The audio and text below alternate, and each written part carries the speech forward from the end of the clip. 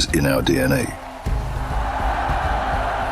Whenever we let it out, it becomes our superpower. Now imagine an entire city being built to supercharge it. Kadir City, powered by play.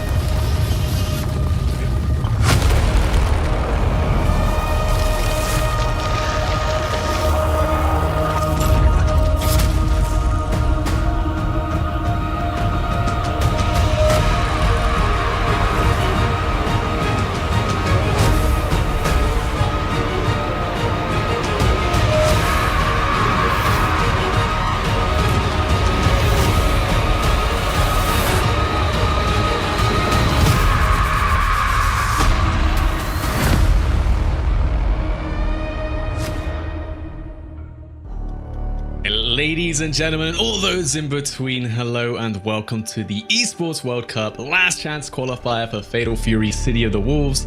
I'm Lazarus. Joining me, of course, is Aru. Are you ready to find out who the final 4 players to join the main event will be? Yeah, man, absolutely. I've been looking forward to this basically all year. I mean, it's been such an insane tournament season for Fatal Fury City of the Wolves. We've got all sorts of strong players from all over the world. They've traveled here. They've converged to France for this last chance to see who gets to fight for this gigantic purse. Yeah, definitely. I mean, look, 28 of the players, the best players already qualified. So now this is probably your best opportunity if you're one of the players to qualify. As we're going to see the format for today's tournament coming up in a bit. Yeah, as we're going to see, we have 89 players signed up today. Some of the best players in the world are here who didn't quite manage to qualify. Of course, we'll narrow that down to the top 8 as we're used to here. That will be best of 5s as well when we get into that top 8. And the top 4 will manage to advance to that main event. How exciting. Yes, so a double elimination, as you guys can see, up until the top 8, where it shifts to... it's double elimination, best of 3 up until the top 8, where it shifts instead to a best of 5 format. As you guys are kind of used to already, if you've been keeping up with the, with Fatal Fury throughout this season. I think should be pretty exciting now, right? That the first of 3 top 8s is definitely where we get see the most hype action, and it's really paid off. I think pretty much every single top 8 at every major tournament for Fatal Fury this season has been super hype. Obviously, a lot of them being like EWC qualifiers, SWC qualifiers, or just for the prestige of like an Evo or things like that. But every single top 8 I've watched for this game has been electric, man. It's just so sick. Yeah, agreed. I mean, it's really clear how much everybody's been practicing. It's been really kind of nice to see as the season goes on, and as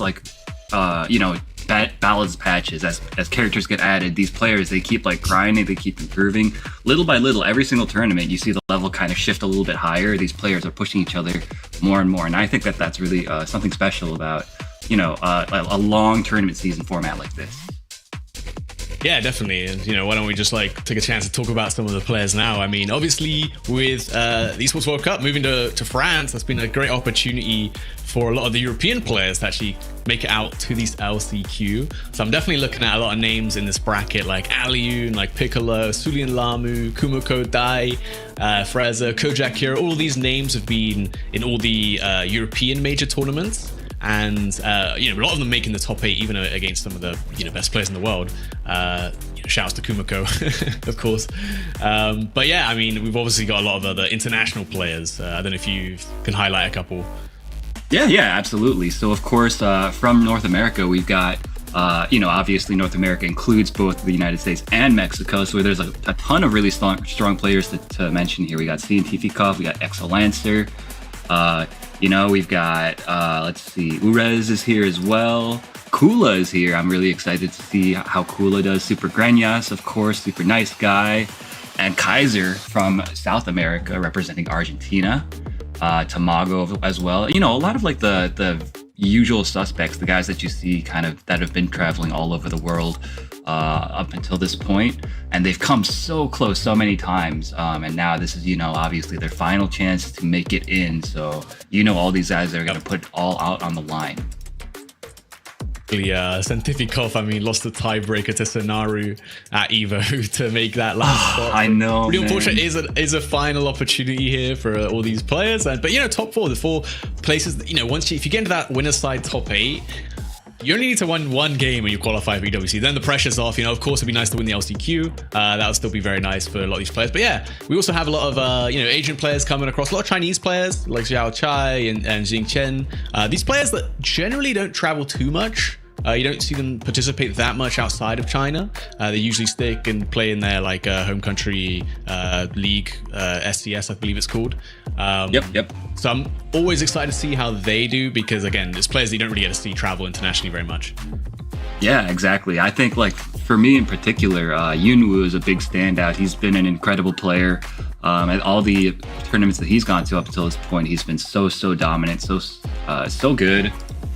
I think also there's a number of Japanese players and a Korean guy as well, Pangma. So really, I mean, and of course all these Middle Eastern players as well. But we've got to move on to the next segment.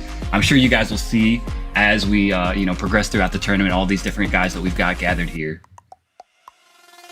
We are going to be kicking off, getting the players ready in the STC Contenders Arena where the LCQ is taking place. We'll be getting our first match, Jiwa versus Choco Botaiga, which 2 players I'm not familiar with, but obviously they've come here. Choco Botaiga repping the Fatal Fury t-shirt. That's how you know he's a fan. For sure, yeah. Jiwa is actually from China, but he was living here in the United States for quite some time. I'm not sure if he's still over here or not, but I remember actually quite fondly during the SF4 days, this guy would just appear at random tournaments and just do a ton of damage, always just a really strong contender in that game. And it's really no surprise to see him trying out Fatal Fury. I feel like this is a game that kind of speaks to that generation of players in a lot of ways. So really good to see him here. I think Fatal Fury also a whole generation of players, but also just players from loads of different genres, right? That's one thing that I really liked about watching Fatal Fury and watching all the major tournaments is that you really get to see a wide breadth of players from different backgrounds, right? We don't just have SNK veterans popping off. We got players like even Goichi himself, right? Coming from almost an anime game kind of background, doing well. Naru, who just qualified, is a Uni 2 world champ. We got Danny Almaza, who was effectively just a Guilty Gear Strive player who from Mexico, who was cleaning up domestically, picked up Fatal Fury and became one of the best players in the world. I mean, I feel like this game really rewards having a very wide skill set from playing lots of different fighting games.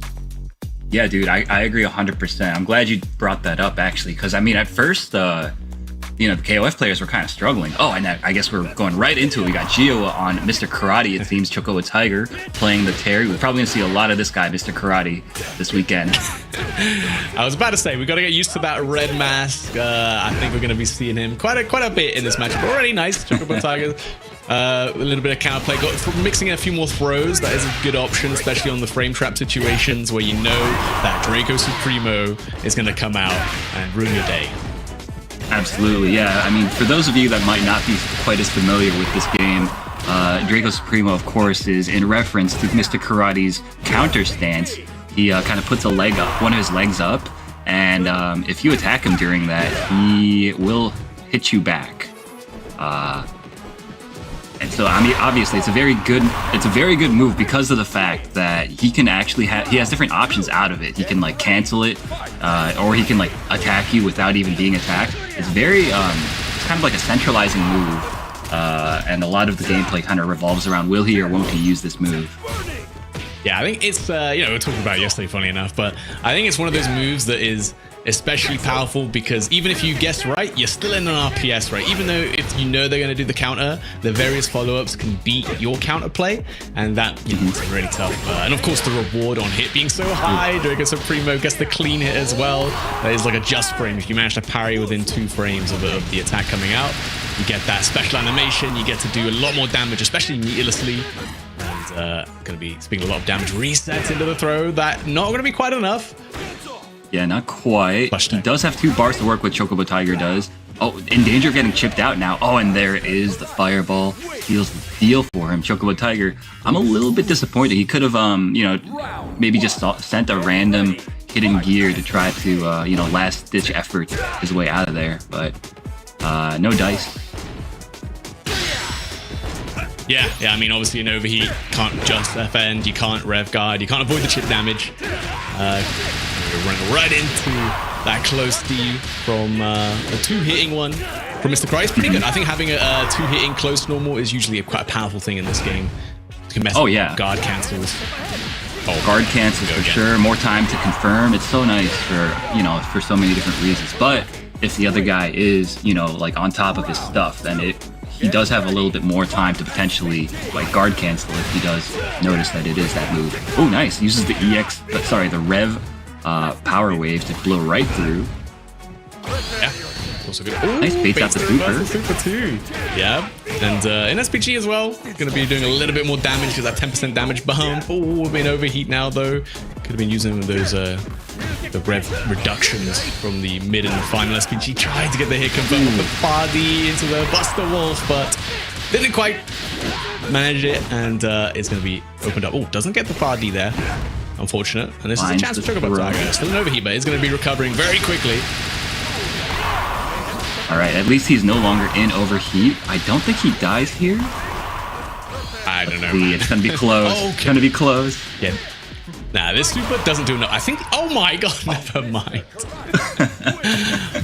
You know what? Fair enough. Usually, the other super does more damage. I was not expecting that one to kill. Yeah, I mean, likewise, it was really anyone's guess at that point. But Gioa surgically calculated the damage that he needed to win and got the sets in the end. So he will be moving on in the winner's side.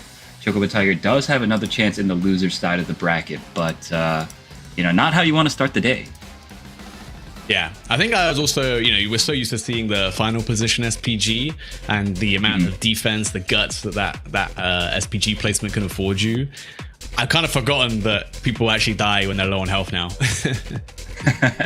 Yeah, that's true. That obviously, one of the new additions to the Season 2 patch, that final SPG scaling is quite powerful. But we've got actually a replay of the last set here to go over with you guys. Yeah, I might be able to see some of those plays from Mr. Karate. They're especially powerful, of course. I mean, Terry's also a pretty good, strong character in his own right. But yeah, the final position SPG, obviously another big thing it does is it reduces the rev cost for all the special moves, which is pretty big. It actually is what let Jiwa, do that combo there. Yeah, that's a good point. Otherwise, he certainly would have he would have overheated himself going for such a long, extended sequence. So, I mean, that's just the strength of Final SPG right there in a nutshell.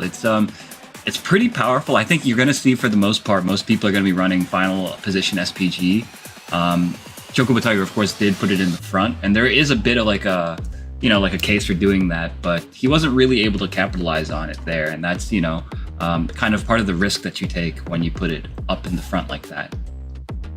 Yeah, I think if you can't like make use of the rev blows and the hard knockdowns, that meter generation that you get from being able to rev blow right at the start of the game. But I do think there's kind of a strong case for using all of the SPG placements. But in general, the final position is just like the easiest one, right? It's the one that's going to let you live the longest and let you make comebacks, which you're definitely going to need to make in some situations. But I remember like Goichi for a time when he was playing Marco, a lot of the times he'd actually play it in the middle, right? And I think a lot of that is probably because Marco's rev blow is actually really good defensively. Obviously, it's the fastest in the game. So it's really hard to pressure him. So once you knock him down that one time and he has SPG, you can't really play offense in the same way anymore. Right, exactly. And like, if you do just run into one, you will get hard knocked down and it's his turn to kind of run his offense. But, obviously the past is the past. Right now we are in the age of the final SPG, baby. And what we're going to see a lot of people surviving and running it all the way back, because this is it's quite a powerful tool, man. And you guys are about to see, man. I think it's quite very much a different pace than season 1. Like season 1 was very like snowbally, right? You start in SPG, a lot of the best characters started in SPG. We think about Hokuto Amaru landing his SPG and combos, built so much meter, and then obviously if they got the first hit, you'd be taken out of SPG, and now it'd be really hard to actually make that comeback without rev blow and other defensive options available to you. This is like the opposite this season, right? It's all about the comebacks. It's all about whether you can kill someone in that final position SPG. And I think that's what makes Mr. Karate actually quite powerful, is that because he's high damage and because a lot of his moves have a lot of multiple hits, can actually get through the scaling of that final position SPG and kill other characters way before they could kill him. That's right. Yeah, it looks like we've got our next match ready for you guys here. We've got Kumoko from France versus Dai, representing Germany here. EU versus EU bloodbath here. What do you got to say about this, Lazarus? Well, all I'm going to say is we were speaking yesterday, Aru. Do you remember what I said about Kumoko? I do remember, yes. You mentioned he was a Vox player and that he plays in a very, I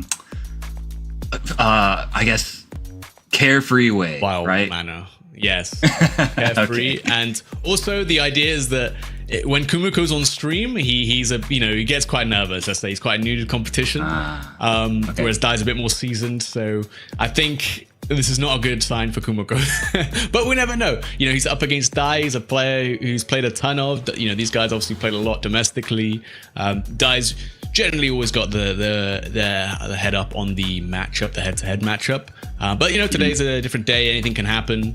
Kumoko not going to be picking Mr. Karate, so no Mr. Karate. Dai's going to be playing Mr. Big. Going to be the Vox. I mean, this is a character you don't see very often, but I think in the right hands, definitely a very scary one. For sure, yeah. But I mean, you mentioned that he has some kind of stage nerves, right? I feel like the format of the STC Contenders Arena that they were showing just there might work to his advantage, because it doesn't seem like the stream setup is in any sort of special area. It seems like he might barely even notice that he's playing on stream. So maybe that will help him out here in this as we go into this match. Yeah, definitely. I think you obviously as well, living in France, probably didn't have to travel a long way to make it to Paris. So going to be a little bit more well rested than the other players, things like that, right? That can also come into it. But yeah, Dai, I mean, this is, at least in season 1, this was the best player in Europe. And he still is one of the best, absolutely. And is going to be playing the Mr. Karate, actually. I did lie, I'm sorry, guys. I will say Kumoko specifically doesn't like the Mr. Karate matchup, so this is some mind games coming out from Dai. Yeah, okay, so a big jump over a throw attempt from Dai. It's a ton of damage. Now Kumoko already very, very low. I think 1 combo into death territory.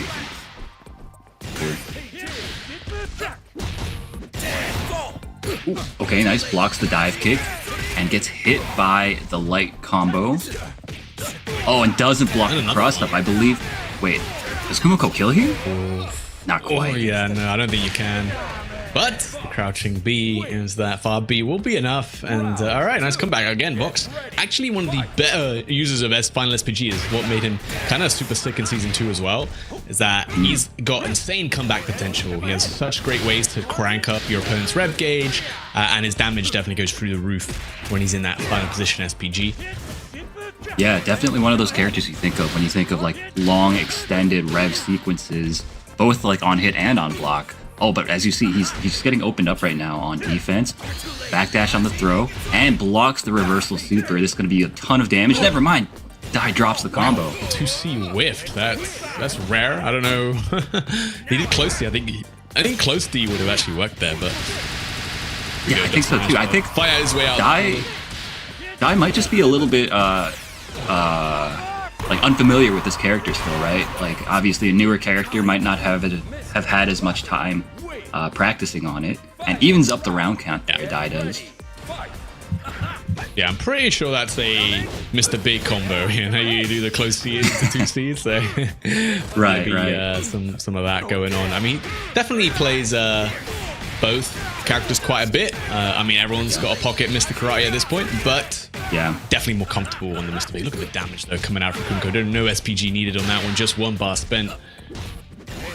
Yeah, tell me about it. Okay, blocks the overhead. Very nicely done from Kumiko. Blocks it yet again, but gets scooped up. Another block on the overhead. All right. Trying to kind of open each other up. Finds a hit, does Kumiko, but overheats himself. Not going to be able to build the second bar in time. Here to be an overheat against Mr. Karate. The wake-up throw immediately, and Die's not ready. Nearly getting shipped out. The rev blow does land. Kumiko's still in overheat, but is recovering very, very quickly. I don't know if there's a guard break here. There is. Can Die finish the combo and take the round and close out this first game? It should be pretty easy from here. Doesn't even need anything to pass through Yuga. And that's the first game going to Die in a very tense last round there.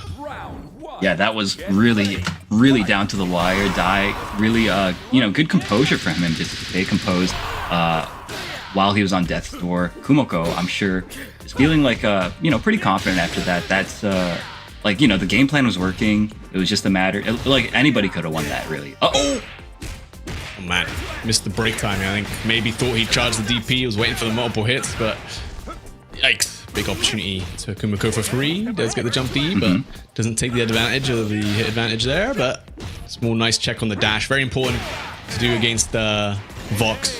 His dash is very fast. Agreed. All right, and now he's in the corner, has to defend himself. And this is where Mr. Karate is so scary. He just stances up and, he just stands there menacing. Speaking of the Drago Supremo, especially good against Vox, who likes to close the distance with a lot of strikes like this. His lariats are very strong. His dive kick can be really good as well, but they all look pretty weak in the hands of Mr. Karate with the Drago Supremo. Nice dash up throw, trying to get that restance bait. Yeah. Oh my goodness. Parrying the low with the stance. Die now cashing out. Has 2 bars to work with. Doesn't spend either of them, though. Big punish opportunity. Drops it, but finds a hit anyway. Die was trying to move around. Yep. Big scramble opportunity from Kumiko. Does get the wake-up reversal DP, though. Is Die, and the hyper defender that just defends. Are we going to get... Oh, no. I thought maybe a 0-frame super coming out from Kumiko. Just ends up getting hit by the overhead. Yeah, so unfortunate for him. Okay, finds the hit there with the reversal. And now anyone's game. Oh my gosh, surely this is enough here, Lazarus, right? Yes. Yeah. Wow, okay. Kumiko evening out the games. Of course, first and 2. Oh, no, that was just the final round. My bad. I was reading the thing wrong. All right, gets parried. Big damage combo here for Die.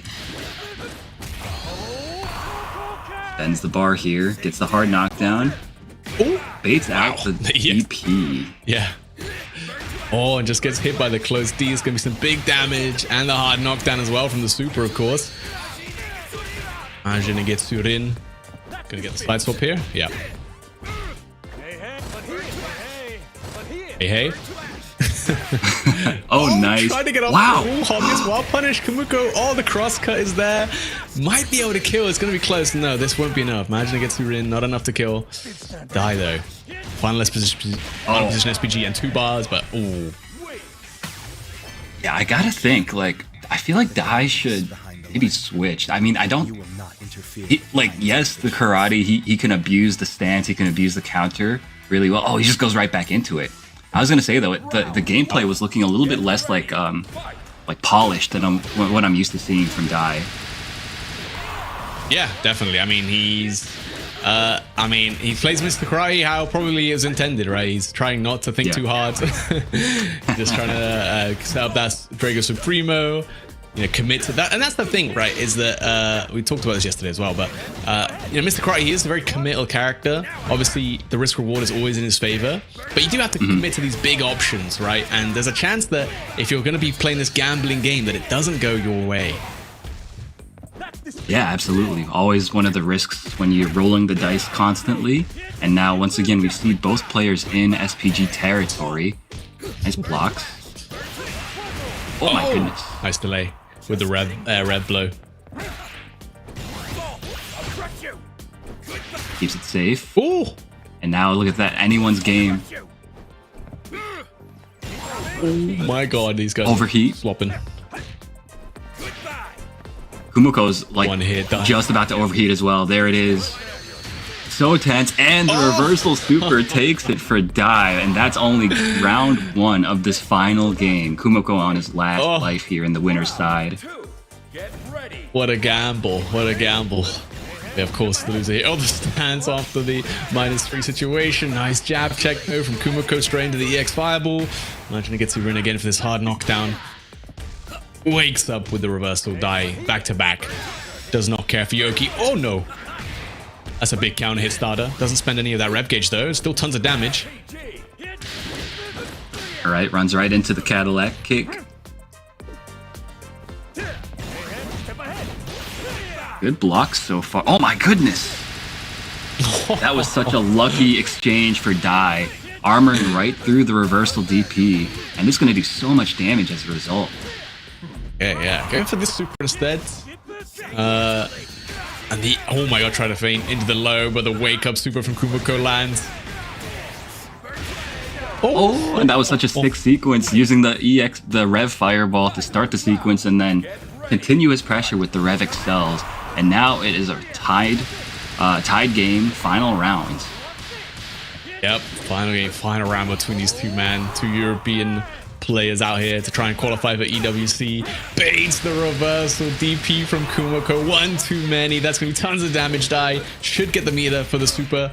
Doesn't go for it. Goes for the reset and the command throw. Okay, Dai, what's the play? Just going to jump in. Empty low. Kumiko still has a chance though. Oh! Very nice. I love it. Using the lights there to check the offense, the aggression from Kumiko. And Dai is going to be moving on in the winner's side. Dai shaking his head to make sure everybody knows he's not a fan of Mr. Karai. He's like, no, sorry guys, had to do it to him. But again, it's good to have that character in the back because again, for some matchups, it's definitely going to be favorable, and especially for some players, like he knows that Kumiko doesn't like the matchup. It's hard for Vox. Actually pulling out Mr. Karate there is definitely the better play than your usual character. Yeah, and that makes sense. I like what you were saying during the set about how Vox kind of has to put his body on the line when he's trying to try to approach you. He uses a lot of those tackle moves, like the dive kick. All of that stuff is highly susceptible, like you said, to the counter, which makes it so that he has to really think twice about every single approach that he tries to make. Yeah, and I think that is already gonna, when you take away one of the character's strongest tools, like Vox's Lariat, it's checkable. You can press a button before it. You can high dodge attack it on reaction, things like that. But it's not reliable. It's not a reliable answer. Whereas the Drago Supremo is reliable. You can always do it, and it will always beat it out in neutral. And it's very low risk for throwing it out in neutral because it's not like Vox has a projectile super or something he can launch at you if he sees you do the startup of the move. So he has to actually just run up at you and approach you normally, which is a lot harder in this game, especially when the opponent is Mr. Karai.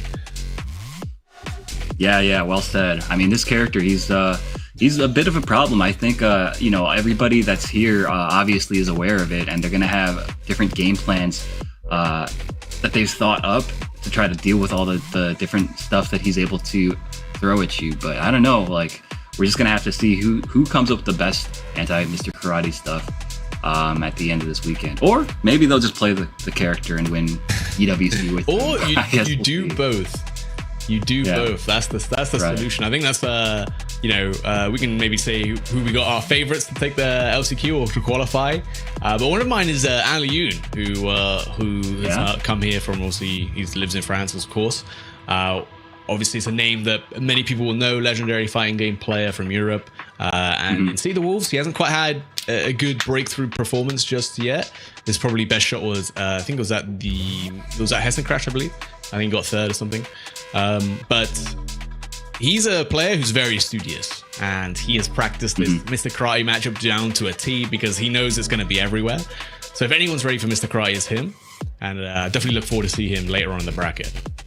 Yeah. I mean, I remember we used to call him the Professor because he would always, just kind of break everything down like that. It sounds like we've got our next match ready. So let's take a look who we've got coming up. Yes, okay, so we've got DCQ versus Fresco. Fresco, of course, from Saudi Arabia, DCQ from China, two, very big players from their respective regions. DCQ, I remember him more for his Street Fighter gameplay, but he has been throwing his hat in the ring in Fatal Fury this tournament season. Yeah. And he's been putting in some decent work. I think we've been seeing that as well from a lot more players recently, which was great to see. Of course, a little bit of cross-pollination. In the EWC main event, we already have like VX Bao qualified, right? Chinese player who's mostly known for Street Fighter, actually picking up Fatal Fury and doing extremely well, of course. Nemo, obviously a big one, recently announced his departure, or at least temporary departure from SFL Japan to focus on Fatal Fury State of the Wolves, and obviously it's paid off well for him, or in the EWC right now, waiting for who the final four players will be joining him. But yeah, I think for players who are really good at Street Fighter, this game's also going to be a game that you're going to succeed in, because there's a lot of things you can learn from that game that are applicable to this game. Obviously, you have like the wild punish mechanic in this game, which definitely wants you to play a little bit of footsies. You get very high reward off of that. And if you're really good at footsies, I mean, you can be like Punk and just, even though you don't play the game that much, you can still beat very, very strong players. Oh, okay. We got Fresco on the Kine, DCQ on Mr. Big. Fresco, of course, he's also comes from like a Street Fighter background. So, it's kind of a battle of players from that type of world. I'm really interested to see what this Kine has for us, though. Kine is a character that's kind of fallen out of favor a bit, after the Season 2 nerfs. Yeah, definitely. I think if you've been watching Sugahiko, it's probably been the Kine with the most success recently. And if you've played against Sugahiko, you also know that this character is still very, very, very scary. He still has very strong things going for him. That flash kick is definitely one of them. Ooh. Nice dash under with the close to anti. So sick stuff. So ready. Fresco gonna set up the hard knockdown, which you can still get with supers, of course, and that's where Kine gets a lot of value off those hard knockdowns with his short surrounder. Oof. And that was such a good sequence from DCQ. Recognizing that Fresco was really close to overheating, forcing it to happen, and then going straight into the guard break sequence, Fresco really had no answer to it. Yeah, and that's kind of like the risk, right? If you rev yourself up too much early on and your opponent manages to get you to block something while you're in SPG, like, you're going to be, in that overheat state very, very quickly, of course. Like rev blows, you can't just defend those. That's guaranteed rev gauge damage that you can't really avoid. Yeah, definitely. Okay, DCQ gripping him up. Fresco trying to jump over a throw. He's just guessing incorrectly on the throw timing every single time. Gets hit by the overhead. DCQ has 2 bars to work with. Spends the 1. I think it's over. Yep. Okay, dashes under. Wave. Oh, and is this enough? It might be. With the super on top, should be plenty, right? Blast away once again. And, okay. DCQ taking that first game with the Mr. Big. Yeah, really well played from both of these players. DCQ, of course, is kind of coming out on top. When he was putting the aggression on, it felt like he was just kind of able to assert himself a little bit more than Fresco was on the Kine. Kine, of course, is a character that used to be known for his like really suffocating offense, but now has to work a little bit harder for it. We're seeing kind of the effects of that right now. Yeah, definitely. Still has, you know, the Schwarzer Lancer, like Cadillac, to be able to close the distance in neutral. But now I think rev gauge is a little bit more important. You can't just spend it frivolously like that just to, you know, get a plus frame situation where it's kind of hard to make the most out of it. But yeah, I think especially once you've got Meter on this character, he becomes way better because as soon as you can set down those hard knockdowns, you can set up a couple mix-ups and very favorable offensive situations. But it's all about managing to find that hit for the hard knockdown first. Hard to do when you're in the corner. Absolutely. Blocking Ooh, nice. Oh, nice high dodge. Yeah, it goes right over the mid attack there. Fresco sets up the orb, and this should be it. Yes, sir. Taking one round here in this game 2. Clean little combination with the orb. I love the dash unders from Fresco. Yeah. It's so sick. It's definitely one of your best options, especially when you're playing a flash kick character. You might not have to charge for the flash kick, right?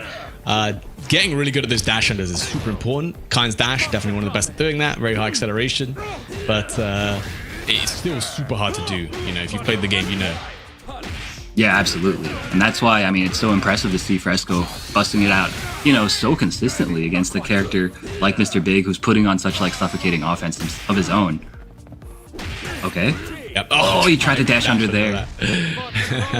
But yeah, I mean, Mr. Big's jump C is one of the hardest to get around. So reversal blaster wave hits the scramble into the EX throw. DCQ going to be on set point now. A command throw working out more than once. Don't see that too often. Definitely, yeah. Fresco though does have 2 super bars to work with here. Any you know, any like good poke, he can go right into the big orb super, do a lot of damage. Okay, goes into this instead. Gets a hard knockdown, sets up a big orb. Very valuable. Very nice extended combo there.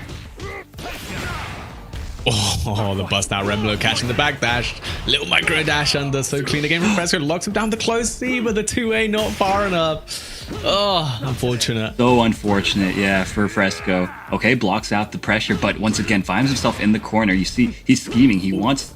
Oh, nice. Just rolls right out. Bit of a mistake for DCQ. Now DCQ in the corner. Oh, and the orb doing all the hard work for Fresco there. Had to just block the Remblo. Got the big punish. Nice sequence from Fresco, but yeah, I mean, very scary. Kind of unfortunate from DCQ. Especially when your opponent's so high on the rev gauge, you're basically just looking to make them block one thing and then put them in overheat, but couldn't quite find it. Yeah, definitely. That was such like a key roll forward from Fresco out of the knockdown. DCQ really didn't play around it at all. And as a result, Fresco was really able to take back the momentum of the match and win the game. And now it comes down to the final game between these 2 very evenly matched players, I gotta say. It feels like Fresco does have to work a little bit harder just as a result of the character that he's playing. Oh, finds a big hit there. What? Mr. Big, where are you going, man? I've never seen the close C not miss, especially like for a move with such a long duration. Like, geez, oh, locked him down with the close C. Tried a fuzzy jump out. Ooh. Oh, the orb. Okay, not plus enough. Yeah, a bit unfortunate break there. Oh, runs right into the far C. DCQ gonna cash out quite a bit here. Has to look out for the command grab now. You know he's thinking about it. I think that's what he was trying to do. He's probably trying to jump there, and that's why he got clocked with the low follow-up. DCQ now on set point. Yep. Oh, nothing behind it though. Nice. Wow, punish Fuzzy again. No cancel. Oh, missed it. I don't know what he tried there, but it didn't work out. There's so much damage left off the table. Oh. Nice overhead from DCQ. Putting on the pressure. Good patience from Fresco. He's just looking for a jump to dash under right now, it feels like. Okay, chooses to put on some offense of his own. Nice. Damn. Remblo putting in work. Oh my god, the swing was not afraid of the orb. Both players in overheat now. It's such a scary situation.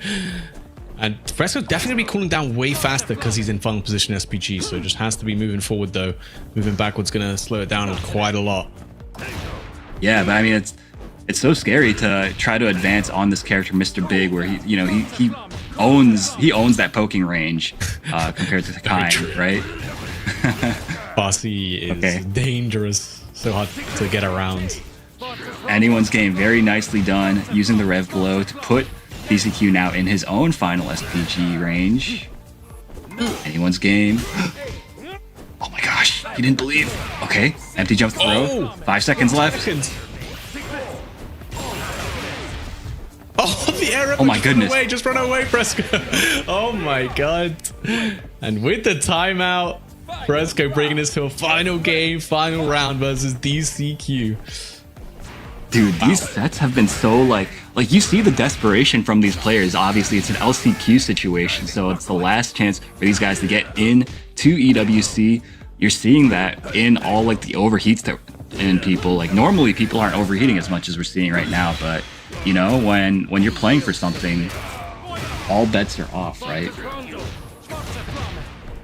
Yep, exactly. That was a nice high dodge to fly out of the corner from Fresco. Gets a little bit of damage on the table, but still at that health deficit. Nice air-to-air from DCQ. Got the corner control once again. Trying to keep Fresco locked in there. The air-to-air is clean again. Got to be worried about that EX command throw. That might be enough to kill at this point as well. Yeah, anything will do it really for DCQ. Fresco, though, you see he's slowed down the pace quite a bit. And you see right now, he's just looking for a random rev blow to finds the high dodge attack, gets a hard knockdown, sets up the orb. And then once again, just slows it down. Yoki, right? Doesn't want to get reversal level 2'd or anything like that. Oh, the 2C counter hit, but no orb super behind. Very nice air JD. Could have been round. Oh my gosh, it's so tense. 15 seconds remain. Fresco, though, just doesn't want to take any risks. And now in the corner, DCQ has him right where he wants him. Nice. Is that enough? Punish on the red blow as well. The two, I don't know, it's super close. But going straight to the hidden gear, this does so much. Gonna get the freeze frame. Mr. Beast gonna cover the health bars. We can't even see. Oh my god, he's alive on a pixel on the chip. So hard to avoid there. Nice stuff from DCQ to clutch out that set. Wow, what a way to end it. That was so tense. Both those players putting it all on the line there. I love kind of the adaptation that Fresco made near the end, trying to kind of just like slow down the pace, keep Mr. Big away and out of his effective ranges. But in the end, it kind of ended up costing him because he did get chased down into the corner. He had to eat like a mix-up and eventually got opened up. DCQ obviously keeping it calm and composed until the very end and walking away with this victory. Yeah, well deserved as well. I mean, I feel like it's always the kind players, man. Maybe it's the karma from season 1, but they always get so close to winning, and then something ridiculous happens at the end, and then they just lose. Happened against Sugihiko many times in bracket, man. That guy's definitely Kind's strongest soldier, but you know, Fresco put a good show in. Definitely showed how the character can still be pretty strong in the right circumstances, but yeah, definitely still quite hard to make work. Yeah, I mean, definitely. You saw how hard he had to work to find those hits. It used to be that he could just kind of send, you know, random moves like you pointed out before, but they made that option much worse, much more expensive. It's quite expensive and not as rewarding anymore. So, you know, not an option that you see quite as much. And we saw he just had to play like a super honest, clean neutral against like the slot meister himself, Mr. Big. So obviously it's gonna be an uphill battle, bro. The swinging Farsian man. Yeah, definitely. I respect kind players now for sure. But I think the big thing was that removal of the hard knockdowns, right? No longer getting hard knockdowns off EX moves makes doing the EX Cadillac into the EX flash kick. Oh, you see it hit. You can just either confirm the combo or you can just rock the hard knockdown. Now you get some really strong pressure sequences. That doesn't happen anymore. So it's a lot harder. You need that meter really bad. And he was someone who definitely loved playing with first position SPG because that obviously let you get the hard knockdowns off your hits. And then that also let you, set up for strong mix-ups. And also built you meter really quickly, right? You got a lot of meter at the start of the round because of all the red blows that you're doing. Yeah, that's right. And the meter, of course, fed into that as well. Oh, okay, we got our next match ready. We got Sai versus Piccolo coming up.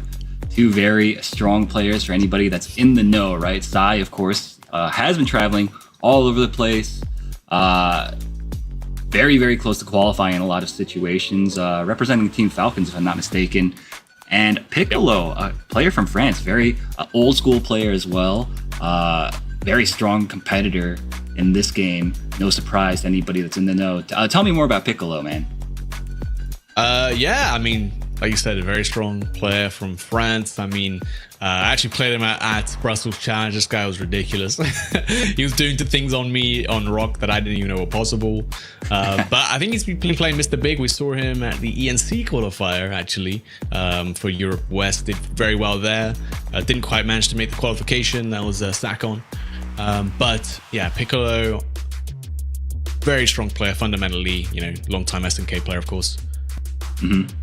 Yeah. I mean, I remember last year when the game first came out, him and Frionel, they were kind of doing like a tour of the United States. They stayed over here for like a couple months, I want to say, and they were, just training, entering a ton of online brackets, going all over the country to enter different tournaments, and it really showed. They were very strong early on in the game's lifespan, the two of them. So it's really no surprise to see him here in this LCQ, still in the winner's side, going up against such a strong competitor like Sai. And Sai now we're seeing on the Wolfgang Krauser, no longer playing with Ken, that, brought him to the dance, kind of, right? He was one of Ken's strongest soldiers for the longest time. Yeah, definitely. And Sai playing Krauser, though. This is going to be very, very fun to watch. Definitely a very strong character. We saw actually Nivek from Europe East qualify for the ENC with this character, beating out K-Top, who's also been kind of on a tear, getting that top 8 winner side at EVO, 5th place. Yeah. One of the brothers who's also qualified at EWC. That's right. All right, finds the cross up here. Piccolo gonna cash out quite a bit, I'm sure. Yeah, using a lot of rev bar here. And gonna spend the bar to build back some of that rev meter. Oh, and finds the hit. Sir Piccolo taking round 1 on Sai's Krauser. Get ready, fight. Definitely, this is one of those matches again where the Draco Supreme, yes, the Kenshiro stage, of course, who unfortunately not legal at this tournament.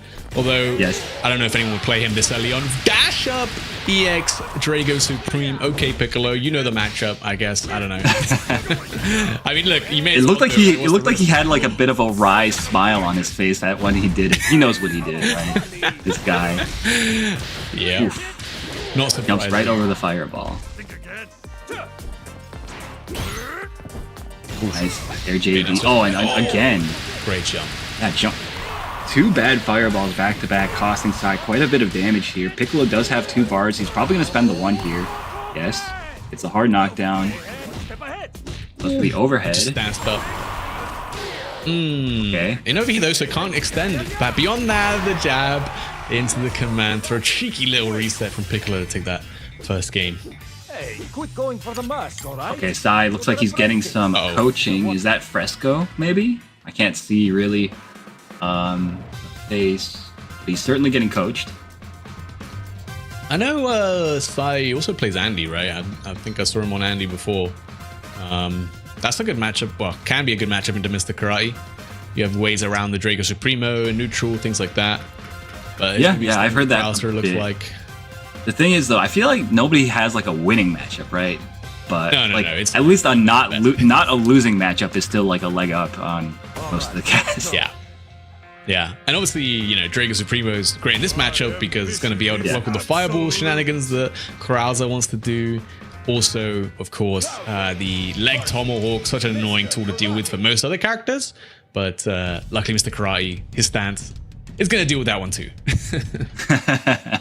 Yeah, man. What the character, he does it all. Actually, not even the character, just one move does it all for him, and that's what makes him so powerful. Brilliant. It really makes the defense and the neutral game a little bit straightforward in a game that's otherwise very complicated. That's right. Definitely one of those best things. So you can focus on the other aspects of your game plan, right? Like the mind games, anti-airing, things like that. You got to focus on that because if anyone's got me, Draco Supremo's got me.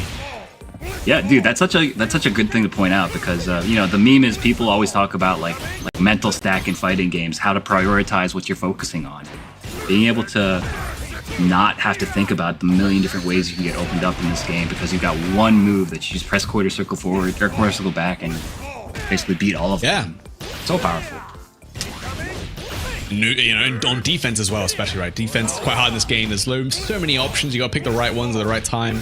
You know, am I going to do, you know, backdash OS with the guard cancel? Will I, you know, wake up hop? Will I do all this? Will I fuzzy jump? Nah, you just drink Supremo. Right. Actually, Sai, I think whatever he got told, working out, right? Slowed the game down a lot. Yeah, definitely. It seemed like the answer is to force Piccolo to approach him, although now that he has lost life lead, that strategy is no longer going to work. Piccolo, of course, Mr. Karate also is able to play that Fireball War with the likes of Krauser, who normally has a leg up in most matchups in the Fireball War. Yeah, obviously it's Fireball having like extra duration, or not duration, but durability is a better word actually. Definitely helps out a lot. Tried to punish a little too slow. Wow, not if you say that about that special super, but maybe went for a hyper defend there or something, but you know, in overheat that's not available to you. Yeah. Oh, big jump, very nicely done, but doesn't convert into something nice anti-air. Drops the combo though. Yeah, he was getting overheat, really right? lucky. So actually, the Cadillac was a lot weaker. Didn't go as far. Didn't hit as high. Oh my goodness. Oh, dropped the combo. Oh my god! Still alive, Sai fighting out with the gigantic Cyclone. Oh, and finds the hit to close it out. God damn. Very nice. Yeah, Sai, that was really well played by him. I gotta say though, Piccolo, he dropped the ball so many times in that last round. He knows it, I'm sure, as well. He had so many different opportunities to put the pain on, and he didn't really do anything with it. Yeah, not often you see a player going to overheat twice in a round, but Piccolo made it work somehow. Unfortunately, couldn't actually close out the round in the end, but gets that throw bait. Gonna be quite a lot of damage. Luckily, probably not going to build the super for a hard knockdown, but this is still so good. Yeah, and you see Piccolo now, he's playing so much more aggressively, trying to force the issue. He's like right on top of Sai, trying to not play any of that fireball neutral that he was getting caught up in last round. Yeah, look, it's already working out for him, although getting guard crushed already early on. It's not too bad, right? You're going to be getting opened up, but small price to pay. In SPG now, you can definitely make this comeback. One Drago Supremo is all it takes. Gets hit by the close C, and Sai with the confirm. Going to be one round away from taking down Piccolo here. Yeah, Sai now, I mean, he kind of adjusted as well. He's like, oh, you're going to try to rush me down? That's fine by me. That's what I wanted this whole time. Now I get to swing on you and do tons of damage with my big, you know, heavy confirms. All right, gets thrown. Oh, counter hit Ryuga. It's going to be some good damage. Going to go straight into the super as well for the hard knockdown after all of this. Cashing a whole lot out here, actually. But you're going to get a lot of it back from that super anyway. Why not? Jumping in and just smashes the right side. Not afraid. That jumping was really high up. Misses the confirm, unfortunate. And that's a big punish. 2C, right? Punish, but no buffer. Oh my god. Both of these guys are dropping a lot of stuff. But yeah, Sai finds a huge hit here. And now is ahead. Goes for the overheat. I love it. Big punish, though, from Piccolo. Oh, and catches him. Oh, what? Nothing? Nothing? Oh, and the guard crushes there from Sai. And he is going to take down Piccolo. 2-1, man. Such a close set. I feel like every set we've had so far has been like 2-1, man. It's so sick. Dude, I can't believe it, bro. Like, Piccolo, he had that. He had that round. He was about to force the final round situation. But once again, a big drop costing him, and this time he is no longer in the winner's side of the bracket. Gonna need to really lock in and make this crazy losers run if he wants, you know, a chance to win that top 4 position and qualify into the EWC. But it sounds like we've already got our next match ready for you guys. Let's take a look who we've got. Yeah, definitely. Man, it's good to see Krauser as well doing some work. one of the newer additions, of course, in season 2, and he's a strong character, right? He's got a lot of tools working for him. We didn't really see it in that set, but his overhead, very menacing to deal with on Oki, things like that. But obviously his damage, his neutral game's all the way up there, and you can see how adaptable he is, right? He can play that fireball wall, he can play that rushdown game, and he can play like a kind of a strong defensive game too. Yeah, definitely. He's like a bully. He can kind of do everything a little bit. And kind of like better than you most of the time. Like his zoning game's quite good. His like brawling is quite good. Very ignorant character. But you know, he kind of got power crept like immediately by Mr. Karate, right? So very, very funny situation there. I'm just taking a peek at this bracket. It looks to me like we might have Shen going against Freezer soon, as soon as those guys are ready. Yeah, so that's going to be really exciting, right? That's a great matchup. Jen obviously been traveling, trying to compete, trying to qualify for the EWC main event. This is his last chance to do it. Same as Freza as well. Kind of a world warrior, doing his best. Obviously fighting out of Morocco, one of the best players from the region. Really, really nice guy as well. Legend in KOF games, of course. SNK titles, very familiar face for a lot of people. And a very strong player in this game too. I wonder what he's going to be playing. Obviously been hooked to Amaru most of the season, but I wonder if he's donned the mask, as it were, and has swapped over to Mr. Karate. Yeah, so famously, he was sticking with Rock for a very, very long time in season 1 when Rock was like, he was still pretty good, but he wasn't like one of the, he wasn't one of the big 3. So I'd be a little bit surprised if he swapped already to Karate, but Karate really is that strong that like everybody kind of should probably try to pick him up if you can. Shen, I'm pretty sure, is playing Gato at the moment. Very strong believer in that character. I think East Asia in general has a very high opinion of the character. Like everywhere does, but they were pretty early in kind of picking up on his cheapness, right? Yeah, I think he's a really good contender for a strong character. I think the only thing is a lot of people who were playing Gato probably moved on to Mr. Karate now. Also, we had like Fenridge in the main event who was repping Gato for a time, qualified with him even.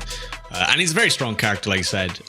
He definitely is uniquely strong as well, right? He's very much heavily on the rushdown, but his rushdown is ridiculous. Oh yeah, absolutely. It's just it feels so ignorant. Like you just kind of see him dashing around, pressing C buttons randomly, and there's like not that much you can do. You have to like kind of press buttons preemptively to check it, and you run the risk of getting push punished there. Pick up on it.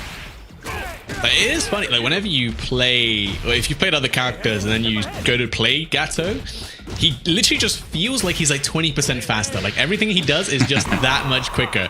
Like his close D feint, his feints are really fast. You'll drop a lot of combos early on because the feints are so much quicker than everyone else's. Yeah, definitely. He's like he wants to like kind of overwhelm you with speed. But we're playing at like the elite world class levels, so these guys, I'm sure they're aware of what they're playing against. But Frezer, with the Mr. Karate, does get kind of swept up in Shen's pace, so he's gonna need to slow it down a little bit here. Yeah, if you can versus Gato. Oh, mashing the Draco Supremo on hit. Now that's a karate player if I've seen one. Hell yeah.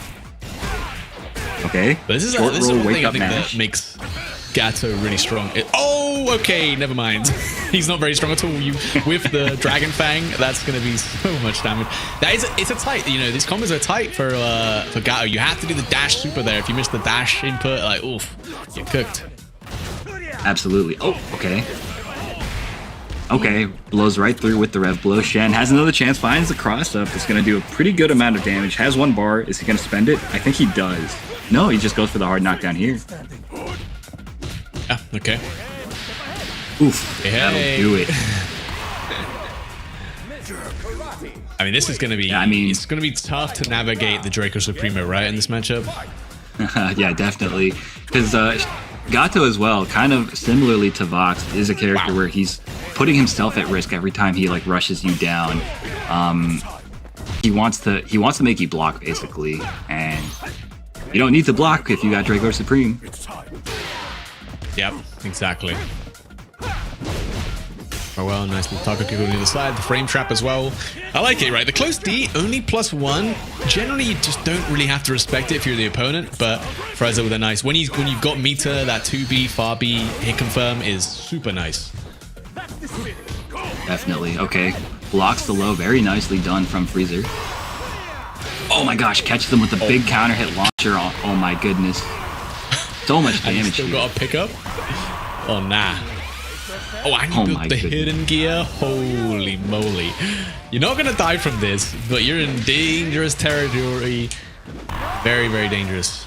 Chip's going to be a factor, and you can't really afford to rev guard because you're so revved up right now. That's right. So tense. Shen, nice. Navigating the fireballs, but gets opened up by the gigantic range down B of Karate. Really nicely done from Freezer, sticking it out and getting that final bit of damage that he needed. He is up 1-0 against Shen. Two legendary players. Dude, we're going to be saying that like basically the entire rest of the tournament. Everybody that's left in this tournament, I feel like is just like incredible players. Yep. Honestly, you know, you mentioned about that down B, the 2B. I legitimately think Karate probably would still be top tier, but he wouldn't be, you know, top 1 if he didn't have that 2B far B hit confirm. Like that helps him out in neutral so much, because otherwise his, you know, his buttons in neutral very much lacking, right? The fast C a little slow, doesn't go very far. Far D is good, but a lot of whiff recovery. Like you can't just swing it out like crazy. Like the 2B really is the savior for this Mr. Karate neutral. Yeah, that's a great point. That's kind of, everybody says that this character is very one-dimensional because of the fact that he doesn't have that much, like, amazing stuff outside of Draco Supremo. So, oh my god, and then you see it again, that down B. Oh, he's taunting him. Don't want to be taunting Gao too much. He can definitely close the distance incredibly fast. Hey! Oh my goodness. Chose the wrong time to press forward there. Freezer taking the next round, and now 1 round away from putting Shen into the losers bracket. We'll throw there after the charge DP. Jump! Oh my god, he did the jumping heavy kick target combo, which is whiff cancelable. Damn. Okay, big damage here. Dragon Fang. Big chance for Zhen to even out the rounds. Okay, finds the command grab. This is scaled. I think he might. Okay, he might use the super. Yes, there it is. Gets the hard knockdown. Now he has to guess high, low, high this time. Not enough. There's no super. Oh, we wake up with the mash after the short roll. Kind of smart, actually. Red blows. We're slopping to the top. Oh my gosh! He armored through the invincible reversal. Uh-oh, big chance for Frezza. This is going to be so much damage. Just lets it rock. Doesn't even super. Kills. Oh my gosh! Mistimes the throw. Shen taking the next round and keeping himself alive. Now, next round wins this game. Shen needs to win this one if he wants to stay alive. Frezza now in the corner. Yeah, Jim was counting his lucky stars for that one. Like, that drop from Frezza. Oh, the throw attempt. So oh my gosh. He's just standing there. Right. Nice punish, though, with the 2B far B. All right, DP's right out of there. Shen, oh, very nice. Chases down the roll. Baits out the rev blow. This is going to do so much damage. I think he actually kills here. Yep, as long as you don't drop it. Hard to drop in the corner, no dash required for the Dragon Fang. And it's going to even up the games. Frezza was so close, 1 round away from knocking out Xian and moving on. I think, is this for top 16 or is this just before, actually? Let's just see. Before the top 16. Yeah. Yeah, I mean, that was really just one interaction away from winning the set was Frezza. Like, hopefully that doesn't, like, come back and, like he doesn't dwell on it, right? That's always the danger when you come so close to beating somebody and they like manage to steal it away. But of course, this guy's a seasoned competitor, so hopefully he doesn't let it get to him. Yeah, definitely shouldn't. Obviously, that round, it was like no business for you to win it anyway, right? That's the way I always like to think about it. When you're on like a pixel of health and you start making the comeback and you lose the round, it's like, well, I probably should have lost anyway, right? Yeah. That's a good way to think about it. Like, you just have to discard any like frivolous information. when you're playing in these high pressure situations. And now both these players, they're pretty evenly matched at the moment. Frezza though in the corner once more. This is where you don't want to be against Gato. Very nice anti-air. Yeah, clean. And the reward on anti-airing for Gato is really high. Look at this damage as well. Oof. Yeah, and a great situation as well. Oh, sneaks in the low. Not gonna be enough though. Close D though, that will be enough. You know what? I'm glad everyone gets hit by that. You know, Gato doesn't have an overhead option out of that, out of the Wind Fang, but everyone still stands up. That's true. Yeah, I mean, it's just muscle memory, like right? He's jumping, you know? yeah, definitely. Okay, and what, dude, Shen is looking, he is just kind of, he has all the momentum right now. Frezza, he needs to try something different, I think. Maybe try to like rush him down like first himself. I don't know. Ooh. Okay, defensive jab does work out, gets the hard knockdown. And here's a chance for Frezza. Spends a little on the EX stance. The DP is clean, but nice just defend from Shen. Was actually ready. Crazy stuff. Does land the hit. Doesn't spend the super, actually. Just goes for the meterless Oki. Nice check with the 2v. That's been working out for Frezza so well. Oh! And this should be enough, right? Just yes, about. It is. Very clean. Frieza keeping himself alive, and now once more we find ourselves in a final game, a final round situation. These guys are so hungry, Lazarus. I was gonna say, Aru, how does this keep happening, man? Final game, final round. I feel like that's gonna be all day long. Okay. Oh yeah. And with an opening gambit, lands the hit. Dragon Fang for the hard knockdown. Frezza on the defense. What oh my goodness. Yeah, he was expecting a cross up there. Got just opened up same side, and now one interaction away from being sent into loser. Shen smells blood in the water. That was so beautifully done. Baits out the Draco Supremo and beats it with the Rev Commander. Oh, not enough yet, but finds the hit. Shen taking the set in a very dominant fashion. Yeah.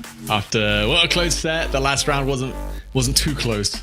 Luckily for Shen, had all the right reads, and you know, again, we talked about this before, right? But you know, Mr. Karate, he is like obviously the best character in the game right now, but you do have to commit. You know, you can't play like safe or defensive. In some ways, you have to go for these big reads with the EX stance, and if your opponent just gets your timing down, like in a final round of you know, game 3, it can go downhill very, very quickly.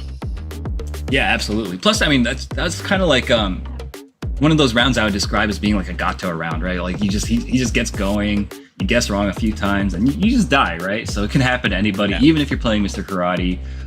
So you know, it is what it is. That was a really good set though from both these players.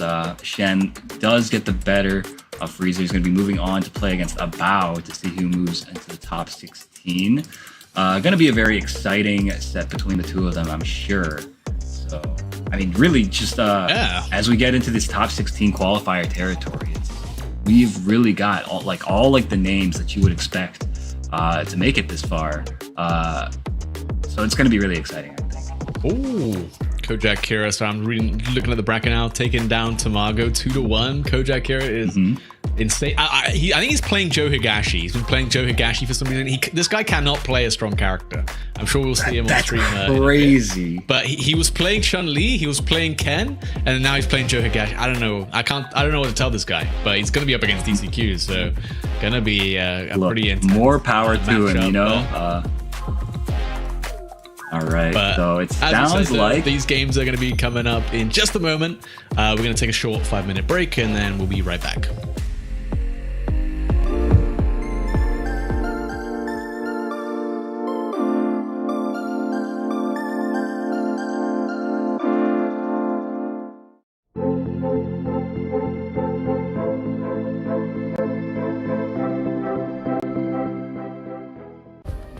Play is in our DNA.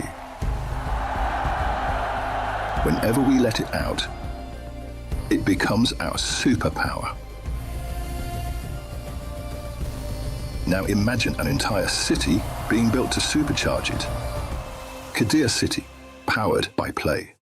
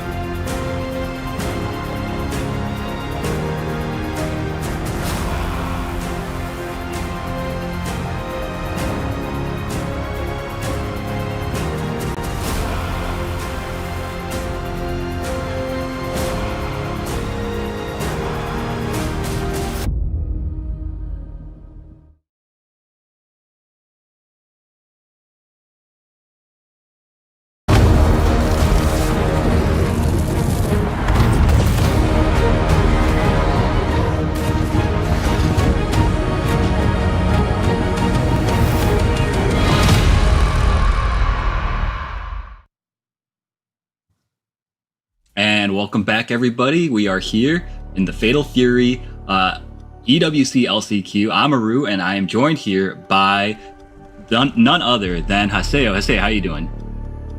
It's a pleasure to be able to commentate with you, Aru.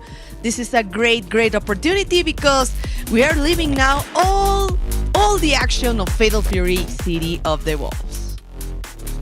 Yeah. It's been quite an incredible show already. You said you've been keeping up with the stream. We had a lot of really great matches. Before leaving for the break, we actually just saw Shan versus Freezer.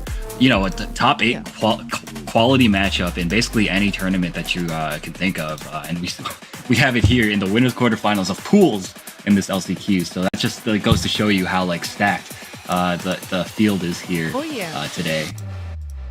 And I can see it too because right now we're gonna have Ures versus Pagma, another great player from Mexico actually, the Billy main, like Daniel Massa. Ures hasn't changed his character at all. I know everyone is using Mr. Karate, but he says he believes in Billy, right?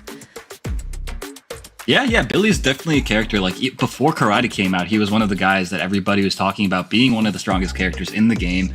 And I think people are saying that he might have kind of like an evenish matchup against Karate at the moment. So that's definitely a good place to be in, and certainly a character worth considering if you're trying to make, the big EWC run as all these guys are, right? Pagma, of course, a Korean player.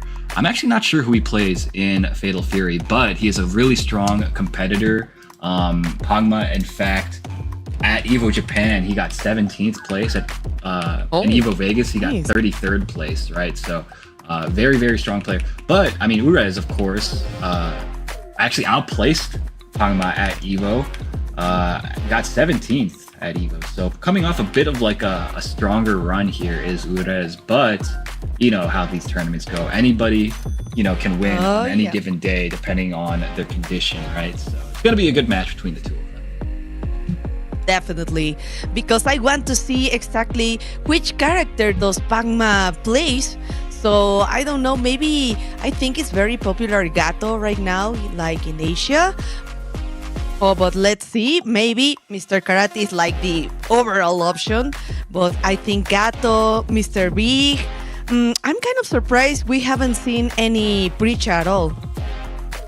Yeah, I'm a little bit surprised too. I noticed in the bracket, Super Greñas was signed up, but it seems like he wasn't able to make it. He couldn't attend. Because I'm seeing, that's so unfortunate. I love that guy. I love watching. Oh, we got a Billy Mirror. Okay, this is looking like last patch, right?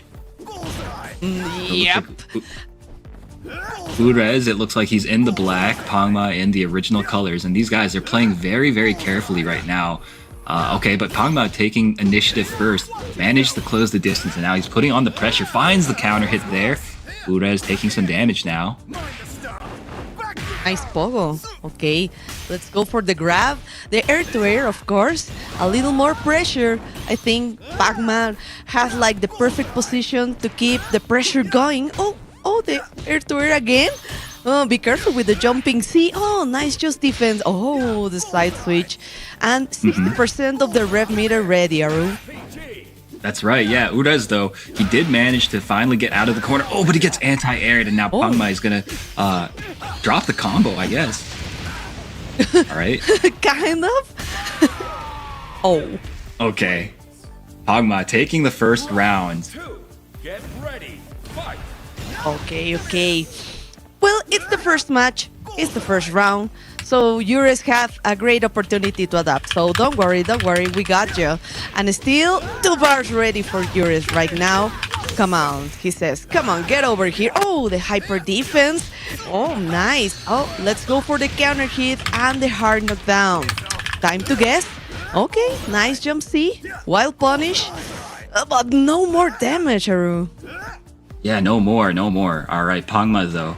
It felt like he's kind of been in control of the set this entire time. Urez, though, he's still fighting on the back foot. Pagma, as once again, he's got him in a combo, has a bar, spends it right here for the hard knockdown, and he's going to put on some pressure. Let's see if he goes for the overhead again. Woo! Oh, the SPG zone is activated right now. And nice confirmation. Yes, we want to get to the SPG zone for Pangma too. Nice. Okay. The close D. Oh, the counter hit. Get over here. Be careful. Don't press the buttons. It's yours time. Oh, yeah. Yes, that's right. Final round, of course. Yes, indeed. Evening it up in dramatic fashion, Rez. Bro. And almost the 2 bars for Pangma too. So be careful with the neutral. Oh, yes, of course. While punish the whole screen. Okay, I like it. Oh, the counter hit.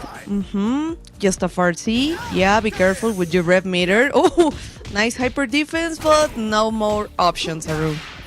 Yeah, Rudez, of course, he's gonna need to. Actually, both these guys are so close to getting overheated, and now you see neither of them wants to take any risks. Of course, the Billy mirror match, yeah. Because we're trying to get into the range. Yes, just dancing in the neutral. Be careful for C, but not jumping. Not any jumping C. Okay, let's go. Just trying to go for the poke. But I don't know, this is kind of complicated because of the 70% for Pangma. Yeah, but he does have 2 bars to work with. And yeah, he is going to be put into the SPG range. Really his out here is to find a hit and go into hitting gear, and then he'll be able to kind of put on some pressure of his own. 15 seconds remain, Haseo. Nice block on the overhead, but gets checked by the lights. Uda is taking game 1 in a very, very tense first game here. I love watching this mirror because these guys they have very similar approaches to this matchup, so it's just a matter of who executes better. Definitely, because Juris was like kind of nervous as the first round, but right now he is adapting really, really well. But let's go. Nice read on the roll, a grab, a punish. Yes, well punish again, but no more damage. Counter hit time.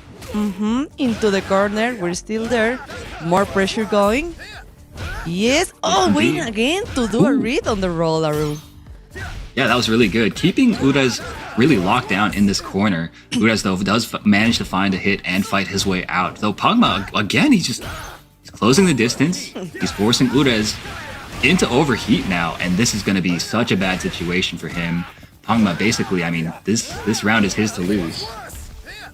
It is, because, yes, it can happen, a trade, well punished.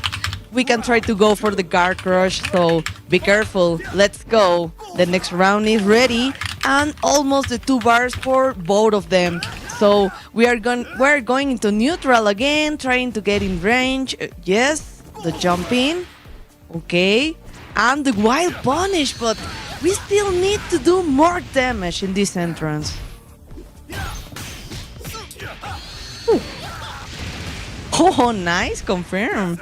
I like it. Oh, the close E, of course.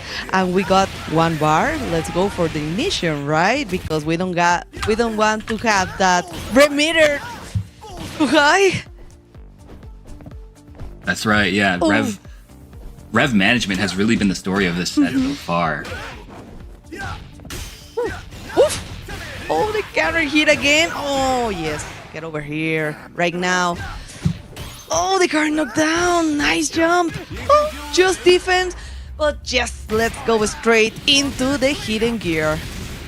Yeah, really good decision, I think, from Udaz to just go straight into it. Doesn't want to give Pangma another chance to live, because the neutral has been so tense and so volatile, really, between the 2 of them. So yeah, good decision there. Totally. But let's go. Still the advantage for the resources to Pangma. 2 bars ready and 1 punish. Let's go. First hard knockdown. Let's go. The close D. Nice just defense, but I don't know, maybe in any moment. Oh, the well punish with the jumping C, but we need more damage. Yes. Oh, nice hyper defense, but yes. Still no answer. No follow-up. Nice. Oh, again, the counter hit. Yeah, very nicely done. Pangma putting on the pressure once again. It feels like he's on the aggression more often than Udaz is in this set. Oh. Not like this. Oh my god, the wild punish. Yes, little drop. I don't know. Don't worry. We got you. Korean reset, right? Indeed. goes into the lights, combos into the super, and that ties it up. Final game between these two very evenly matched players. Has been a very, most people complain about mirror matches, right? But I really, truly think that this has been a very good one between these two guys. Oh, definitely. I think we can learn a lot from this, but okay, just be careful. Pressing buttons, the counter hit, of course. I won't let you jump so easily, at least not free. But we're into the corner again. Trying to read the rolls. Be careful with that, Juris. Oh, nice counter hit. But we need to get out of the corner, finally. Yeah, definitely. Urez, though, he's fighting on the back foot. Nice JDs from Pangma. Okay, yeah, and you don't want to waste bar in this matchup, right? It's been so important for these players to manage their resources.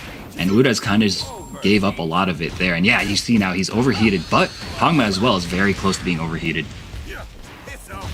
One more chance. Right. Oh my god. Oh, he looks like he's going for... Oh, never mind. Crush.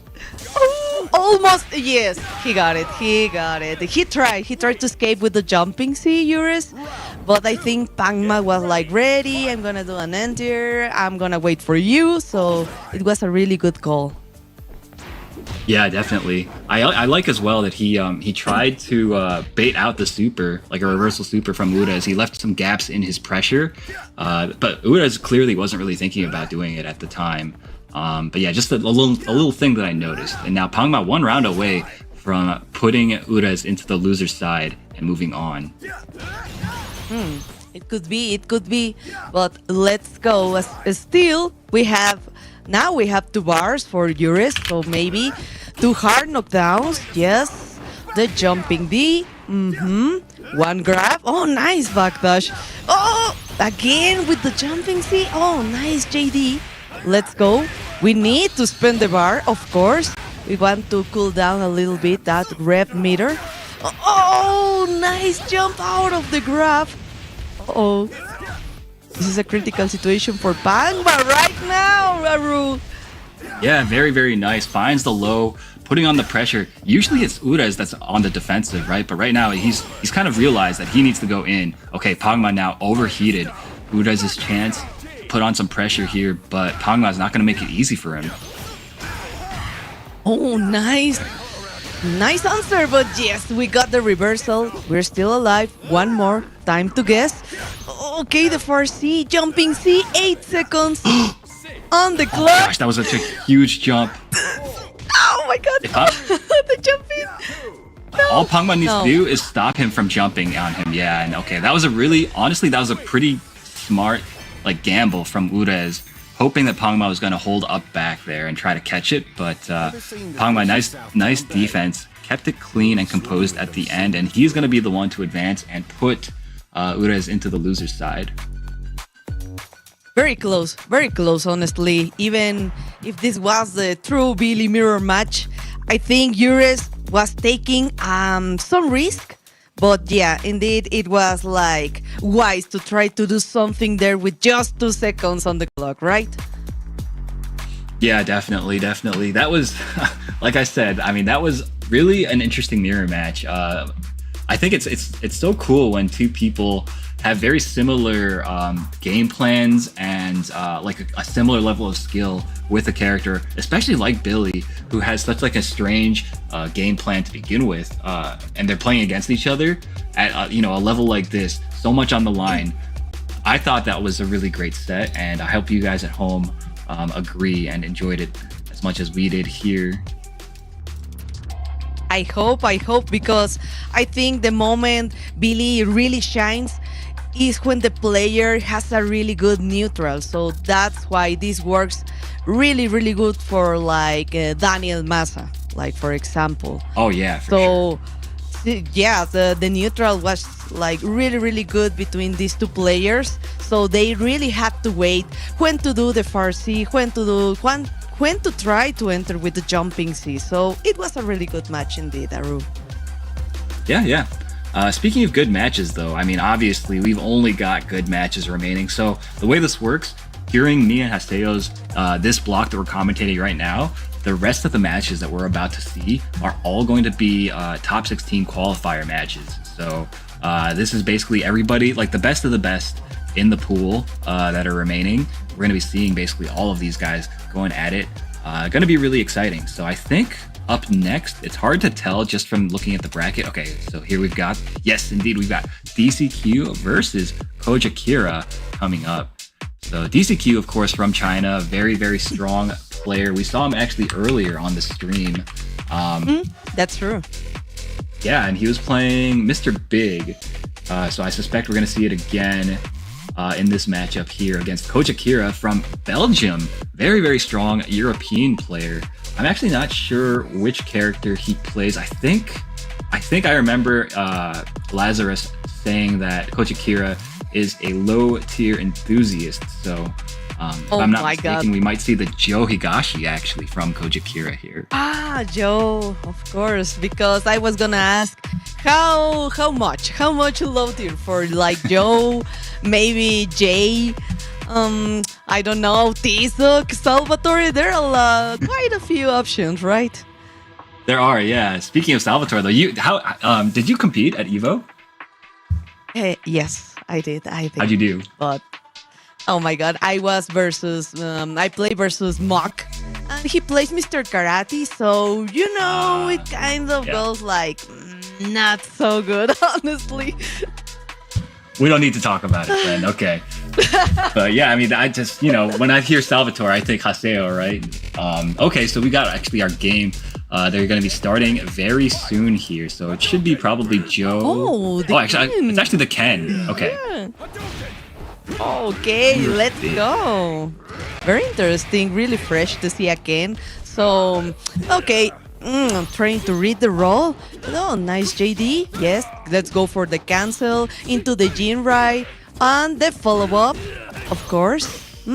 Be careful with the far C. And your rep meter is too high right now for DCQ. Oof.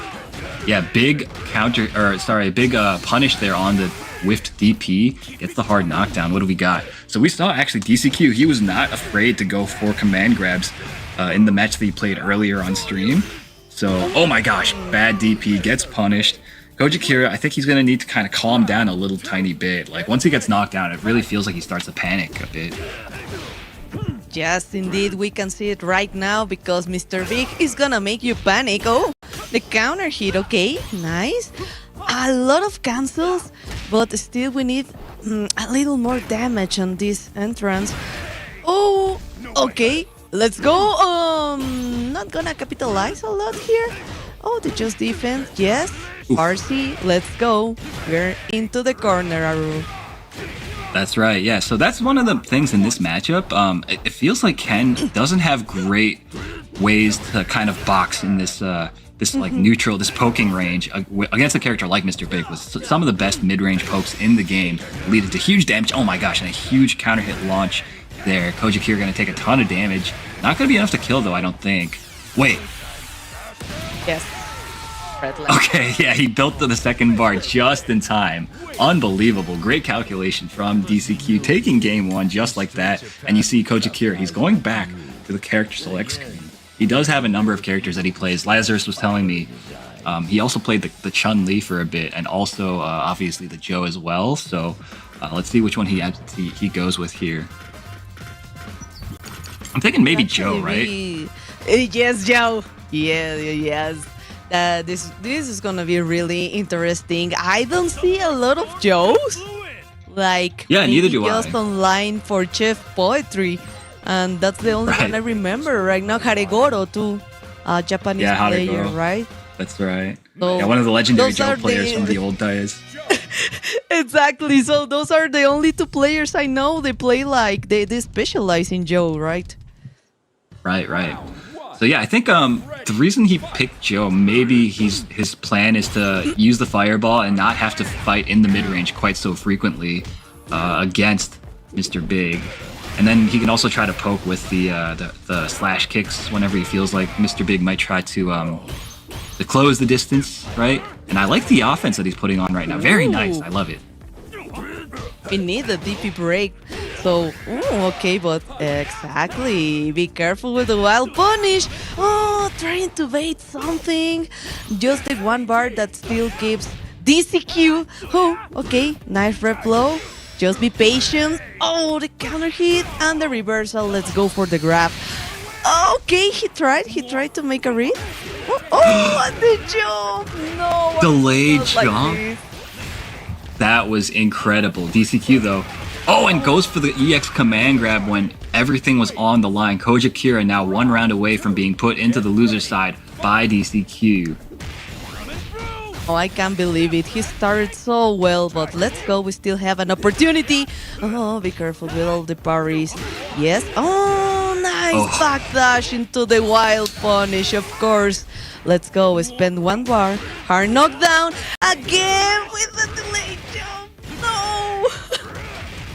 But doesn't have super bar to cash out, so Koja Kira, okay, he went for EX command grab yet again, but gets thrown out of it, and now one last chance at life here for Koja Kira. Oh, and gets his jump punished. That was a very poorly spaced jump, and he is going to pay for it with his winner's side tournament run.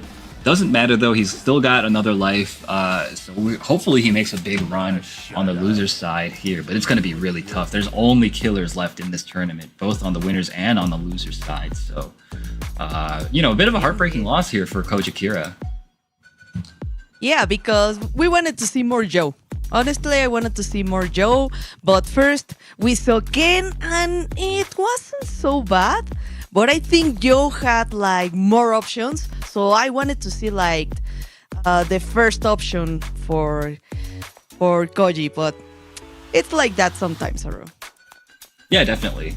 You know, maybe he thought that he's more like comfortable on the Ken, so he wanted to go with that against a player like DCQ, so obviously so strong with the Mr. Big, but it really did seem like you said, like Haseo, like the Mr. Big, or sorry, that the Joe was like way stronger in that matchup, just because of the fact that it seemed like DCQ didn't really, he seemed a little bit like unprepared for that matchup, right? I think that's kind of a thing in like East Asia in general, is that there's not that many people putting a lot of time and effort into playing these lower tier characters at like a high level, right?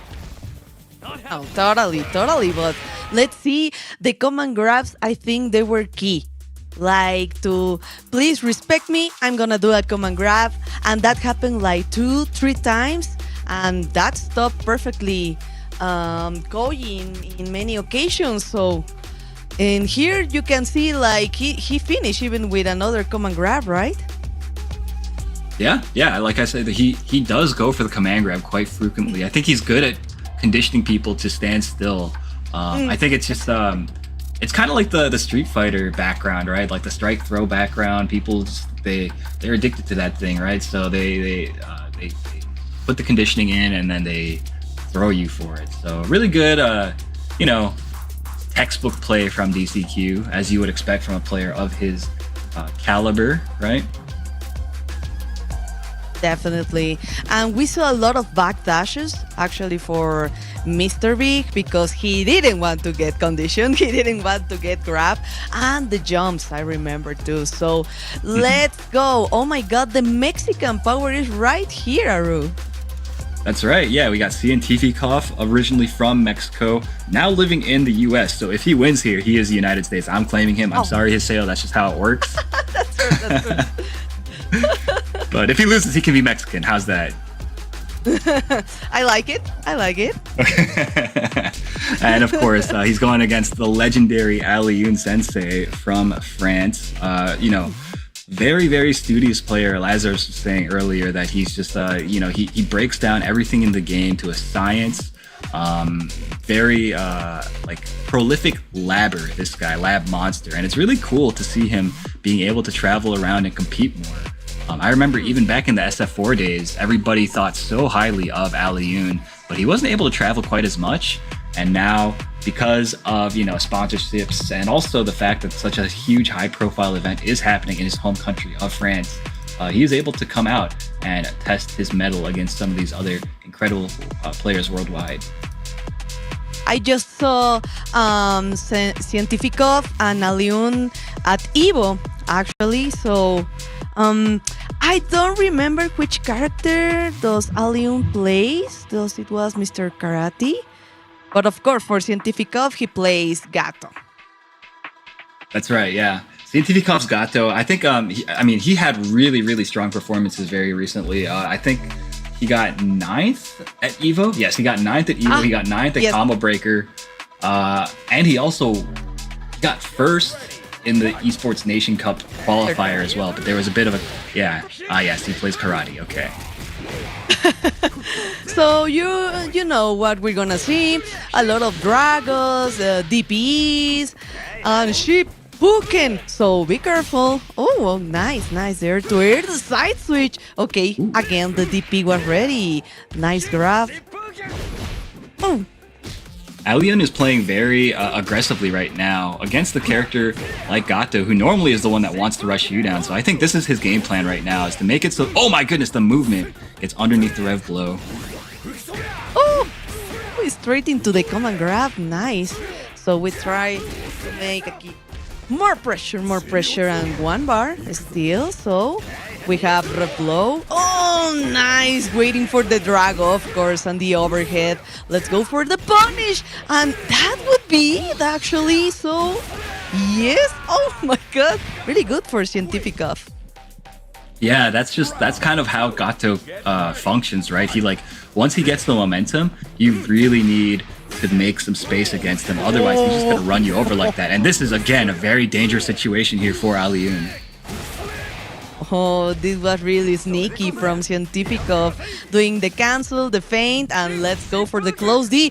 Oh, be careful. We tried to punish that Shipuken, actually. So, let's go. Close C. And the confirm, of course. And yes, Mr. Karate has the damage too. So, in critical situation right now. You're kidding me, Arun. That's just how it goes, you know? So, like, even DP is not the answer in situations like that. And I know for a fact that Aliun must have labbed that particular interaction already. He knew exactly what was going to happen there. Oh my God, the Drago. Oh, the Drago. Oh, nice. Yes, of course. The standing C into the counter hit. And let's go for the first hard knockdown. Spend that bar. And yes, waiting, baiting, and punishing. I don't know if I like that he went for the super there. I feel like you just go for the regular DP if you want an invincible reversal, right? I think it would have been safer, actually. Yeah. All right, but that's neither here nor there. Scientificov taking game 1 fairly convincingly. Aliun, of course, did put up a very good fight, but let's see if he makes any adjustments here going into this next game. Okay. You have to be really, really careful with the Drago, but with the standing C and all the Gato dashes, okay, but let's go. Punish time. And yes, of course, into the corner. Wait, exactly. And that's the problem, Aru, because you want to take your turn back, but you keep pressing buttons and you get the Drago in your face, right? That's right, yeah. You kind of have to think about it where it's like, it's never really your turn in this matchup. And it's such like a strange thing to wrap your head around, but that's just how it is. You just have to you basically have to outplay him the entire time, which is really hard to do, but these guys are up for the challenge. Scientificov as well, especially. He's a world-class player, and he's going to prove it here today against Aliun, I'm sure. Definitely. Oh, nice punish. I'm waiting for the crouching C patiently. Yes, let's go. Guess time. The jump. The counter hit, of course, close D, and again, we're building that bar. So, are we waiting like the next opportunity, Aru? Oh my goodness, the backdash on the throw attempt, and that, like you said, the next opportunity showed itself very, very quickly there. Scientifikov now 1 round away from putting Alioun into the loser side of the bracket and moving on into the top 16. This is really important to keep your resources ready because Scientifikov wants to end this right now, but be careful here with Alioun. Oh, okay. Let's go. The cancel into the crouching B. Yes, of course. SPG zone right now. Red blow, 2 bars, and maybe a hidden. I don't know. This is kind of difficult situation for Scientifikov. And yeah, he tried to DP. He did, yeah. Alioun was so ready for it. And, great punish. Evens the set count up 1-1. Next win moves on into the top 16 on the winner's side. Is so important. You really want to preserve that winner's side life of yours as long as you can in such a stacked competition, right? Ooh, nice punish on that. Yeah, he Dropped was the combo, waiting. Actually, oh, okay, nice. Just the poke. And the DP, let's go. We're okay at the rep meter, so we can continue with the pressure. No reset, okay. We are not at the corner, so try to poke. The close D, nice. Trying to do the high dodge, maybe looking for a wild punish. But the wild punish is for Alioun, but just a little drop, Aru. Yeah, so unfortunate for Alioun. Finds an anti-air DP combo. But again, I don't know if that's a drop or what, but maybe some nerves coming into play here. I mean, both these guys, of course, know what's on the line. Finds a hit, though. Alioun going to take this first round. But it was a bit shaky, right? Both these guys are kind of dropping a lot of stuff. That's true, and I think Scientifikov right now is trying to play safer, just slowing down a little. But yeah, I think that's enough, with 2 entrants, and oh my god, the KO. Scientifikov was so close. We still have 2 bars, so maybe we can try to do something here with a counter hit. Oh, but oh no, this is really dangerous for Scientifikov. It is, yeah. Oh my gosh, okay. Very lucky break there for the Rev Blow to connect. Okay, blocks the overhead, but doesn't block the follow-ups. And now I think that's it. Yes, it is Alioun moving on over Scientifikov, advancing winner's side, top 16. I think, you need a fireball, sometimes to fight versus Mr. Karate. But Gato, it doesn't have a great range with his fireball.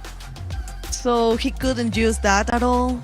It was kind of difficult to guess when to press the button, when to wait for the dragon. So it happens, Haru. Yeah. You mentioned he started to play a little bit more passively in the final round, and I think that really came back to bite him in the butt because you need to basically just roll the dice, attack him whenever you feel like you want to attack him, and whatever happens, right? If you play passively, you're just gonna die in a game like this. And even Mr. versus Mr. Karate, the problem is you can't just wait a lot for these characters. So because we have to remember all the follow-ups, the overhead, the command grab, and it's too fast and it covers a lot of range. So you just cannot wait okay, he needs to get out of the Drago Supremo and I'm gonna attack. No, you can't because he still have really good options and fast options too. Yeah, that one move lets him control the entire pace of the match. Like you said, it's so you just have to go in, man. You just kind of just oh, you want to die? I'll die with you, type of thing. So just go in when it's your turn and hope for the best. Okay, so I think we're getting our next match set up, but I'm taking a peek at the bracket here to see who we might have coming up. It's looking like it's going to be Koja Kira going up against Freezer in the loser sides, and this is to see who qualifies for top 16 on the loser side of the bracket, right? EU versus North Africa matchup. Mm-hmm. We already see Koja Kira. Yes. Yeah, we saw him actually just earlier, the two of us, and then Freezer as well. We saw him in the first block, me and Lazarus. He was playing Mr. Karate, actually. So it's going to be another Karate. KojiKira played against DCQ's Big before. So Freezer is going to be presenting something new here. Let's see which one KojiKira starts the set with. If it's going to be the Joe, the Chun, or the Ken. I think like it would be really, really good to see Joe again. I think he demonstrated he has a lot of options with this character. Unfortunately, of course, fighting Mr. Big was kind of difficult, but I want to see like the decision for Freezer because he's thinking so much about something. I don't know if maybe the character trying to think about the matchup. So I think we're ready, Aru. Yeah, I hope so. I hope both these guys are ready. There's so much on the line here. They're playing, of course, for the honor of seeing who gets to play in the EWC, which is happening next week. Kind of like, I think it's like Tuesday through Thursday, right? So it's coming pretty, it's like right upon us. So, yeah, gonna be exciting. Definitely. So let's see. Maybe Chun-Li would be a really good option too. Really a technical character. But I think like not everyone is really prepared for the matchup. But oh my god, what a surprise, Aru! The Mr. Karate mirror match. Yeah, I mean, what a surprise indeed. Honestly, it is a surprise because Lazarus told me that this guy is a low tier enthusiast. But what is this guy doing? He picks the high tier. He picked Mr. Karate. Okay, we don't blame him, of course, it's the option. Of course. Like everyone is using Mr. Karate, but of course we're gonna hear a lot of hey, hey, and the Drago, and remember with the dashes, you can dodge attacks too, right? Oh, absolutely, yeah. As if the counter wasn't enough. He gets to basically do whatever the heck he wants out of it. Okay, I like that Freezer not completing the combo to keep him out of final SPG territory. And now, one good, clean hit will kill, not this one, but the next one now certainly will. Okay, and this should be it. Yes, of course. Okay. So the problem here is like when the Mr. Karate gets to condition you, because at any time we're gonna see a command grab, the follow-up, and let's go for the fireball war. No? Okay. Stop, be careful. Hey, hey. Trying to look for something.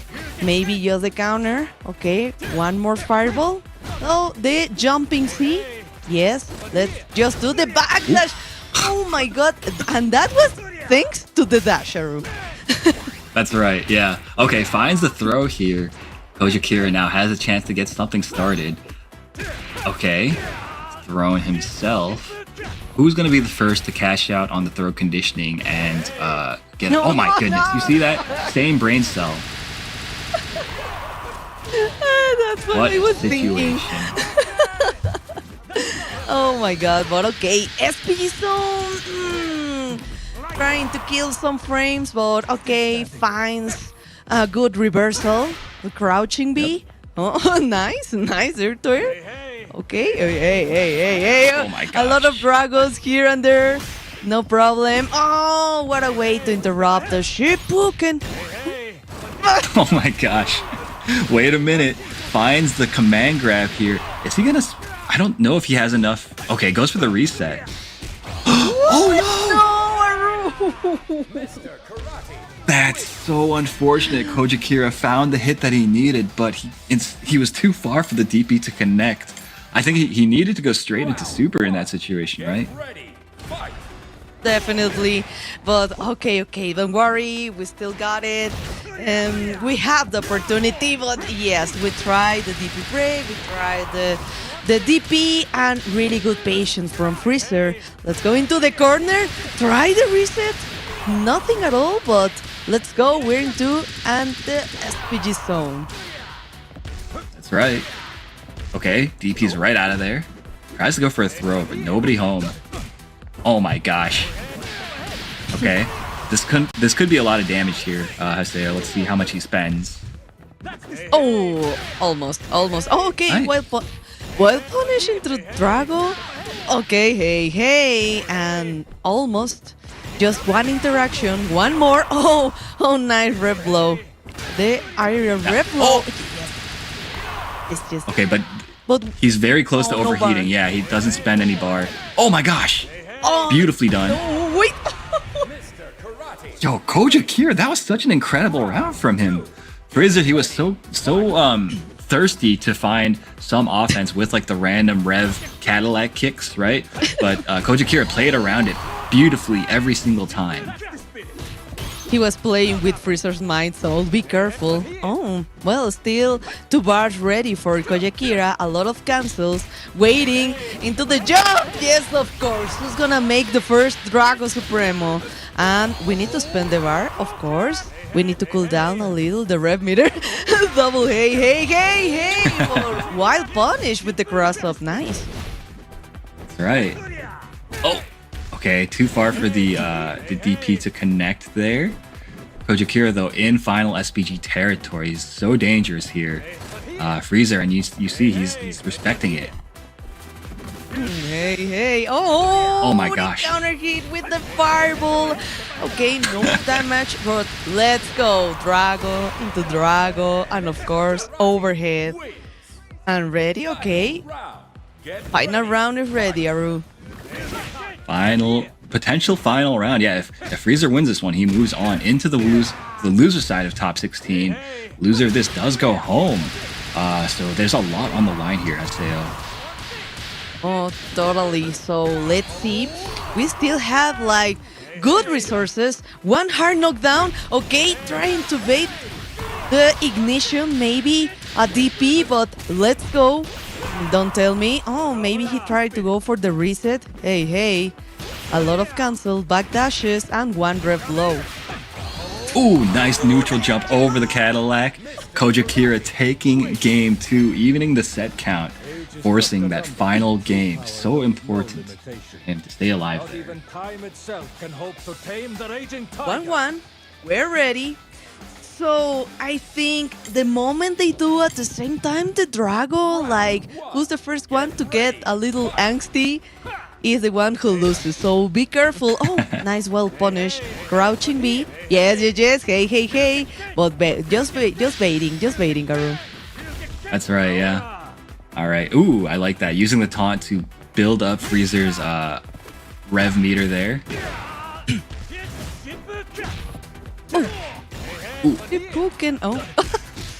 Okay, punishes the landing frame so it doesn't convert into real damage. Yeah, Freezer, he's dropping a lot of opportunities here. Koja Kira, though, let's see what he's got. Okay, another grab. So almost got the first bar. Yes, ready for the ignition at any time. Oh my god, the Drago into enter.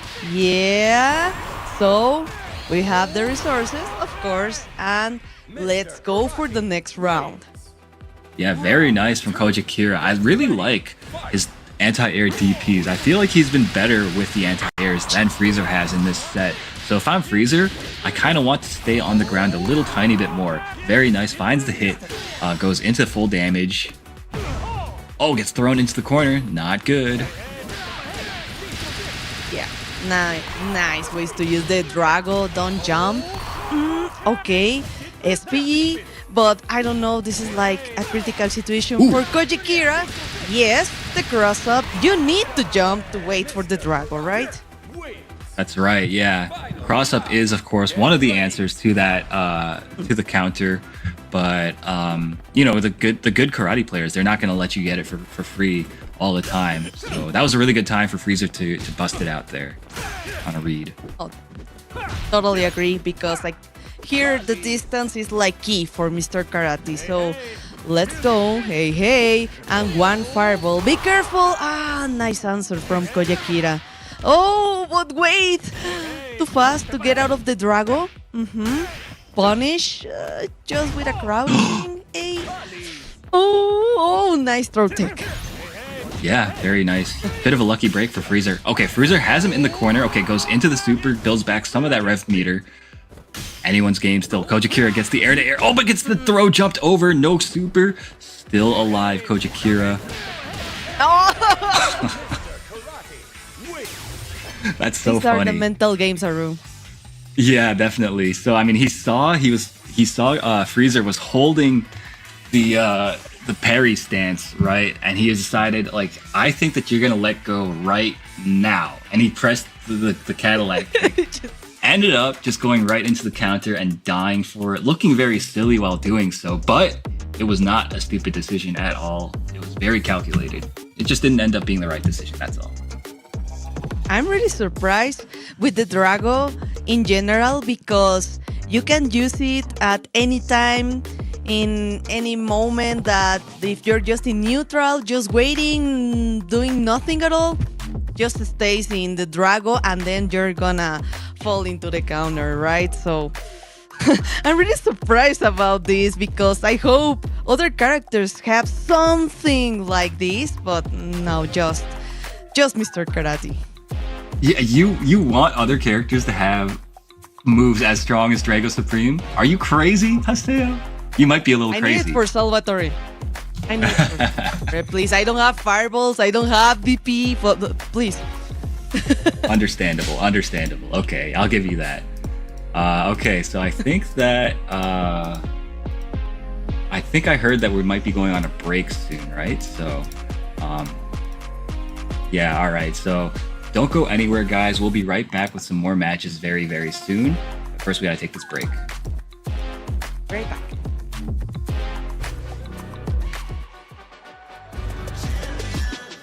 This ain't no regular thing. I came for the ring, you know what I mean. You see my name in the lights, better get right, I'm champion.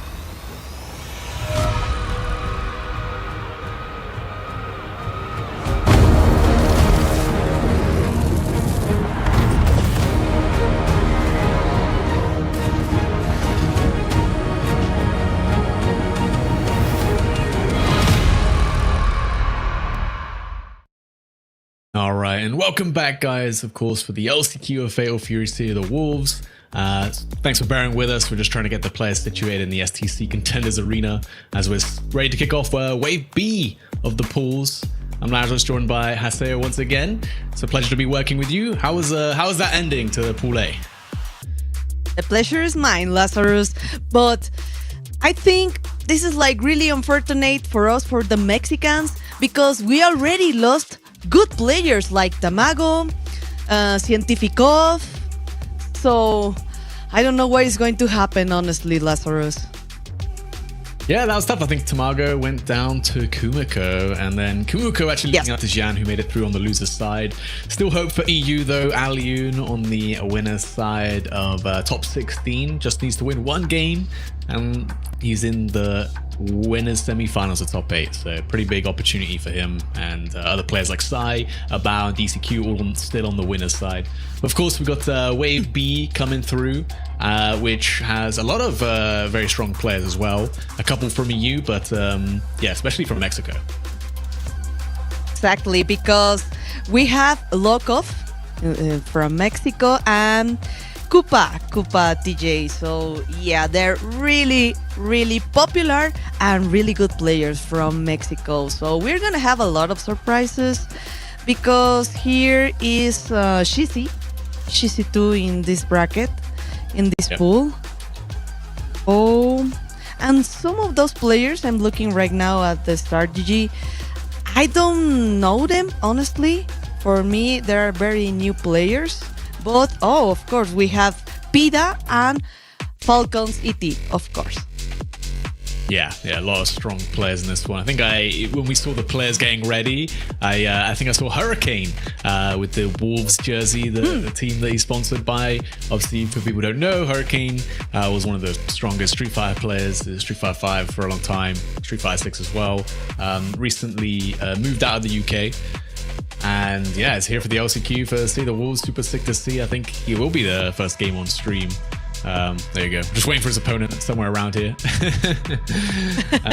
But yeah, there's also Kula in this same pool around, who should be exciting to watch, of course. Just actually qualified to the ENC, right, to represent Mexico with Cristiano Ronaldo, which is at least it's going to be a nice change of pace from Mr. Karate, that's for sure.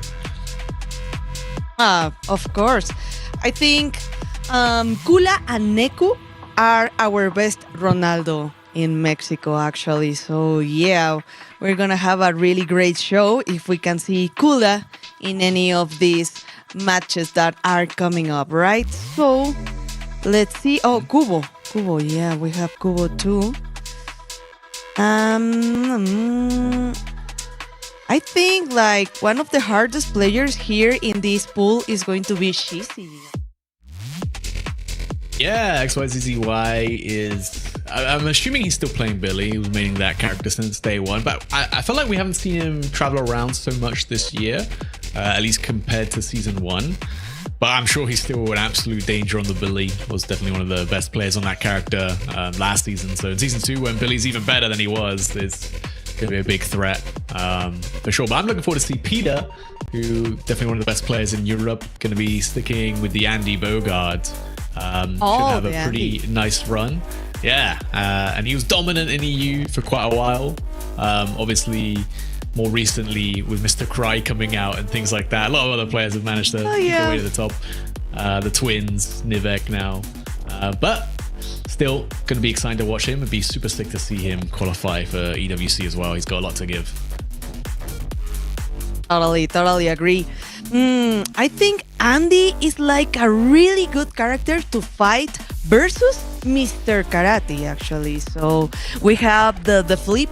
So it has really good options with the command grab. So you can try to avoid sometimes the Drago. So it works really, really good. I'm surprised that we haven't seen like a lot of Andys right now, because we already seen like, I don't know, 5 Mr. Karates.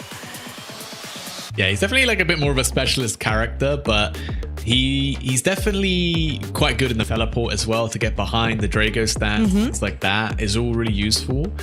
I think it's weird. Andy hasn't changed obviously much from season 1 to 2, but more people started playing him, so more people know the matchup, and I think that helps. That doesn't help the Andy players, I should say, because his offense, it revolves around the demon flip quite a lot, but once someone knows all the options and knows how to beat all the options, it can be a little bit harder to open someone up as Andy. He still does have like the +4 on block, close D, which is super useful. Like not every character has one of those, but you have to get a little creative to actually open up your opponent. Yes, you have to do a lot of dash unders to try to avoid the demon flip from Andy. Yes, you can try to guess and go for a high dodge. You can try, but it's kind of a risky option, but it could work. It could work. You need to know specifically how to fight against Andy. So right now, we are ready. We are ready for the next match because we're gonna have Xingchen versus AD and KOF.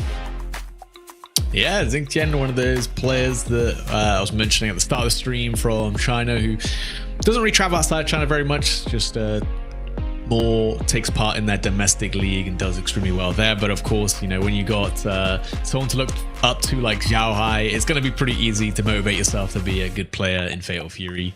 And then Adam KOF, of course, on the other side from Morocco, very strong player in his own right. Nice. Should be playing Rock. I don't know. I feel like every time I've said they should be playing this, they've actually pulled up with a Mr. Karate, so I don't want to be wrong again. Could be. It could be for anyone because I was talking with Aru that Koji was going to use maybe Ken, Chun-Li, Joe, and he played Mr. Karate. So yeah, it was quite a surprise for me, but I kind of understand, right, Lazarus? It nearly worked, right? That was a close set versus Freza. So, I mean, you're going to have to right now in the meta, right? You're going to have to pull out a Mr. Karate. He's not the hardest character to learn, right? He's pretty straightforward. He plays City of the Wolves quite well.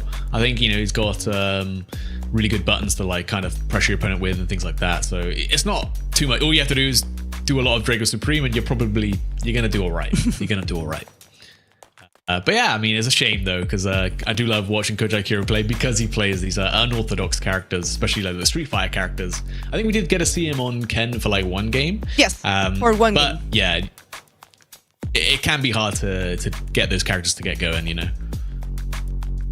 With Mr. Big and Mr. Karate, maybe Gato, a Preacher, and maybe a Rock too. It's kind of hard, but okay, it wasn't Rock, but it was Terry. So we're gonna start right now, Lazarus, because we have the Billy versus the Terry. So let's go. Be careful with the far C until you get the counter hit. Crack shoot, you tried. Ooh, nice. But okay, no big entrance until this wild punish. Yeah, great anti-air there, great patience from Xingchen. Doesn't overcommit with the fast C or anything and gets whip punished, the reversal, power dunk. And just do it again, why not? He dropped the combo anyway, may as well. Busting out and KOF with the Terry. Obviously not too far removed from Rock Howard, but still a different character. What is that? What is that? On the minus frames. Okay, Adam KOF came here. He didn't really come here to win, he came here to make someone lose. Okay. Be careful with that overheat. Just be patient. One more crack shoot. Yes, let's go. Hard knockdown. We got it. Trying to find. Yes, and he got it. But no, he didn't confirm that, Lazarus. Yeah, big missed opportunity. Definitely could have killed there with the meter on deck. Oh my, okay, we are playing a bit too evil. This is a first of two, so sometimes you can get away with it, but this playstyle, man, is making me feel something. I don't care. Might need to slow things down. Xingchen actually having the patience. I mean, he is a Billy player after all. Oh yeah, I think ADN was kind of nervous actually, but okay, don't worry, we still got it. Almost until this point because we got 2 bars right now. Yes, let's spend the ignition right now. More pressure going, and of course, in critical situation right now for ADN. And yes, he recognizes that ADN wants to go a lot for the rev blow, so he was just waiting with the lights to do a rev blow and then a high dodge. Yeah, clean stuff. Obviously, Adam showed that when he's in that SPG, he's happy to let it rip with the red blow. Nice wild punish, though, from Xingqian on the crack shoot. Quite hard to make that one whiff, but Xingqian finds the spacing and gets a big combo out of it. And another extended sequence here with the pressure going to put Adam KOF into SPG. No super for the hard knockdown. You can try your luck at rolling out, but Billy's pretty good at chasing you down. There we go. That hit was at 80% on the rev meter, but right now 40%. Okay, I like it. So nice jump into the wild punish. Yes, let's go for this round. And still no resources left for Xingqian, but at least 1 bar for ADN. Yeah, something to work with, but it's that point for Xingqian. Power Geyser, good hit. Gets to the other side, nice rev guard to block on both sides there. The counter hit jab.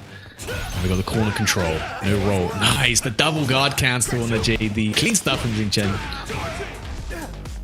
JD definitely. Oh, okay. Close C, of course. Standing C. Oh, but please be careful. We still have an opportunity. Wild punish. Just a little drop. Here sometimes for ADN, he has to come down because he has a really good opportunity, good entrance, but we still need more damage. Yeah, definitely. 1 round though, it's, to start something. Another throw. Nice, flying out with a corner, using those really strong Billy Light confirms into the super, gets to the other side, the throw is clean. And KOF slowly evening out that life deficit. Xingqian finds my god. counter here, but doesn't get the confirm. Oh my god, all the close D, the cancel. Yes, let's go straight into the power geyser. One more. Oh, he tried the feint. He tried. Okay, nice read for Xingqian. Okay, the invincible. Let's go. Power wave. Ref. Power wave. And then wait for the jumping. Yes, he was so ready with that TP. He recovered so quick from the EX power. You can see Xingqian, that's exactly what he was looking for. He just didn't quite anticipate as KOF actually recovering that fast, man. That was crazy. But props to ADN for recognizing that was the situation. Oh, definitely, and nice with that wild punish. Let's go into the corner. Okay, oh yeah, ready for a reversal, the DP. So please be careful. Yes, close C, don't worry, just a little poke, waiting in the neutral, maybe trying to do something about with the crack shoot. Let's go, finding the grab. And yes, again with a high dodge, Lazarus. Yes, he already recognized this situation. Yeah, great reactions. I mean, Terry's is definitely one of the easier ones to react to. Xingqian going to put himself back on the set point. Let's see if Adam KOF on the Terry Bogart can turn things around again. Going to have to work pretty hard here. Let's find a big hit. And that's some good damage right into the no hard knockdown. Gets frame trapped. And then the throw. Okay. Oh, be careful. Not throwing any jumping C. Oh, again with a counter hit. Oh, I think it was too early. Like trying to read something with a power geyser. Oh, okay. Pressing the button. Just interrupting and doing the correct checks right. Whoa! Oh my god, the dart cancelled red blow, but goes to the wrong side. The sweep from Adam KOF. Oh, and gets the shimmy too. Final game, final round between these two. Let's see if Adam KOF can keep this momentum up. Definitely a big meter advantage for Xingqian. Trying to swing heavy with the rev gauge, but look at that, 50-60% already. Gotta be careful. That's a punish though, and easy confirm into the super for Billy. Oh, the delay. Oh no, we're playing in the mud. These guys are playing very hustle. Oh, that's crazy. Oh, he tried to go for a counter hit with a crack shoot. Whoa. Okay, waiting for the rev blow. This time, no high dodge. Grab. Chasing down right now Xingqian. 78. He got a counter hit. Yes, but no bar. Oh, right now. Oh, but he couldn't spend it. Oh, come here. So close to over. Oh yeah. My god. I would not fist bump Adam KOF after that one, personally. Xing Chen's a better man than me. He's a better man than me. I think, yeah, that was an insane ending. The minus frames, this far D on block into Power Geyser afterwards. I mean, clean stuff.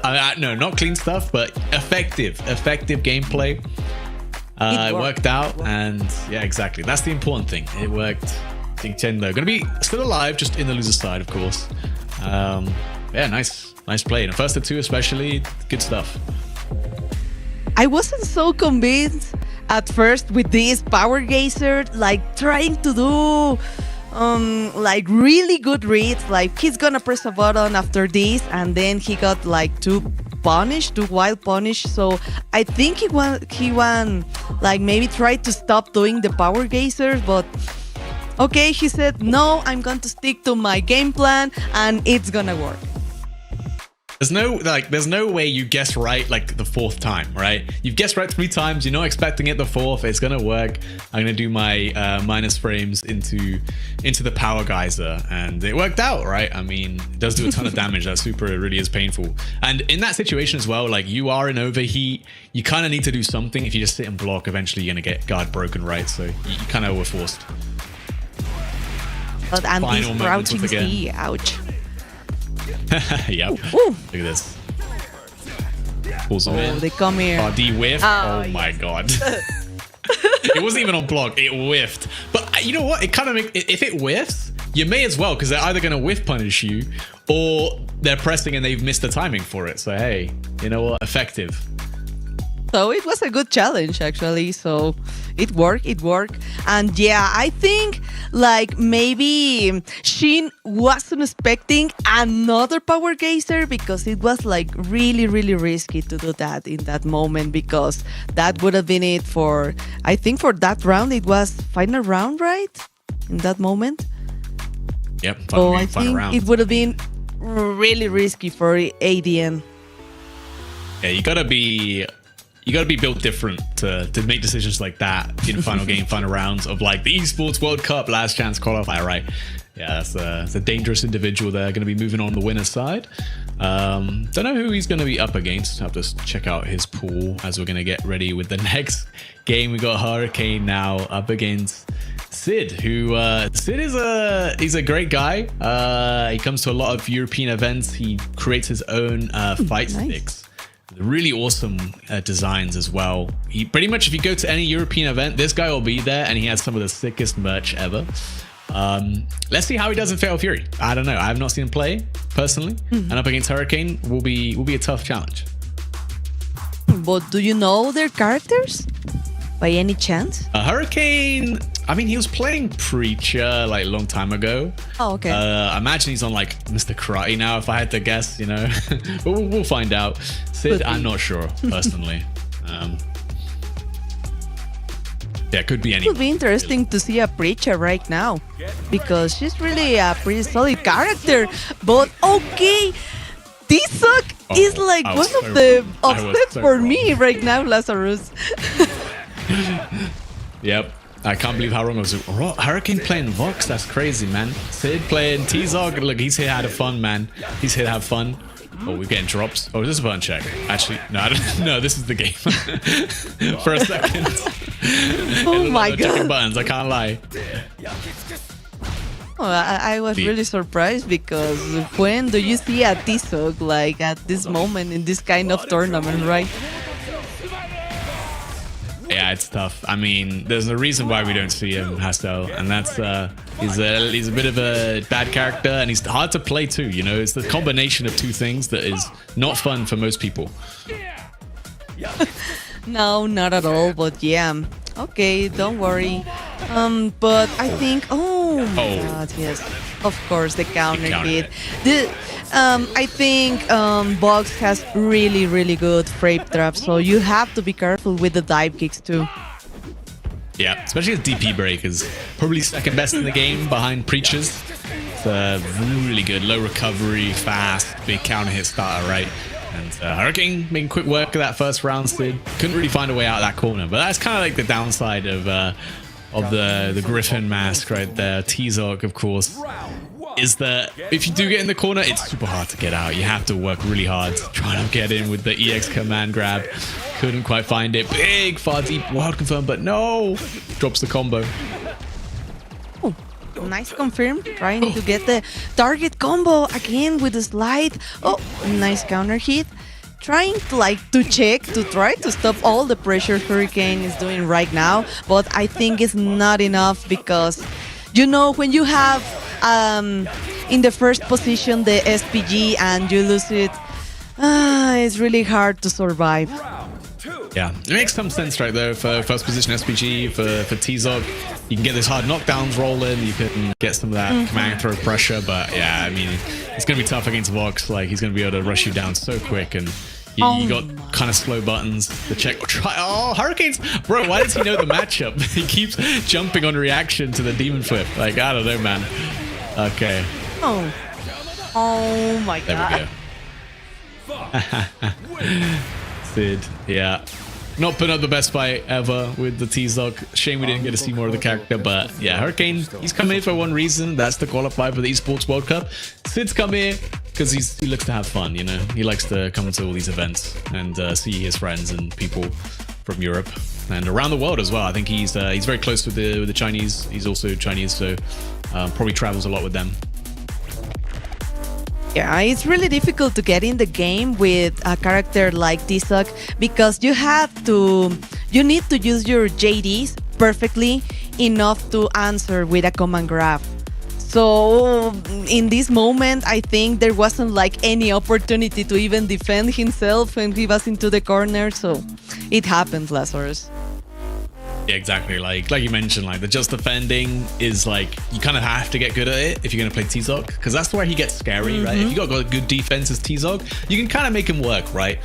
But the defense is like the hardest part about this game. So, and you're already playing like a hard character, so yeah, the combination of those two is really difficult. But you know, glad we got to see some screen time for T-Zog, even though it was short. And hey, Hurricane playing Vox, wasn't expecting that either.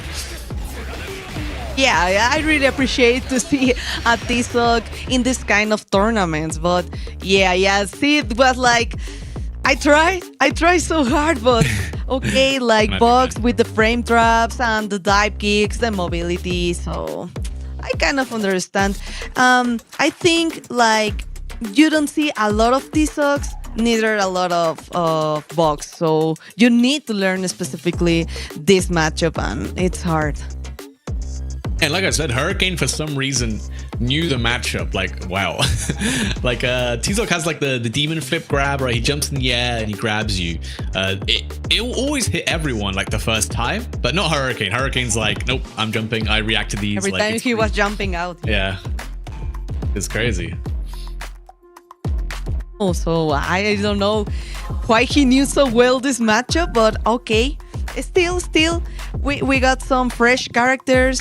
We already seen a lot of Mr. Karates and some Mr. Big, but it was good to see again a T-Zog, a Vox, so it's good, it's alright. Yeah, I think I'll be more excited to see more of Hurricane now. Gonna move against Masao on that winner's side. That'll be a tough matchup, but hey, you know, it would be cool to see him, you know, make it. I know he was in the ENC qualifiers. I believe he got quite close to making it and representing, I think Cameroon it is, the country he'd be repping. But I think he just fell short to HSN in that bracket. But, you know, clearly been grinding the game. A lot of opportunities for him with the EWC, ENC now, as the SWC. There's so many big world stage level events that I think a lot of players have started to pick it up and be like, hey, you know, this is a great opportunity for me to really compete in this game. Oh, totally. And I think I saw ET coming maybe to the stream. So I think ET used to play Hotaru like in the first season, and then he changed to it was Mr. Karate. I don't remember which character is playing right now. Yeah, I don't know. Maybe Hokutomaru. I saw him on Hokutomaru a little bit. But you know, it's always tough to judge now that everyone wants to pick up Mr. Karate. But he's going to be up against Nivek, who just recently qualified to represent Greece from the Europe East qualifiers, beating out K-Top, of course, which was very impressive. And he was on Krauser as well. Oh, Krauser. Yeah. I'm kind of surprised we haven't seen like any Rock or Preacher, because like I think like if we have like a top 5 for the best characters in the game, maybe Rock or maybe Preacher are in there. So even with a T-Sock is like a really big surprise for me, but no Preacher and no Rock. Yeah, I know what you mean. I think it's tough, right? Because I do believe a lot of other players who were playing those characters, they probably just think that Mr. Karate is doing what they were doing just about as good, but they also have the Draco Supreme, right? So that makes like a hard sell. I think Preacher still has a lot of merit. Obviously, her Fireball 50/50 is really strong, and her Farsi is like something that Mr. Karate doesn't have, right? It doesn't have like this dashing Farsi that can go very far and be really high reward on hit. And her close range pressure is way better than Mr. Karate's too.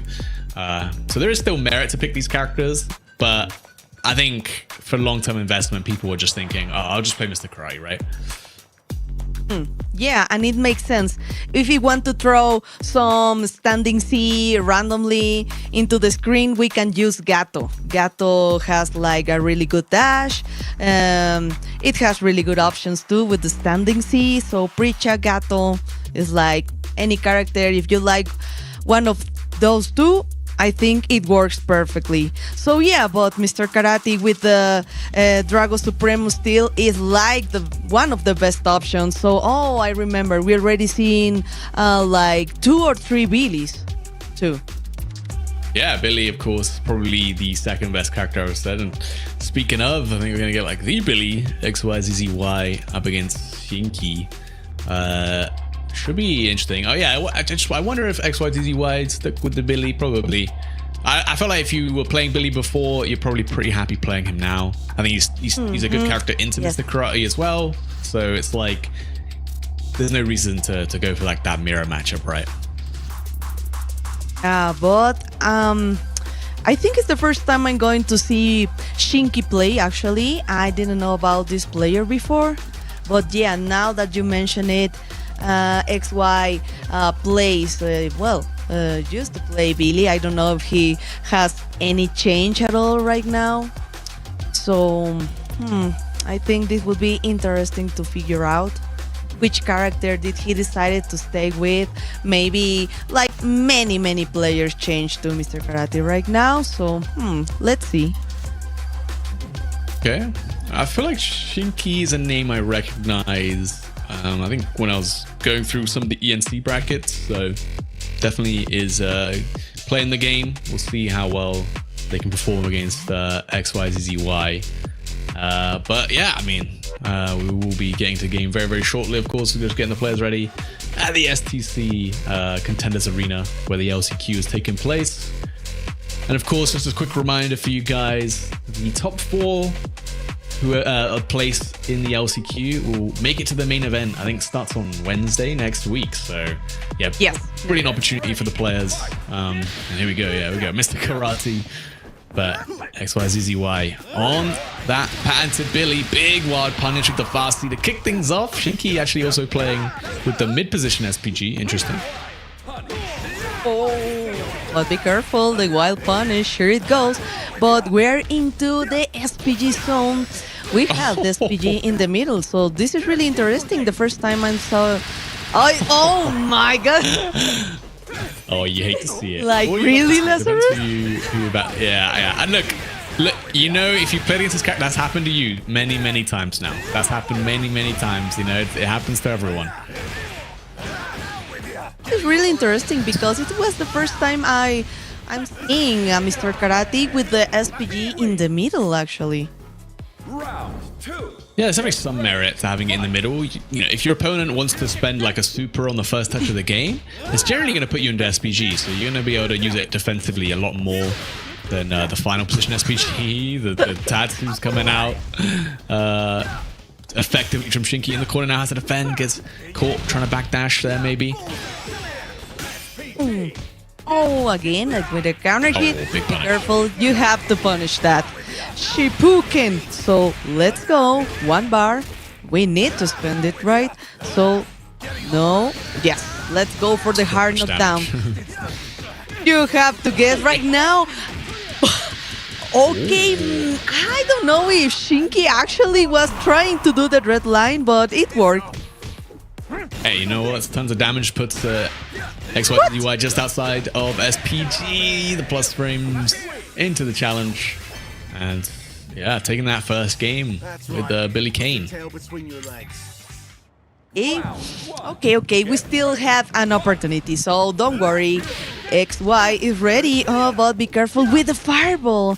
Nice jump, trying to do a counter hit with the jumping C. Okay, but it worked for Shin. Oh, for Shin. But okay, well punished. He's trying to convert, but we got now the counter hit. 1 dash. Oh, another counter hit, but again with the distance, Lazarus. Yeah, Shinky unfortunately getting these combo drops. And you know what? It's just the Canadian coming out. I mean, look, it keeps coming and it keeps working, so why not? Shinky ain't stopping anytime soon. Oh, bullseye. Oh, okay. The reversal didn't work this time. Oh, again. Oh, the close C. That hurt.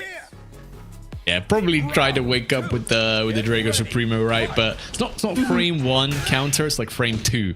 So if you do meaty someone, yeah, they can't get away with it like that. Oh, be careful. Oh, nice. Well punished. Let's go. Oh, okay, I thought maybe we were going to spam the bar. Oh, nice. Just defense to all the multi-hit. Really good with the hyper defense right now, but we have to propose something from Shinky. Again, going for the red line and still working, Lazarus. Damn. Jump back into the Rambu. Devilish stuff from Shinky. Probably going to look to get guard broken here with the red blow on top here. Oh no, does not quite enough actually. Oh my god, but okay. Cool down, but at what price? Because right now, yes, just a crouching B and XYCCY was ready, Lazarus. Yeah, that was looking tough, to be fair. Some good moments from Shinky there, but you know, didn't really have the combos on deck, let's say, to make use of the lot of opportunities that he made for himself, to be honest. He did make a lot of great opportunities. Yeah, I know. Like, XY was really playing aggressively, right? Yeah, I mean, I don't think I've seen that many wild punish fast Cs from a karate player yet. Somehow you whiff punishing Billy Kane like 5 times in one set. Like, all right, I see you. Yeah, and I don't think like I already watched I don't know, maybe 5 different Mr. Karates, but they don't use a lot these multi-hit kicks because, you know, it can get a little risky, but this time it worked out perfectly for Shinky. Yeah, I think it's one of those multi-hits that is, if your opponent knows, it's like a free 0-frame super punish, because you can basically just input your super input while you're blocking it, and it will just come out as a 0-frame, because the multi-hits are happening so fast that it's like the game doesn't let you miss a hyper defend, like, because it you know, they are just that fast, so the super just always comes out, which again is not something you always want to do, because obviously when you do use a 0-frame super, it costs you meter, it costs you rev gauge, so, and the reward can be kind of, you know, hit or miss, but it worked pretty well for Shinky there, to be honest. Yeah, because I saw the hyper defense for this multi-hit many times with XY, so I know he's ready for this matchup. He's going to see a lot this character, so yeah, I think he's really well prepared. But okay, it was a good chance for Shinky, but yeah, a lot of like maybe wild punish, because he was trying to do, I think, like trying to get in with the Farsi with Mr. Karate, but it didn't work like at all.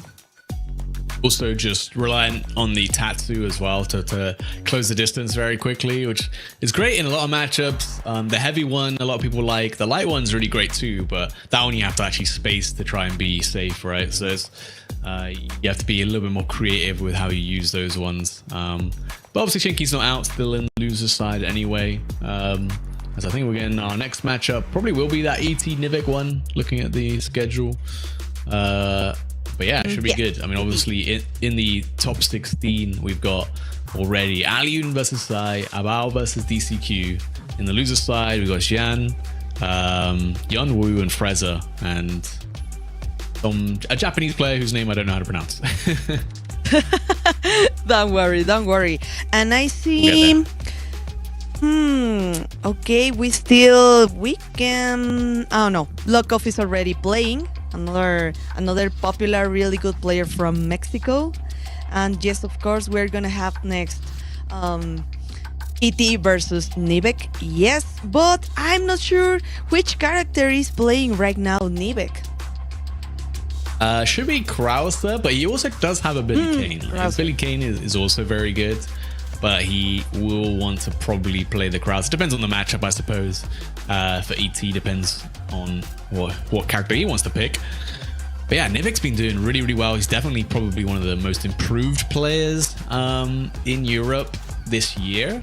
Like, we have like a league that we run in Europe called Lead the Pack.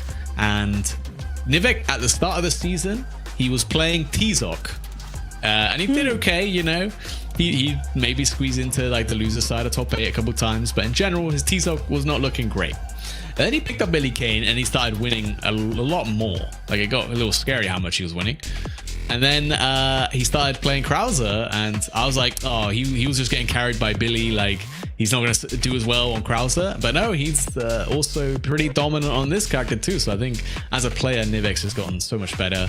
And we are very happy that he's not playing T-Zok anymore. That character was not doing him any favors, I don't think. Yeah, and I think Krauser is like a really pretty solid character, but I think he's not like too popular. We got the Tomahawk, we got the Fireballs, so maybe this would be, oh yes, the perfect time to see right now Krauser versus Mr. Karate Lazarus. Yeah, and we did see this matchup already, right? Sai on the Krauser did manage to beat up, let's have a quick look who's he against now. But Mr. Karate player, right? So actually did figure out that in this matchup, you know, Krauser's got some good stuff. The fireball zoning can work quite well. And obviously damage output, the hard knockdowns here. He has a great cross-up button, right? His JC is able to hit behind very, very far, which makes it a great counter to Drago Supreme. Specifically in this matchup, you have to look out for the Tomahawk and for the Drago. So, okay, jumping out of the corner and trying to side change. Yes, well punished time. One crouching B. Let's go. Oh, what nice read on the command grab. Yeah, that should be the round. There it is, Nivek. Man, I didn't even need to spend the super, bro. What is this damage from the big man on the right? Krauser. This guy hurts when he gets his hands on you, man. Nice counter hit. Hey, and just defense, yes, of course. The fireball war. Well, trying to do the cancel. He was already spending one bar, the close C, the Tomahawk, and of course the Drago Supremo. Ooh. Yeah, but ET couldn't really spend any more rev gauge, right? He was already at like 70%. The rev cancel would have put him up. Really, was it edge just defend on the DP? Unfortunate, too far to get bigger confirm than that. But oh my god, Nivek actually playing this matchup really well right now. And you got the life lead, just defend these fireballs and you're chilling, right? Oh yeah, but oh no, until this close D and the Shippuden. Yes, he's not gonna let him jump so easily. Oh, okay, let's go. The cancel, waiting for the Drago, very wise from Nivek. And the 70% of the rev meter. Be careful. I think, yes, this should be it for this match. Nice. Actually, the 2C coming out on hit there, actually. Just checking ET was maybe going to try and go for like a throw or something, some cheeky reset. And it worked out. Nivek actually taking the first game against ET here. Oh! What a way to interrupt the fireball with the tomahawk. Yeah, just please be patient, waiting for an opportunity, maybe for the jump in. Not trying to get into the fireball war. Okay, so just wait and try to approach Mr. Karate. But you have to propose something because we're already at 90% of the rep meter, Lazarus. Yeah, you basically can't block, right? Yeah, oh, nice just defense. You can block if you do that. Big run up close C. No meter spent. Wants to cool down as much as possible. Wake up. Draco Supremo. Risky business from ET. If that was a meter, he was cooked. But big jump on the throw. Oh, unfortunately. Couldn't quite connect the 2C there. Yeah, we couldn't convert, so we needed the damage, and maybe this couldn't be for this round, but okay, let's go. Still the SPG zone for both of them. Okay, Drago into overhead, of course, and that's the confirm. Let's go for the next round. Yep, can happen to all of us. Can happen to all of us. The overhead, you know it's there. It can still trap you. And of course, if it does hit, big damage inbound. The fireball walls coming out. Oh, got baited. But no punish actually from ET. Could have done a reversal loop of that. Oh, big jump. Nice. Escaping the overhead. Okay, we need to spend the bar, but not right now. Close. Yeah, of course. And okay, right. Now this is the perfect time for another. No any bar. Oh, the taunt. Ora. He's revving him up. Ora. And the red blow. And again, he's so close over here. Oh, no, another. Yeah, it did the exact same sequence twice in a row, but it worked. Oh, and the hidden gear. Is that going to be enough? I don't know. It won't be, I think. He's still alive. Not quite. Not quite. What's your wake up? You're just going to wake up with it. Oh, no. Oh, again with the Shippuden EX. This is such a fast tool to skip the neutral, to catch, maybe to interrupt, to catch a backdash. So, okay, 1-to-1. This is a great opportunity right now. Oh, nice jump in with the tomahawk.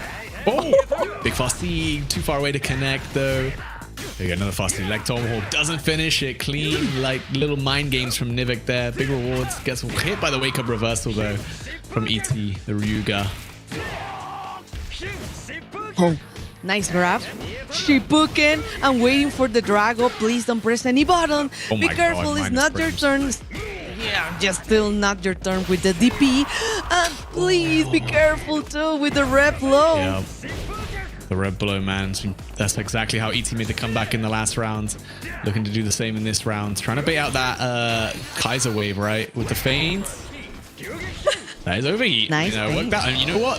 Oh my god, 2v5B. I was going to say, Mr. Karate in overheat is one of the weakest characters in the game. The high dodge. Big opportunity. Can you build enough meter? I don't think you can. You're going to have to guess on this last situation. Might be time for a command throw. Maybe. No, doesn't go for it. Air. Oh, we tried a dash under, I think, but ET missed it. Nivek now on set point.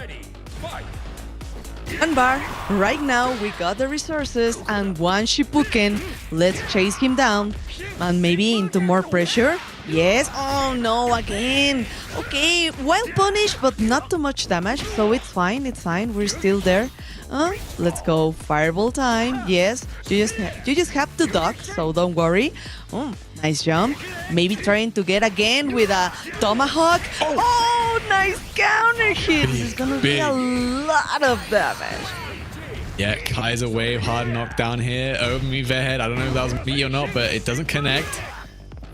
Big air. Last hit potentially for Nivek. Just needs to find it. One hit confirm into the super will do it. Even. Okay. Nice answer from Nivek. Well, answer, honestly. Whoa. Keeping that bar just in case, Lazarus. That is crazy. Nivek knocking out. Well, not knocking out. Knocking down into losers. ET. Well played. You can see H-Dope and K-Top there in the background. I mean, look, these two brothers both qualified for EWC. Nivek potentially joining them now. And yeah, I mean, look, those two brothers have been killing it right now. H-Dope especially at the mix-up beat, you know, many legendary players. Goichi, Mock, Kindevu, Shadow X, all in these Game 5 like slobber knockers. And you got to think, Nivek's probably training with them every day. Every day he's training with these guys. And he's, you know, his level of play is definitely showing it. Indeed, because it's really refreshing to see a really good Krauser on screen. So this was a really great match, but okay, I'm looking at the Star GG right now, and maybe we are gonna watch maybe Lokov or Koopa. Oh no, I think Koopa is playing right now versus Pita. Ooh, okay. Oh, That'll be yes, good to see the match for that. I wonder who Koopa's playing, you know. Obviously, he was on Preacher like season 1, but the last time I saw him, he was playing Terry, which I was like, why we swap from Preacher in season 1 to Terry? Playing Preacher, and I think he was playing Rock one time because, of course, he has to explore all the good characters. So I'm not quite sure. Right now, Koopa, which is his maining right now, but for Lokov, we had he used to play Marco, and then he changed to Mr. Karate. Oh, so, I was gonna say you know it's bad when Lokov changed from Marco, man. That's yes. A sad day. That is a sad day. He was like the Marco for the longest time, the strongest soldier. He had to don the mask himself. Oof. Okay. Well. We'll be getting Lokov versus HSN. Player from Cameroon, I believe, who has been doing very well in Europe as well. Got top 8 at Hessen Crash, top 8 at the mix-up as well. And yeah, in general, has been pretty strong. I think did qualify for ENC, I believe, for his region. And I think this will be a tough challenge, though. Lokov definitely one of the best players coming out of Mexico, so can be difficult for anyone on the other side of his seat. That's true. And here in Mexico, I know the Sandia Nation is right now cheering for Lokov because no se me saquen de onda, chicos. Lokov is on the screen right now. He's very popular in the community. Everyone loves Lokov. So we have the Sandia Nation. So I think everyone would be really hyped for this match, Lazarus. Yeah, it should be interesting. I think HSN plays Rock, so you're finally gonna get your wish, Hasta. We're gonna see a Rock on stream, I think. A Rock. Gonna be up against Mr. Karate, which I think Rock can do quite okay versus Mr. Karate. I think his EX Fireball does quite a lot of work in the neutral, and yeah, we'll have to see. How HSN wants to play it. DPs, Fireball, the crack counter. So yeah, of course, Rock has really good options. He's a really fast character, but obviously this is just was like the button check, but not quite sure. Oh, hold up. They're Ronaldo. I might have paid you guys. Okay, this might be interesting. If he does pick Cristiano Ronaldo, I mean, we saw a lot of Cristiano Ronaldos succeed pretty well with him, like in Europe as well, Sakon, but of course Kula and Neku already qualified. And this character is super scary. I don't know how he does up against Mr. Karate, but once he gets going, like his far ray is a very unique tool that is not like other characters' far ray, right? It's a bit slower, but if you can space it, you can be super plus. And it can also be super plus on hit and convert into really big damage, which is, I don't think any other character can really do that. And it will be Mr. Karate. Oh yeah, because I think Ronaldo is like the king of the frame trap, so be careful. And one of the best fireballs in the game too, as you can see, trying to get in with Mr. Karate, but still getting here a lot of fireballs, but nice Shipuken to skip the neutral. Yeah. Oh, on the early jump C as well. Gonna get the big headbutt. Maybe, you know, you're playing Ronaldo, it's the World Cup buff. Like, maybe... Oh, look at that damage, by the way. Holy moly. This guy. Yeah, it definitely looks like he's doing more damage. I don't know about you. Oh yeah, Ronaldo has the damage. Oh, nice answer with that red blow. Be careful trying to look for some entrance with the crouching B, but let's go! Let's go for the overheat. Yes, chip damage on the table, and that's it for this round.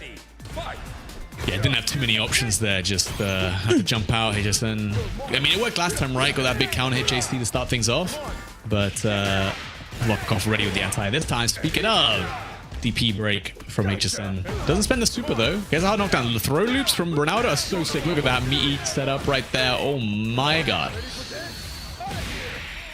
Oh, Jesus. Okay, we're in SPG zone. At any time, we can see our red blow. Okay, let's go. Hard knockdown and ora. Because we want to get maybe the rev meter a little more for HSN. No super? Oh my, no that could have been the super. round. I mean, he could have punished the... oh, he charged it up. There we go. That's an easy punish though. Okay, Lockoff trying to go for many. Oh, Shokoken trying to punish the fireballs for Ronaldo, but I think it wasn't fast enough. Oh, be careful, please. You know the frame traps are coming. Oh, nice. Oh, good defense from That counter Lockoff, hit but be far careful. right. So scary, man. No, right? Oh. Okay. One more, please. Be careful. Yes. The crouching B again. And hard knockdown. And the close D. Oh, be careful with that jump. Counter hit. Yeah, guard counts, counter hit. Ryuga, gonna be tons of damage. Actually revving yourself up quite a bit here. Gonna go for that cheeky air reset. Into the overhead, nice blocks from HSN, who's in that, SPG. Hidden gear available, red blow available, goes wide, doesn't get wild punish though. Oh, big drop. Maybe thought he found the whip punish there. I'm not sure, but gonna get hit by the hidden gear here from Ronaldo. Free kick, 22 yards out. This is it. Hey, but what's going to happen right now? Because we got one bar shoo here for Lockoff. So, yes, the overhead. Oh, be careful not to press any more buttons. Oh, the side change. No, HSN didn't confirm. Baited. Yeah, he made a big read. Yeah, but he couldn't really punish from that range, so was worth the gamble. Or EX into the red blow. The overheat is there. You have to do really well if you're HSN here. And that will be the round for game number 1, going to Lockoff, finding the hit. Finally, to close it out. Finally, yeah. So really good patience here for Lockoff right now, getting the first point. So I think, yes, just thinking maybe I thought he was gonna change the character, but okay, Ronaldo has another chance. Nice just defense, yes, going straight into the Drago. Well punished with the DP. Yeah, clean anti-air. Lockoff, definitely once he missed that one anti-air, he's not missing another. Another one. Oh, yeah, sweep's gonna be a hard knockdown. Get a set up for a same side. Yeah, I got hit too. So I think this is not a really good position right now for Lockoff. Be careful. Oh, he's pressing the buttons. He's trying to make the challenge. Nice confirm. Yes. Okay. Oh, yes. big I'm punish. afraid there's going to be. We needed that punish, Lazarus. Yeah, good knowledge too, right? Obviously not many Try players gonna rock the Gene on block, but to know I think it's like -12 or something, so you can generally get really big punishes from it. Oh yeah, trying to make another read for the roll, but still this is the opportunity for HSN and the hard knockdown. We still need to build that bar again, but the crouching B, nice damage. Oh, let's go for the reset. Ora. Revving up that rev gauge, of course. Mr. Cry has that taunt that does rev you up if you let it rock. Nice little confirm. Okay, final round ready. Okay, The final round here for Lockoff and HSN. 1 bar for both of them, trying to go to get an entrance with the fireballs. But be careful with the jumps. Let's go for the slide. Oh, the throw take. The counter hit. He got it. Big counter hit off the shoulder, man. This is a scary position to be against Ronaldo. In the corner, he sets up this ball. What's the mix-up? Just gets hit, locked down by the triple overhead reset. DP Ryuga out of there. Another one just for good measure. Oh my god, I don't even know what happened there. The trade. Kind of unfortunate for HSN, but still with the life lead. Yeah, what a punish, Lazarus. He shoots, he scores. HSN with the Ronaldo, man. Great reactions, honestly, to make that one work. And really scary situation, right? You're just about to get revved up. If you're an overheat there against Mr. Karate, I think that's Lockoff favored there. So, you know, great stuff. Game number 3 now between these two. And, you know, HSN actually put up a hell of a fight. And I like it because both of them are so ready to try to punish the fireballs with the ignition. So, oh my god, let's go for the frame trap. You know it was coming. So, more damage, maybe. Okay, wild punish, but no, we couldn't convert. Yeah. 2C is a good anti, but it's hard to get any reward out of it unless you only hit the last hit. The second hit does mess up the combos. Let's see. It's a big jump. And the DP anti is that. Is that going to be enough to kill? Oh my god. Blink and you'll miss it.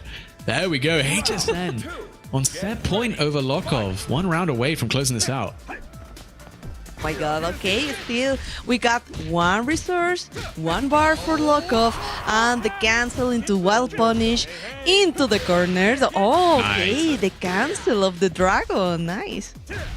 Yeah, what a bait, right? You stab the Drago, they want the cross up, get behind you, you feint, and you get the cross cut DP Lockoff with the execution. HSN in that SPG though can make anything happen. Oh the Drago Supremo. I like that. Nice hold from Lockoff. Didn't get tempted to do any of the follow-ups, and there we go. Final game, final round. Oh yeah. Between these two. Right now, I think Lockoff is waiting for the rev lows, right? So you have to be careful. You need to adjust to this. Oh, crouching B, but no bar, Lazarus. Yeah. Fortunately, if HSN, the dash up DP works. It's a great offensive option. Covers a lot of defensive techs. Big wild punish, though. HSN going to be able to cash out into the super. Gets a chance for some Oki here, though. This one going to send you a bit too far away for you to do much. Okay, don't press any button. Yeah, very wise from Lockoff, just jumping out of that pressure. Oh, okay, overhead. Oh, Shipuken. Oh, no, we're not gonna spend the bar right now. Too early. No super. Oh, okay. Really good poke from Lockoff. Oh. Breath blow, though. Hard knockdown, scary situation. HSN got the hidden gear available. He got the DP anti. Oh. Wait, HSN's still alive. No. This critical situation. Throw take, maybe cheap damage, but you know Ronaldo can punish with those 2 bars. Be careful to use the... Oh, gets a throw. So close to chip. HSN. Just 1 hit is all he needs. The jab from Lockoff, clutching it out. Very close set between these two. HSN can't be too upset about that. Looks a little frustrated, but I think that was a great set. And you're still in it on the loser side, of course. But wow, what a set. Yeah, I was not expecting that. HSN surprised me. I've only ever seen him play the Rock with the Ronaldo. It looked really crisp. Really crisp Ronaldo. And I think Lockoff was ready for the Ronaldo, actually, because of Neku and Kula. Of course, he plays a lot of tournaments online. So he gets to practice a lot with Kula and Neku. So I think it was very wise for Lockoff in that last moment just to play safer, wait, and just do the crouching jab. Not to do anything risky at all. So it was a really, really good match in this. Yeah, it was really close, honestly. I couldn't have called it until right at the end. Even though, you know, at some point Lockoff had a pretty big health advantage, but, you know, we know how the game goes. You're an SPG, 1 counter hit red blow, and, you know, you kind of won the set already. And yeah, I mean, that looked really good. Like you said, I think it really helps having such strong Ronaldo players. It's a very specialist character, right? We don't really see him very often. Yeah. He just said it looked like, I think when he got like the DP anti-turret at some point, maybe he wanted like the super and it didn't come out, but yeah, very unfortunate. But yeah, I think at least for now, that's going to be all the action for the pool 1, and we're going to be hopping into pool 2 just after this short 5-minute break. See you guys in a bit. Be right back. Play is in our DNA. Whenever we let it out, it becomes our superpower. Now imagine an entire city being built to supercharge it. Kadir City, powered by play. We were there. For every click, every clutch, every respawn. We were there for the years of grind. And we're here. Now. The proud founding partner of EWC. Powering the biggest event in gaming. Shoulder to shoulder with the world's best. Making history. Greatness deserves a stage. Lenovo Legion. Reach your impossible.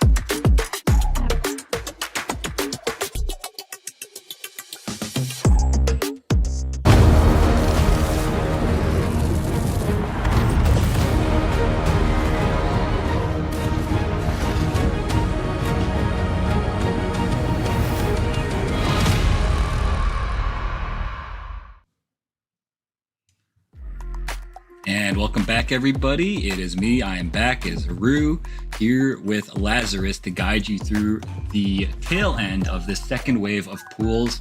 We've got, the competition is kind of whittled down a lot to a very, very strong field of competitors. It's been a great day of competition. Lazarus, how are you feeling, man? Yeah, I've been feeling good. We've been watching a lot of our European players do pretty well so far. And honestly, pretty much every game's been close.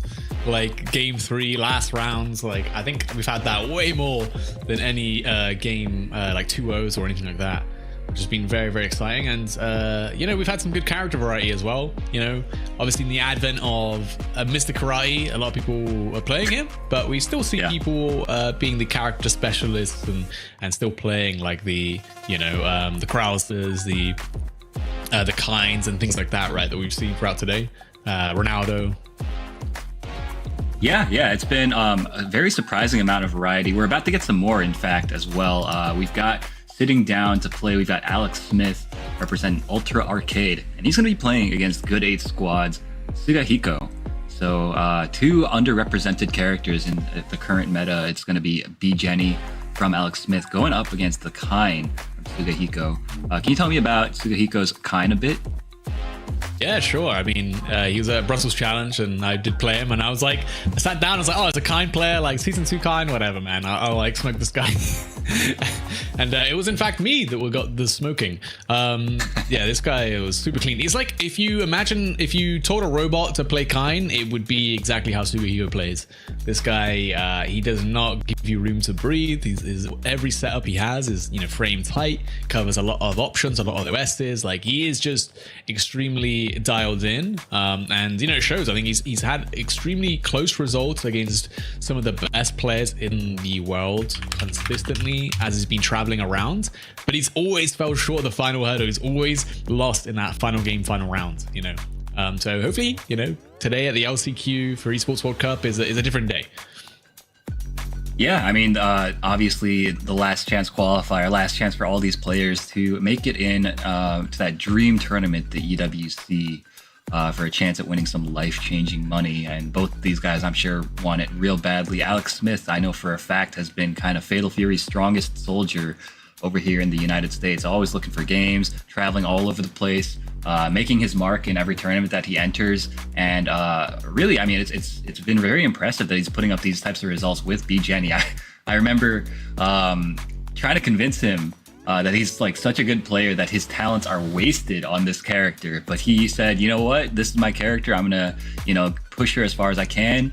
And I don't think I would have the same types of results on other characters. And you know what? He's putting up the results, so I can't even argue with him there. Yeah, fair enough. I mean, that's I mean, BJNA, a lost, it's almost like a lost relic. I don't think I've seen anyone play this character since maybe the first week of the game. But I think she's always been, at least when you play her, you don't realize why she's bad. She has really, really strong things. I mean, she has the 5. I think they might have slowed it down, but 6 frame close C into that fast C target combo, hit confirm is super clean, it's super nice. Her pressure, I believe it was a 5 frame close C, and it was very good at catching you jumping, things like that. The counter is a really high reward counter, kind of like Mr. Karate, right? It just doesn't beat 9 other options at the same time. And she has additional air mobility. She got the dive kick, the drill, things like that. There's so much going on with this character that you'd think she'd be decent, but I think her speed and then her buttons, her neutral pressure, kind of lets her down. Yeah, I think she's a very complete character on offense, but a little bit less complete than before, but she's still got a wide plethora of options that she has available to her. Defensively, her anti-air game is it's serviceable, but it's not super rewarding. And obviously she does have access to the best rev blow in the game, which does come into, it becomes a factor when she's put into that final SPG territory. So always something that you have to be aware of. Yeah, definitely. And Kind, obviously did lose a lot in season 2, gained some things, but yeah, ultimately, I think the big thing that's lacking for him is his damage is not where it used to be, right? So he needs to win a bit more interactions. We're gonna go dash, EX, splash, kick, Sugahiko. How does he do it? The movement is already just so clean, very different from most other Kind players. Yep. That air. Okay, lucky break here for Alex Smith. Nice flash kick out. Oh, okay. Great matchup knowledge. Weirdly for Sugohige knowing you can flash kick break there. Yeah, well, obviously, this is one of the better red blows defensively, right? That's the scary thing about GGNA. This red blow is incredibly fast. You have to be a bit more cautious on offense now. And the throw, oh my god, look at that, bro. Like, the micro dash throw from this guy is frame perfect. Exactly, yeah. Like, Sugohiko's been playing at a very fast pace. Actually, both of these guys are trying to kind of, like, overwhelm each other. But Sugohiko is demonstrating a lot of matchup familiarity, which I think is hard to come by, especially, you know, in the East Asia region. Nice! I love that, canceling into the counter, getting a huge combo. Look at his damage. Yep. Oh, yeah. Very nice stuff. Full damage on the table. Scary situation for Sugohiko. Gets slapped up in the corner. Can't go anywhere, though. Oh! Clutch tech. Still alive in SPG. Scary situation. Nice. Alex Smith dashing up throw. Keeping it nice and tight. Doesn't want to, you know, press into a red blow. Yeah, really great offense that time from Alex Smith. In the first round, Sugohiko was so ready to, you know, challenge everything with those flash kicks, anti-airing very well, reversaling very well. And let's see what he's got. He's got a hard knockdown here. He sets up the orb, gonna push her into it, force her to block. Caught her with the frame trap there. Yeah, towards the Panzer. Very, very strong still, obviously. Definitely, yeah. Okay, nice. Catch them. Alex Smith gonna get the hard knockdown, gonna build back some of that rev gauge, and put on some pressure. Nice tech though from Sugohiko. Oh my goodness! Oh my god, shimmy the soul out. Sugohiko caught tech in live 4K. Holy moly. Can you build enough super here? Oh, you do just about build it. Alex Smith with the clean combination, taking game one. Holy. That was a really exciting round. Good counter adjustment from Alex Smith, noticing that Sugohiko is a techer and preying on that habit of his. And now I think Sugohiko is going to be thinking about that a lot. We're going to see a lot more, I think, like delayed jump types of options, maybe backdashes more often, and that opens him up to B Jenny's really strong staggered pressure game. Damn, that back throw side swapped as well, kind of nice. Fortunately, Sugohiko fighting out of the corner, gets a throw for himself. Setting up the Schwarzer on. Oh, trying to let the orb do the dirty work, but doesn't quite activate in time. Okay, and this round is looking pretty bad for Alex Smith. Sugohiko taking the first round very convincingly. Oh my goodness, runs right into Farsi. Big button. Oh yeah. Oh, not that big, but it's good. Okay, little fake meaty into the throw. Stayed in front, caught him looking for a cross-up, I believe. Oh, the high dodge baited out by the red blow. Unfortunate 2B, 2C target combo. The Schwarzer rounders there to extend. And look at this damage. Oh my goodness, gets opened up by the frame trap. We're seeing Alex Smith, that's 2 times now that he's been opened up by the extended orb extension sequences. So I think he needs just a tiny bit more patience in those block strings, and I think he'll be able to defend himself a little bit better against Sugohiko's onslaught here. Yeah, you know, like the risk reward there when the orb's down is definitely not in your favor. You have to be a bit more patient, maybe choose some more mobility options in your backdash, don't get counter hit. Just even if you take the air tech, at least the next offensive situation doesn't have like the Schwarzer rounder there to extend. Ooh, Oh, the trade. Pickup. He's been getting a lot of mileage out of the short roll into wake up buttons. Very nice. Using the whip punish. Yeah, using the I think the upper body invincibility kind of saved him there. Oh my gosh, and a bait. Beautiful punish as well. This should be enough. Nice counter hit combo. Wow, the optimization from Alex Smith once again, man. The closely like counter hit into the re-jump with the break. So crazy. The damage potential super high. Never had to deal with Sugohiko in that final position SPG.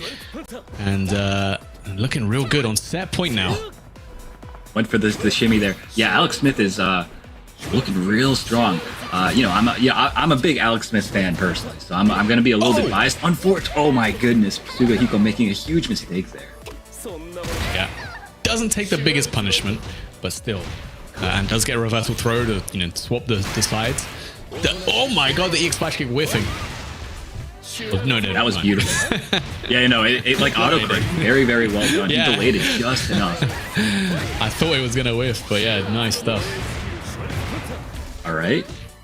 Hiko putting on the pressure. Guard cancel. Counter hit crumple. Drops the combo though. Unfortunate. Nice air to air as well from Sugahiko up the jump back. Now we're getting another final game, final round. How many times have we seen that today, Aru? Oh my goodness, I don't know. We're only going to keep seeing this too. All these guys are so hungry, playing their hearts out, leaving it all out on the line. This is the final chance. Schwarzer on the throw loops, man. This is so dangerous situation to be in. Oh, another throw. Scary. Okay. Okay, we're out. The bait! Oh my god, huge damage potential here. You're an SPG, Jesus. Do you spend He's gonna cash out. out. Spend the hidden gear now. Yeah, you're an overheat. That's gonna cool you right off. Look at the damage. And is gonna get that refund on the meter. Sugahiko though still has a lot of life to work with and final position SPG himself. But Lazarus, here's the thing. If he gets opened up by one good heavy normal, he dies. And this could be it, Lazarus. No way. The hyper defend guard cancel red blow. And it's enough. Alex Smith, you are insane. Crazy stuff. That was so clutch from Alex Smith. His defense was on another level. He really maximized every situation. Hell yeah. Good stuff, Alex, man. Wow. Yeah, well deserved. That hyper defense is not easy, right? Off the EX Schwarzer Panzer, like it's basically, I guess you can delay the flash kick like quite a lot there, right? So it might not be hyper defense timing. It might just be a guard cancel or things like that, or a just defend. Right. But making the big reads, and it pays off. Alex Smith with the Bijan name, man. Crazy. I think that's gonna be up against Cooler now for a chance at that top 16 winner side, which is it's a tough position to be in. But hey, if he's playing like that, I mean, I don't want to be Cooler right now. Oh, definitely. I mean, the way that Alex Smith was playing, he's very. I think it's really inspiring. I think the fact that he's taken a lot of like really like tough losses to like people that he should have beaten in tournaments. That's happened many times this season, and he's just like brushed it off. And look where he is now. He's in the LCQ. He's still in winner's side. He's about to play one of NA's greatest in Kula, and he definitely has a big shot at taking him down, I think. Yeah, I mean, definitely. I think it's a matchup that you're not going to see very often either. So, I mean, Ronaldo, a little bit more common, but BJNA, I mean, yeah, the combo at the end there to clutch it out, it was almost frame perfect to be able to kill there. It was so close. But yeah, well deserved. Unfortunate for Sugahiko, obviously. Also on the kind, doing Lord's work, of course. Yeah. But still in the tournament, still going to be on the loser side. I'd be surprised if he doesn't make it into that top 16. Yeah, I would also be pretty surprised, especially looking at this bracket path. I mean, assuming he wins this next one, he's going to have to play Adnan KOF next, which very, very volatile player, right? I was watching that match that you guys were commentating before. Very exciting player to watch, certainly. So that I love probably the phrase that exciting player. That is a great way to put it. Unpredictable player. But we have our next matchup getting ready. Lockoff versus Xiaochai. Which, I don't know. Lockoff, obviously we saw him on the Mr. Cry. You have a very close set versus HSN. Xiaochai on the other side. We, again, don't really see a lot of some of these Chinese players. So, but did beat XYZZY to be in this position where the winner makes it that top 16. So Xiao Tsai, he actually he went to Brussels this year, and he got 13th there, losing to Yunwoo, and can't see who the other one is, but losing to Yunwoo 2-1, that is there's no shame in that, right? I mean, Yunwoo is a serious player. He's already actually in the top 16 himself, so we know that Xiao Tsai, he is a serious competitor in his own right as well. But that's to say nothing of his opponent here in Lokov. I mean, what more can you say about Virtus Pro Lokov? He is one of NA's greatest. Very nice guy, like Haseo kept saying. He's a very popular player in that community, and in the United States community as well. He's been able to travel more. Oh, here we go. I swear they must have had some like Chinese Billy training camp, man. All these Chinese players playing Billy, and they're all super elite with him. I need to know what they were cooking. These guys, the Chinese players in particular, they are tier enthusiasts. One way to put them. So, no surprise to see, you know, a wealth of Billy experience, a wealth of karate now as well. Mr. Big as well. You're only going to see them play good characters. They used to all play like Hotar, remember those days?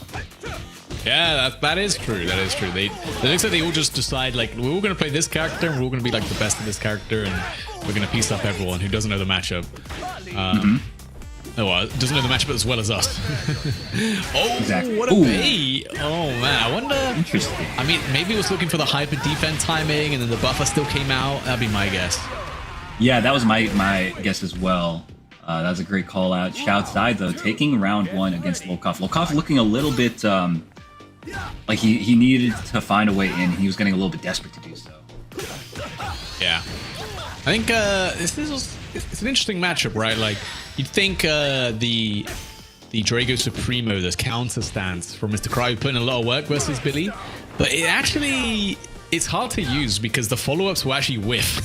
The follows will just whiff if you counter the fast C at like max range, right? But you have to try and approach instead. And, you know, Mr. Cry does have some great approach tools, has the, you know, EX Cadillac, and, you know, has a lot of other great tools, but it is still a little bit of a work, a little bit of a challenge. Yeah, definitely. Ooh, finds a big jump in outside, taking damage really for no reason there. And this is really dangerous. Nice air JD on the anti-air, and a great challenge using those lights and confirming into super. Yep. In SPG now, the EX Tatsu becomes way better when you can do the red blow at the end of it. Dashes up, gets a big counter hit. Shao Kokoken coming in. There's the red blow spaces. And another one. Oh, he's why just not? going in. Anything will do it. Wow. And the mash. Great red blows from Xiao Chai. Oh my god. And he just runs right into it. what a move, the EX Cadillac. Yeah, Tatsu's very good. I mean, look, he tries to warn you, right? Incoming, and you know, if you get hit, that's on you, man. Exactly, yeah. The problem with that move is that it also has quite a deceptively large vertical hitbox. So even if you think like, oh, I could neutral jump it and punish it, it is tough. It is actually, yeah, you have to time your jump to get anti by it. Right. Exactly. Lokov though looking really good. He's got shots high, going corner to corner. Something crazy about stance, unstance, dash up DP. But hey, that's the Mr. Karate way. Oh yeah. And Lokov was always he was always fairly comfortable taking those calculated risks. Okay. Gets the cross up. Shouts high, losing game 1 here. Lokov looking pretty good. Round 1. Get ready. Fight. Very clean stuff, actually. I think Zhao Kai didn't really anticipate, you know, Mr. Karate's, you know, obviously he's got the jump back D. The taco kick is really powerful. Having a big cross-up move like that makes it so much harder to anti someone who's crossing you up. Oh, definitely. Oh, no anti there from Shoutai. Doesn't get the air JD. Oh, yeah, I think Lokov like delayed that fireball quite a lot, to be fair. Probably messed up the timing. Yeah, definitely. Okay, finds the hit. Gonna go into a combo. Let's see if he spends a bar here. I feel like he should. Yeah. Yeah. It's too much damage. Hard knockdown's too valuable. Just need that one hit. The dash up 2B from Billy. Doesn't go into the super, actually. Just tries to reset. Maybe bait out a Draco Supremo, but it doesn't come. Classic. Oh, no. And once again, losing a round because he was caught flinching by the random Rev Cadillac kick. Katsu. Yeah, also frame trap from the jabs. Obviously, if you break it, it's going to be safe on block at -3. And then also you can just not break it, and then it's a bit of a mind game as well. Okay, I feel like Shoutsai, most of his damage comes from sticking out the lights to challenge Lokov's aggression. Yep. Don't want to be sticking out the lights against the EX Tatsu, though. That'll definitely get you with punish. Hey, dashing up, man. Bro, oh my Draco Supremo. 3 hits, no break, though. Yeah, it's a little surprising because Lokov clearly, he's like picking up on the fact that Xiao Sai, he's just like pressing lights defensively frequently. Big damage. And a chance to cool down for Xiao Kai, who has the offense now. Jumps out. The taco kick is going to land flesh. Now Lokov has a chance to move on the winner's slide with this combo. With the hidden gear available, that should be more than enough to kill, just to make sure. And Lokov taking a 2-0, a rare 2-0. Most games have been coming down to that game 3, but Lokov looked pretty dominant in this matchup. He did indeed. That was really a clean set from him. The first round of the first game, Lokov was looking a little tiny bit lost. Like, how do I approach this guy? He was getting checked a lot. But once he kind of figured out Xiao Sai's game plan, he really was able to deconstruct him and get in and really have his way whenever he wanted. So really well played from Lokov. Yeah, he definitely is making great use of Mr. Karate. You know, as much as we a bit sad that he's moved on from Marco to Mr. Karate, ultimately these are both karate masters, right? One way or another. He's still used to throwing out those EX Tatsus in the neutral. That's still the same Marco. That's still the same Mr. Karate to him. Agreed, yeah. And I feel like you see kind of shades of the same way that he plays, like, because he's really good at taking like risks at good times, places that you're not really used to, or you're not really looking for it to come out. And we saw, you know, the random Rev Cadillac kicks, they were counter hitting more often than not, especially in like clutch situations. And that says to me that he had a good read on Xiao Sai. But yeah, we've got our next match. Right. I think it's tough, right? I mean, EX Tatsu, technically you can hyper defend the second hit. That's probably like best way to like reliably punish it. But it, you know, that's a lot to ask. 2-frame window. People will get good at it eventually. I think it's just one of those things. Yeah, it'll take time, like everything else. But if there's anything that we've learned from watching these players for the past couple of years, it's that they will rise to the challenge, you know? Speaking of rising to the challenge, though, we've got our next match. They're getting ready, it seems. It's going to be Masao going up against Gumi. Oh. So this is Japan versus Mexico. Two very, very strong players. Both of them have had very impressive tournament runs throughout this season. But as you guys can tell, we're not able to qualify just yet. They're making their final push here at this LCQ. Yeah, I think be interesting to see. I saw Gummy Brussels Challenge. I think he was playing like Andy and Mr. Big at the time. Hard to judge what people have done and moving to since the advent of Mr. Karate, but should be good. Masao beating out Jack and Jack, who's one of France's strongest warriors in Fatal Fury, has a pretty mean Dong Huang. Oh, Dong Huang. Okay, interesting. Yeah, I would have liked to see that, but yeah. But he has a chance. He's still in the loser side. He's going to have to play against Xingchen next, and then the winner of that has to play against Adachikus. I'm not sure if you're familiar. No, I'm not, actually. Okay, well, he beat Punisher, who's a pretty strong competitor out of South Asia. I want to say Pakistan, if I'm not mistaken. Let me just double check here. Oh, no, he's actually Saudi Arabia, so Middle Eastern. That's looking like but yeah, anyways, pretty diabolical. Sugihiko is that in KOF as well. That'd be tough, but I think we get in on the other side of the pool, some close matchups. Obviously, Lokov beating out Xiao Kai, and then you got Peter versus Nivek. The winner will be up against Lokov there. Excited. Well, that's got to be a heartbreaker for you. You know, EU versus EU, but it is winter side at least. That was a grand finals of like our weekly tournament literally last week. So Peter did win. So we'll see what happens today. Nivek's been playing super clean though, so it's hard to say. I know if Peter wins, he'll get a chance for that run back against Lokov, which he desperately wants. And Gummy, I guess he is going to be sticking with the Andy, or I'm not sure who's who now right now. Yeah, we'll see in a moment. Next time somebody takes damage here, right? Yeah. So far, though, both these guys are playing very respectfully. Okay, we've got Masao on the Andy, it seems. Gumi on Big. Actually, the think the player name's cam the other and the way name around, is. so I think we are. Yeah. Yeah.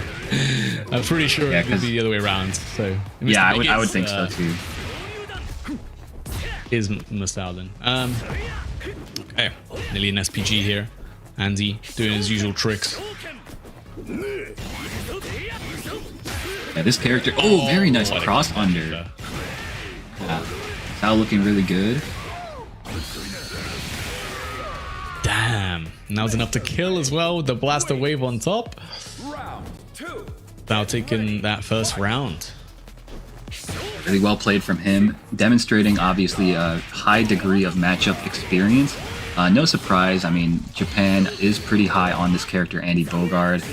Score obviously stands out as one of the, big representatives of that character early on too. Yeah. Just qualified for EWC as well at EVO. What a hyper defend on the final hit of the close feed. Clean stuff from Gumi coming through here. Goes for the overhead, but great block from Masao. Oh, but whiffs the air rev blow. This is going to do quite a bit of damage. Gumi does have 2 bars to work with, doesn't spend either of them, and he finds the hit anyway. Wake up command grab does get Masao killed. Round. Get ready. Fight. Yep. Dangerous stuff. Not sure who's going forward that one. I mean, once you roll right, you lose your throw involved, and you kind of have to do something special. You might gamble on like a tech or a throw or something. Alright, 1 round apiece. And the fireballs from Andy, man, they're super annoying, right? They cover this perfect spacing. They're a little bit a start up on them, but almost no recovery, right? It makes it really tough. Obviously, the selling point is they don't go full screen, but as an extended poke in the mid screen, like, it is tough to deal with for a lot of characters. Absolutely, yeah, and it makes sense to like this character in this matchup because of the fact that, the fireballs do help them contend with those gigantic Mr. Big pokes. Yeah. Gumi on last hit situation, and EX Demon Flip will do it. Air to air is clean. The reversal blast away from Asal. Fighting out right now of the corner. And Mr. Big in SPG is one of the scariest characters for sure. Tried to run away from the fast C, but you got nowhere to go, man. That fast C's gonna hit you from downtown. Oof. Runs up close. Caught him. Oh my god. Must have been mashing, I think. Got counter hit. Oh my gosh, he jumps. I don't think this hit. It does hit. Oh my god, Masao. Did the red blow? I'm sure he must have accidentally buffered it or something after the red blow was input. Gumi. Closing out that first game off that drop from Masao. I'm pretty sure he could have killed that right after that hit, so. Man, unfortunate. Get ready. Wow, okay. I'm curious to know whether he pressed the rev blow before or after the flash, because maybe he saw the flash and he was like, oh my gosh, I gotta help I gotta save myself, But yeah, it definitely looked after. It might be in a situation where he already pressed like a jump button and then he carried it into the red blow to try and do something, right? That would be maybe my guess, but tough to say. Yeah, Gumi taking that first round, man. Super clutch. Yeah. All right, and Masao getting a big hit there. Really needed that. Ooh, nice check on the dash up with the down C. Yeah, so it's a really good 2C, man. The range is deceptive, and it's quite quick to recover too. Absolutely. No anti-air, no. Oh! Just gets hit. Actually worked out for him. Yeah. I get it. Your opponent's not ready for you to just get hit by the jump in, so they're not even thinking about it. Ooh. Nice anti-air though from Masao, and he's got enough bar. He can really make this hurt, possibly even kill. Oh yeah, he just spends it all. Spends it all, actually. He wants to see the hidden gear. I guess so. I mean, it's a cool one. Can't lie. Just a nice close-up of Mr. Big's big bald head. Yeah. You know what that says to me? That says that they didn't want to animate, the player on the ground getting electrocuted. Might be a bit brutal. Yeah, maybe. I like it. Different POV. Like POV, you're getting jumped in Southtown. For sure. Nice pressure sequence though from Gumi. Yep. Try to get a close C, but fast C. It's still pretty good. One of the best things about Andy is definitely that fast C. Honestly, his ground buttons are all super clean, super nice. Yeah. Far D has great use as well. 2C to check the forward approach. That's what's so funny about this character is the fact that he does have like decent, like serviceable neutral tools, but he's also built to just like completely ignore neutral if he so chooses. Yep. Oh, speaking of, oh my, wake up, red blow gets baited the other way. Just as you're saying, Aru, that EX teleport. Yeah, no more neutral for me, thanks. I've had enough. I'm full. Right on cue. Any players all want one thing, and it's disgusting. Yeah, it's like a bar that fills up above their heads, and like once it's full, it's like I have to do it. Yeah, it's the frustration meter. Yeah. Oh, catching the backdash again. Fasty. No one does it like Mr. Big, man. No one does it like Mr. Big. That Fasty, so good. Absolutely, yeah. Okay. Nice. Big conversion for Gumi, I think, off of the down C. Gonna get a hard knockdown. Gonna get some of his rev bar back as well. Yep. Little patience. Doesn't want to get reversaled like last time.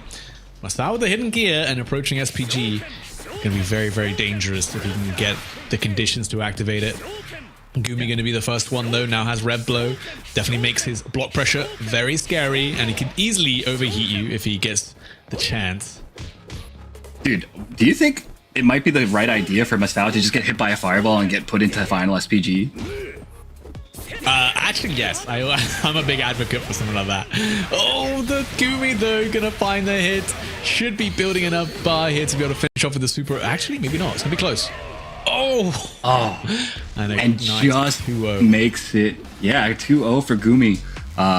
Making quick work, really, of Masao. Masao, one of the guys that you really expect to make it super far. He still has a chance, of course, from the loser side, but the loser side does, put some more pressure on you mentally, knowing that your next loss, you will be out, and also adds more matches for you to have to play against other similarly strong players. So, not a place you want to be.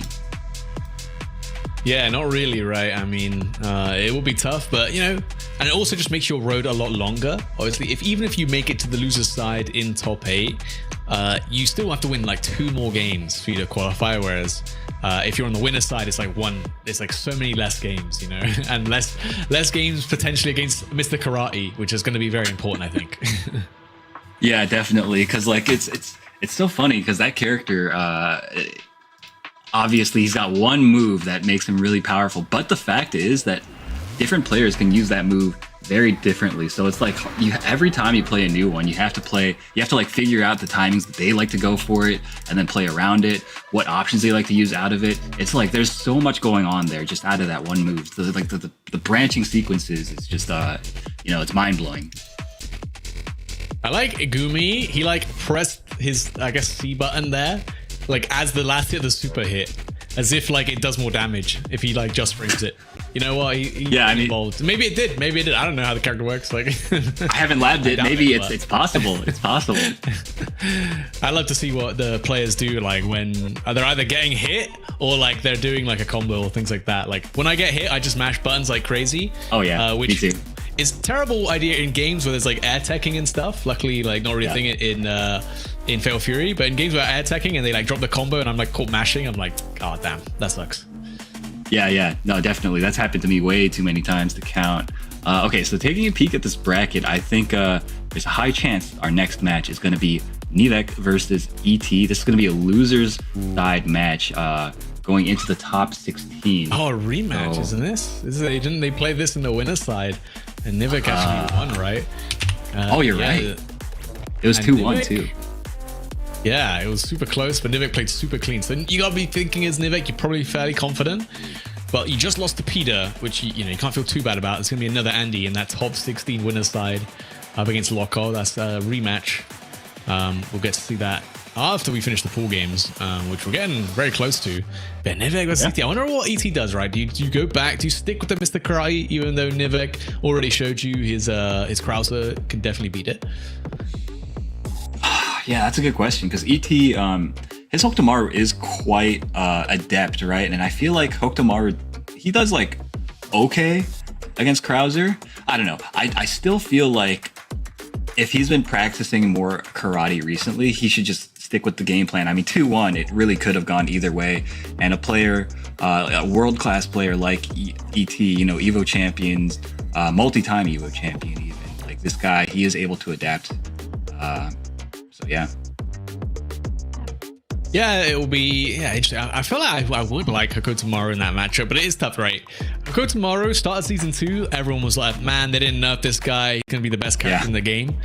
Nothing changes. And then 2 months later, no one plays the character. I don't know why. I mean, I know why, but it's an interesting phenomenon, right? It's like you'd expect this character to continue his dominance, but I think the meta kind of evolved a bit where Oki's a little bit harder to come by, right? And things like this. And his reward off of hitting you is substantially lower, even though his neutral game is like unprecedented because of his double jump.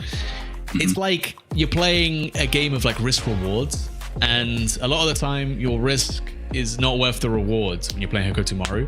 I think against Krauser, you're gonna feel that. You're gonna feel that way more when every touch he's doing to you is like half your health, and then your touches are like, well, I got a frame trap with my lights, and then now I do Q Hadan, and then like I do like 20%, you know. But it won't be the rematch. Right. Nivek versus Mr. Karate on ET. Yeah, drops the combo off the wild punish. But ET finds another hit anyway. Gonna get a soft knockdown here. Tries to chase the roll, but lets him roll out of the corner. A bit unfortunate for ET. And now it's Nivek's turn to put on the aggression. Never mind. Draco Supremo, baby. On the frame trap situation. Can be scary, right? Especially on a character with the command grab, but we saw Nivek doesn't like the command grab. He doesn't really go for it. Understands right in your face. Cross up, JC. That's the power of that big cross up move. Sir. Damage, holy moly. To the corner you go. Oh my goodness, he is just... Nice block. Oh my, clean stuff from Nivek. Can't quite finish it off though. And does get the jab at the end of the first round, going the way to Nivek. Very nice. Could have gone either way. See what adjustments come out from both these players. Wait a minute, drops the combo. Yeah, I wanted like the soft reset, but didn't really pay off. Trying to bait. He was trying to play around something there, but ended up just like standing still a bit too long. And again, dude, these stances are not great from ET. He's gonna really need to take a look at the timings that he goes for it. Yep. Missed opportunity there for Nivek. Gets hit by the EX command throw from the Draco Supremo. 2 bars spent from ET, but he does close out the round before it got a little bit too scary with your opponent in SPG. That's right. Nivek, though, does enter this final round with 2 super bar. Oh my gosh. Too slow. Okay. No autocorrect DP from ET. Okay, luckily no big connection for Nivek there. ET charged up the fireball. It becomes a surprisingly good anti-air once it's charged up. Big opportunity here though for Nivek. Lots of damage. Yeah, Nivek, I think he's just like calling out the specific timings that ET goes for those crazy ignorant options like the random rev Cadillac, like the stance. Oh, not that time though. Gonna get hurt pretty badly for this one. Yep. Going to be put into SPG though, and no hard knockdown unless you play the situation. The air is clean. The mash, the 2B works out into the hidden gear. Nivek, I think you're just about alive. It's going to be close though. Let's see. He explodes here. Looks like I've still Wow, that actually killed, man. ET going to be taking the first game here, man. Holy. Get ready. Fight. That was a very clutch situation. I think so. It looked like Nivek was trying to call out like a Draco Supreme and waited out, and that's why he just ended up getting hit by the down Bs before. Oh my goodness! Wake up, counter, gonna do a ton of damage. Just did it. Yep. Especially when you get that clean hit counter right. You don't even have to spend very much rev because you get to just break the follow-up as opposed to having to rev cancel it. So it's so clean. Wakes up with a DP on what looked like a safe jump, to be honest, but it wasn't safe enough, I guess. Nice wake up jump. Kaiser wave. It's not enough though. Dude, he has the command grab. He has such a good read on when ET goes for those random neutral Draco Supremes. Wait, is he dead here? Nah, no way. Oh, the read on the throw. Nivek guessing right on so many of these situations, man. Scary situation. Should have been Nivek's round anyway, but the pixel of her life. ET almost made that sick comeback. JC, bang. Gonna be a ton of damage here. Yeah, catching the back of ET's neck with that one. Gets a big knockdown here. Tries to chase, but the back jump from ET and a great, huge fireball. Hey, hey. Damn, try to neutral jump the follow-up, but ET delays it a little bit. Smart stuff. As smart as you can get. Yeah, right. I was about to say. Nice. Baits it out. And with the wall hop. Very nice. Stylish, too. There's a zero frame. Yeah, clean stuff, Nivek. ET, though, does have 2 bars to work with here. Oh, and this, yeah, this should do it. That was kind of gas, actually. The 2B to low profile, the early JC, actually worked out. And that's that KOF DNA, bro. That's the... You better have clean jump-ins against a guy like this.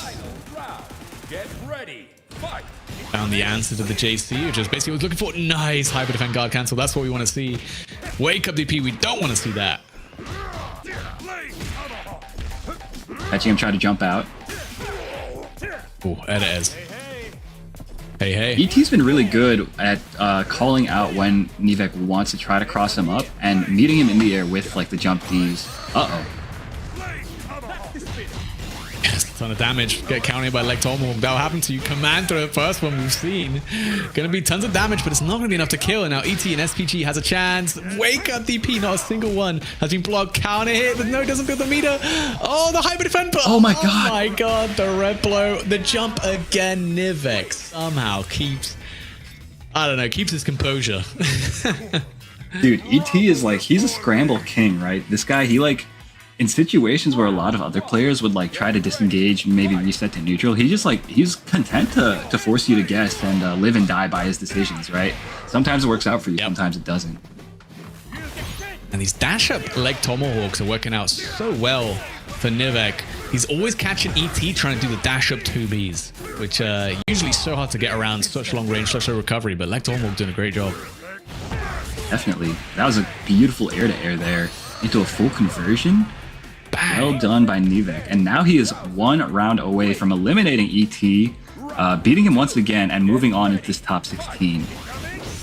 Yeah, can he do it again? That he's still clean with the hyper defense, man. He's still clean, gets hit. Big opportunity. Nivek gets the link into that 2C. Tons of damage. Gonna end in the Kaiser Claw for the hard knockdown. ET. Whoa, finally a bait on the reversal DP. And Nivek, you might just be able to kill. This is Krauser we're talking about. Gigantic Cyclone. Is it enough? Still alive. Oh my god. Uh-oh. I've seen this one too many times. Right? Like, remember his ET's miraculous evil run last year? This guy, you do not leave him alive. I'm scared. I'm so scared right now. Oh, I'm terrified. And yeah, Nivek doesn't have any bar either, so he's... Oh my gosh, wait a minute. Yo, Lazarus, are we seeing this? Are we seeing the same thing here? We might be. I think oh no. There's not much you can do to avoid the guard break, right? It's just gonna come. It, yeah. And then ET gonna be able to close out the round, bring us to a final game. Final round once again. Oh man, Nivek was so close. That combo didn't kill. There's nothing more he could have done. No more damage on the table there. He put everything he could into it and it wasn't enough. ET has that he has that X factor. Some of these players, they just want to win more than most people. You know what I mean? This guy, he just never gives up. He waited for it. Yeah, he's getting all the reads right now. ET coming in. Okay, the knee halberd coming through, the checks with the far B, and Nivek just trying to get out of here, man. DP is clean, gonna convert into tons of damage. Gonna put Nivek on an SPG, but you have to make it count. You have to do something if you're Nivek here. Maybe you can make a miraculous comeback. It's your chance. He gets the Kaiser wave on the counter hit. You are one Draco Supremo away from losing. That's right. Oh, that was so risky right there. And a huge anti-air. Is this going to be enough, Lazarus? It might not be. Oh, it is enough. Yes, yeah. Oh, builds the super just in time. And ET gonna get the run back versus Nivek in a close set that was decided by about 5 HP, about 5 points of health was the difference between Nivek winning and losing that set, man. Crazy stuff. Insane. Absolutely bonkers set. Really a treat to have been able to watch that and call that with you, Lazarus. Really, really great set between these guys. Yeah, I think that was almost the last set we have from the loser side, actually. I think that was actually. So we do have our We top got one more. 16 all decided now. Oh, is it one more? It looks you like are we right. still got Yeah, I missed this one. Alex Smith versus Adachiku's is going to be coming up. But yeah, look at that. Ooh. Damn. Yeah. ET got his run back. Can't fault that. These two had some of the best sets. And Nivek, you know, so close. Really, all that training's paid off. Would love to have seen him in that top 16. Obviously, unfortunately, he had to run into Peter on the winner's side. That's always going to be a tough matchup. When you know someone in your region has your number, and then he's your matchup for top 16, it's going to be hard. Yeah, definitely. Okay, so I'm hearing word actually that that was in fact the last match. So a good one to end on, honestly. Like I said, that was such like an exciting one. That means that our top 16 is decided. So let's just real quick. Okay, so actually, we'll be going to a break very soon. But before we go, real quick, I wanted to kind of point out some of the matchups that we have coming up. We got Aliun versus Sai on the winner's side, Kula versus Gumi, Bao versus DCQ, and Lokov versus Pita on the winners. Yeah, and then on the loser side, we've got Suguhiko did manage to make it through up against Yan. And then I think it's Aru. Not Aru. Arisu, that's it, yeah. Yep. Versus Xiao Tai in the loser side. ET versus Yan Wu. And then Freza will be up against whoever ends up winning this set between Alex Smith and Adachiku's. So, yeah, I mean, super close games that I'm sure we're going to get in the top 16, of course. Once we get into that top 8, that'll be best of 5 sets, first to 3s, where we're going to be seeing a lot more intense gameplay for sure. Agreed. All right, so don't go anywhere, guys. We will be back after a very short break to continue with this top 16.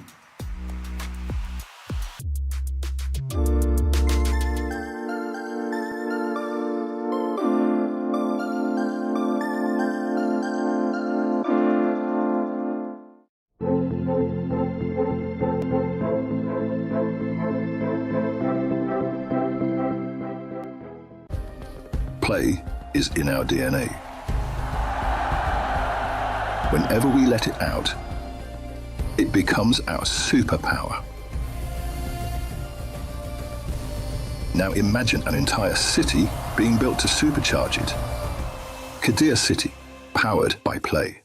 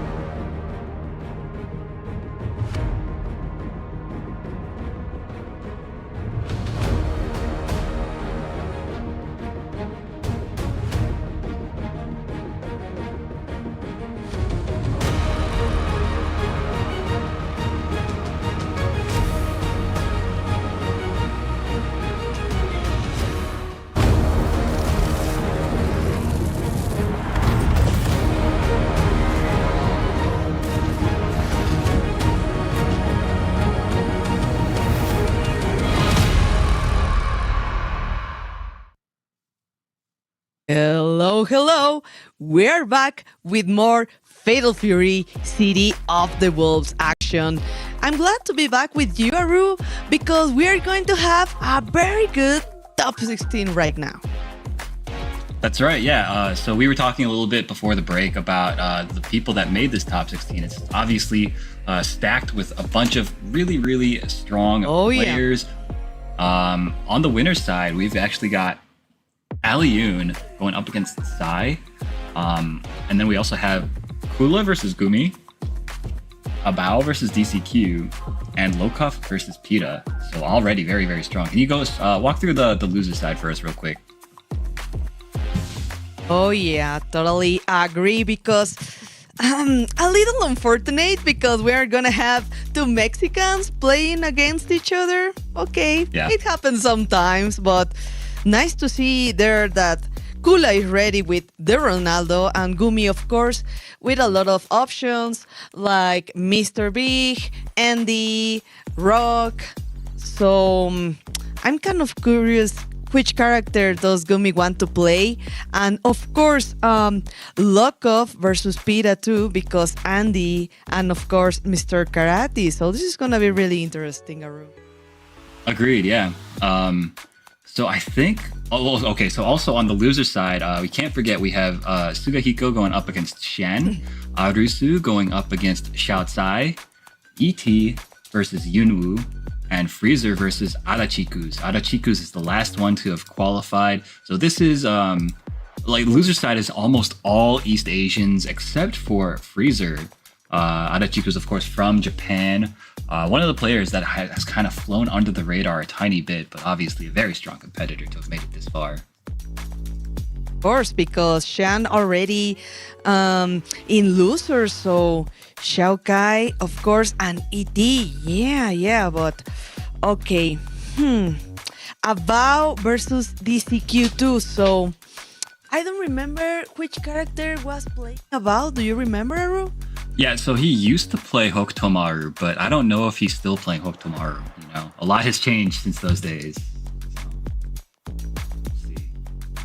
Well, that's true. Maybe we can see a Karate or Mr. Big, right? But yeah, I didn't want to say it, but yeah, you're right. Yes. You know it's coming. But let's go. We can see here the winner quarters final. We already said that Alioun and Sai, we're going to see this match. Maybe, no, I think we're going to watch first Kula and Gumi, right? Yeah, your favorite, the Mexico versus Mexico, most likely. Oh, it's actually going to be Abao versus DCQ first. Oh, Abao is what I'm hearing. Yeah, so it's going to be a Japan versus China affair. DCQ, we've already seen him a couple times, plays a very strong Mr. Big. Abao, no clue who he's going to bring to the table. Possible Hokutomaru appearance, but we'll see. Very interesting that we haven't seen like really a lot of Hokutomarus, you know. He was the popular character in season 1 with Hotaru and Kain. So I still think that Hokutomaru is a really good option, like overall against any character in the cast. So let's see which is going to be right now. Yeah, we'll see. I mean, that's the thing with Hokutomaru, right? Like his neutral hasn't changed like almost at all. It's just the fact that reward-wise, he's not quite as good. And Lazarus was making this point earlier when we were doing commentary together that, you know, you don't have to fear that much with Hokutomaru. Like at worst, you're going to get like frame trapped by a light and maybe take a little bit of damage. Maybe he'll convert into a super big whoop, you know, not that big of a deal anymore. In this current day and age, these characters are doing so much damage for so little resources. And on top of that, they also have their own like crazy unique gimmicks, like the Drago Supremo stance, you know, like Krauser with his like gigantic Kaiser waves. You know, there's all sorts of crazy stuff happening nowadays. Oh, I know. It's really hard to jump all the fireballs because of Mr. Karate and Krauser, of course. But okay, right now we're gonna figure out which character for Abao. And maybe we can see don't know. I was waiting for any moment to see a preacher maybe, but not. And rock, I haven't seen like a preacher or a rock, so I want to see which is the option for a bow. Yeah, I actually, now that you mention it, I don't think I've seen either of those characters either. And I've been paying attention to the stream basically this entire time. And if I haven't seen it either, then they probably just haven't appeared. I'm sure there's one in the bracket somewhere. I mean, we saw all sorts of crazy characters. We saw a T-Zoc, we saw some B Jenny. Oh, the T-Zoc, yeah. But there's actually a Donghon player, Hado Jakvinjak or something. But he never appeared on the stream, unfortunately. No, on the stream. There is a lot of variety. And because Super Grenya didn't make it, we couldn't see like a pre-chai specialist, right? So, okay, a little unfortunate, but okay, we still have options. We still have matches. So we are right now into top 16. So this is gonna be really explosive, Aru. Yeah, definitely. Again, like we still have no idea who Abao plays, but there is a chance that it's going to be the Hokutomaru into a Mr. Big. Oh, let's see. Oh, it's a Billy. Oh my god. Oh, really good option, okay, to fight versus Mr. Karate. Of course, the Billy and the counter hit too, because, oh my god, DCQ already is suffering a lot from this entrance. Agreed. Yeah, he's got DCQ on the ropes already. Oh. Both of these guys, of course, fighting with big sticks. Abao's, though, it reaches a little bit further. Oh, okay. The rep low, 1 bar. I don't think maybe DCQ will have the chance to use it in this round. So yeah, watch out for that rep low and the high dodge. And Abao was really ready in this situation. Yeah, great reactions from this guy.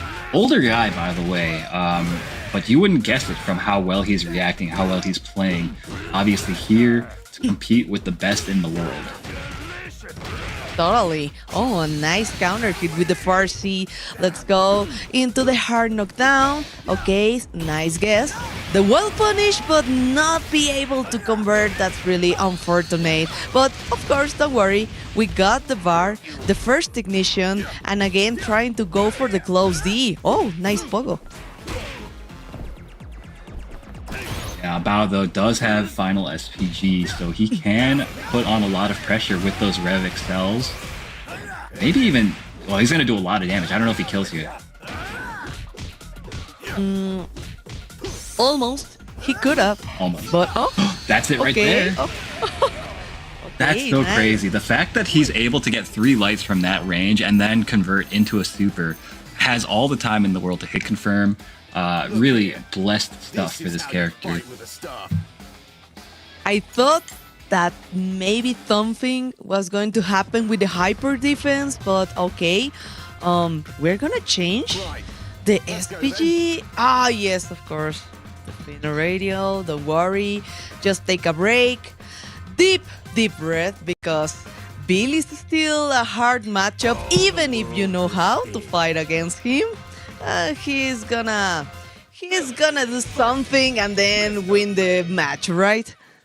Yeah, definitely. I mean, DCQ, I think the game plan for him is pretty simple. He needs to find the knockdown here, and then he needs to put some pressure on Billy. Billy, of course, doesn't have great wake-up reversal options, so if he can find that knockdown and run that game plan of his, I think he'll be looking pretty good. A nice way to interrupt with a counter hit. Just JDs, yes, but no more options. Let's go into the corner again. Oh, the heavy kick, just defense. Nice tours that Abao is doing right now, Aru. Definitely. All right, so we've got DCQ, finds the knockdown, but backdashes actually. Now he has to work his way back in.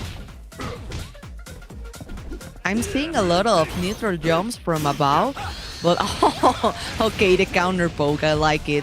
SPG in, be careful, yes. In any moment, the rep low, and I think this would be enough. Of course, Billy has the damage, has the conversion, and let's go to the next round. Yeah, well played from Abao. He's gonna be on set point here if he can manage to get this round. And that's a great start, finding the counter hit on the second hit of the Rekka. Oh, bullseye. Oh, the first hit. Oh, he tries to go for the command grab, right? Oh, okay. We have the bar. Let's suspend it and get into the SPG zone.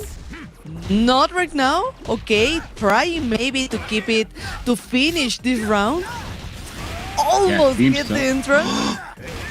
Wait a second, he messes up his hyper defend. This is gonna do so much damage. He builds the second bar. Yeah, this is actually over. About beautifully calculated from him, using every resource to its full potential and moving on 2-0 over DCQ into the top 8. Oh man, I love the Billy privilege. Of course, we have the conversions, we have the lights into a really good combo, but yeah, I think like from Hokutomaru to Billy, I think Billy's still like the best option from these two characters, but it kind of depends, because if you want to fight with Hokutomaru versus like Mr. Karate, it's still a really good option to double jump into the feint and wait for the Drago Supremo, right? That's a good point. Yeah, I mean, he's got some stuff that's useful kind of in any matchup, right? So if you're more comfortable on the Hokutomaru, I would recommend picking him into the Karate. But that Abao's Billy was looking quite competent. I think that if he plays against a Karate player, he's probably just going to pick the Billy. And I suspect he's just going to stay Billy the entire way, right? Totally agree. But let's see. We're going to have another great match on screen. Because, yeah, I think right now Kula and Gumi are prepared to be on a stream in this moment, Aru. That's right. So Kula finally making his appearance on the stream. We did see Gumi earlier. He was playing Andy. Yes. Against, it was Masao, and he beat Masao 2-0 in a very strong performance. So this guy obviously here to play, here to compete, here to make it as far as he can. But the same can be said for Kula, who is one of Mexico's greatest, both in this game and in the King of Fighters. Very, very legendary player in his own regard.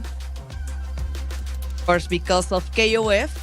But right now, looking very strong in Fatal Fury, using the Ronaldo. I think Kula was trying to switch between Mr. Karate and Ronaldo, but I still think like Ronaldo is very, very really good character for Kula, because he loves to do the DPs. He likes to mess with the opponent's mind. Like if he going to do another DP, maybe like the 5th time, and yeah, it works, Aru. Yeah, he's really good at getting under your skin, Kula. I think Ronaldo certainly fits him very well, and also just the fact that like he makes decisions really quickly, and Ronaldo is a character that puts you into these situations very frequently where you have to guess, is he going to frame trap me? Is he going to go for a throw? Is he going to try to steal a turn? And he's really good at cycling his different options and kind of maximizing his returns from all of them. So this should be a very good match between two very strong competitors from Mexico. Definitely, and with a lot of options, at least for Gumi. But remember, maybe we can see the Mr. Karate for Kula too. So I don't know. It depends. I know he actually he doesn't play a lot with Gumi in the online tournaments, because Gumi doesn't like to play a lot of online. But Kula is always practicing, is always ready, because he knows a lot of matchups. Oh, that's true. They play already in Blink Respawn. And Gumi was using Mr. Big. Oh, okay. So I wonder if he's going to go with the Mr. Big again. We did see the Andy earlier, but Gumi, of course, does have a lot of different characters that he plays at a very high level, so we'll see which one he chooses to bring out for this matchup. I think we're still currently trying to get the players situated, so bear with us here while we do that. I just wanted to also take a look at the rest of the bracket. Actually, Alioun just beat Sai 2-1. So Alioun is going to be in the winner's side of top 8 as well. And PETA beat your boy Lokov 2-0. PETA then is going to be on the winner's side of top 8. Oh my god, one of the strongest, Andy. I think it would be really worth. I think that would be a great opportunity if we can see Gumi versus PETA too, because of the Andy. But let's see. Yeah. Oh, okay. So in loser rounds, we're gonna have Lokov versus Shan. And Tai just waiting for his opponent because of Freezer and Adachikus. I'm afraid I'm not sure what does Adachikus plays actually. Yeah, I don't know either, unfortunately. And Xiaokai versus Arusu. Yep. Arusu. I can kind of read hiragana and katakana. But okay. I don't practice too much. Oh, well, yeah. It's on the screen right now. You have to dance. You have to promise that if Kula wants, you have to dance the Ay Kula, la gente reclama. You know you like that song, Aru. I love that song. Yeah, it's definitely a classic. Yeah, but yeah, obviously a very historic player. Kula is a lot of very funny stories about this guy. Gumi, though, of course, has been around for a long time as well. Gumi, I think, started in NRS, I believe, is when he became like very, very good and known. But now he's a very strong KOF player and also now a Fatal Fury player as well. So no surprise to see him competing at this high of a level. But Kula is not going to make it easy for him. Oh yeah, so Megumi. This is what we say in Mexico too when we see Gumi play. So I think they are ready, the handshake, and of course, Gumi, I think he prepared a lot for this situation because he knows there was an option that maybe he was gonna play versus Kula. So he remembers Bling Respawn, and actually Kula won that tournament, Daru. That's right, yeah, I remember. Do you think... Oh, okay, interesting. Do you think Gumi plays against Neku very often? Not too much, honestly. So let's see if we are prepared for the Ronaldo matchup because all of the fireballs. But I think Gumi right now finds an entrance. Be careful, this is too early for these DPs. Yeah, definitely. But Kula, of course, that's kind of the hallmark of his play. He's just not afraid. He trusts in his decision making, and I think that's a really strong quality for a player to have. And almost ready for the SPG zone for both of them. So be careful. We can. Gumi's almost overheated. A really good Reblo. Yeah. Oh my God, the crouching C. Beautifully done from Gumi. And that'll do it, yes, going into the super, taking round 1. But that was very close. Kula kept it close the entire time, even though Gumi took a bit of an early lead. Oh yeah, be careful with the king of the frame traps. So let's go the counter hit. Okay, still a good situation for Gumi actually. So JD, but no DPs, no more follow-ups from Kula. Oh, another grab. Does he bait here? He doesn't bait. He goes for delayed mid. Finds the opening. Gonna build 1 bar here. I'm sure he spends it here, right? Yeah. Of course. And the hard knockdown. Time to get. Okay, Kula had the opportunity, but tries to go for a grab. Okay, I think we are not in the point of conditioning, but I think Kula tried hard read on that grab. Definitely, yeah. I think he became a little bit scared to go for the DPs, and as a result, Gumi, he just kept pressing the offense, and he just kept mixing him up. Kula needs to be the one to be in the driver's seat. So far, he hasn't been able to, though. Oh, what a trick. So I think the Appy is right now ready to respond with really good fireballs. Oh, but wait a moment. Okay, nice read on the roll. The close D, a cancel. Yes, a really good counter hit too there, Ragu. For sure. All right. Finds the hit though. Gonna do a fair bit of damage. Oh, actually goes into Rev Blows for the hard knockdown and builds a lot of bar. Still anyone's game. If Gumi finds a good clean hit here, he could kill. Not gonna be enough here, but one touch territory now. Oh, be careful with the cross up, the overhead. Yes. No, Kula didn't want to wait for all the pressure. He had to wait for all the Hokutomaru's pressure to end, but oh, nice, well punished.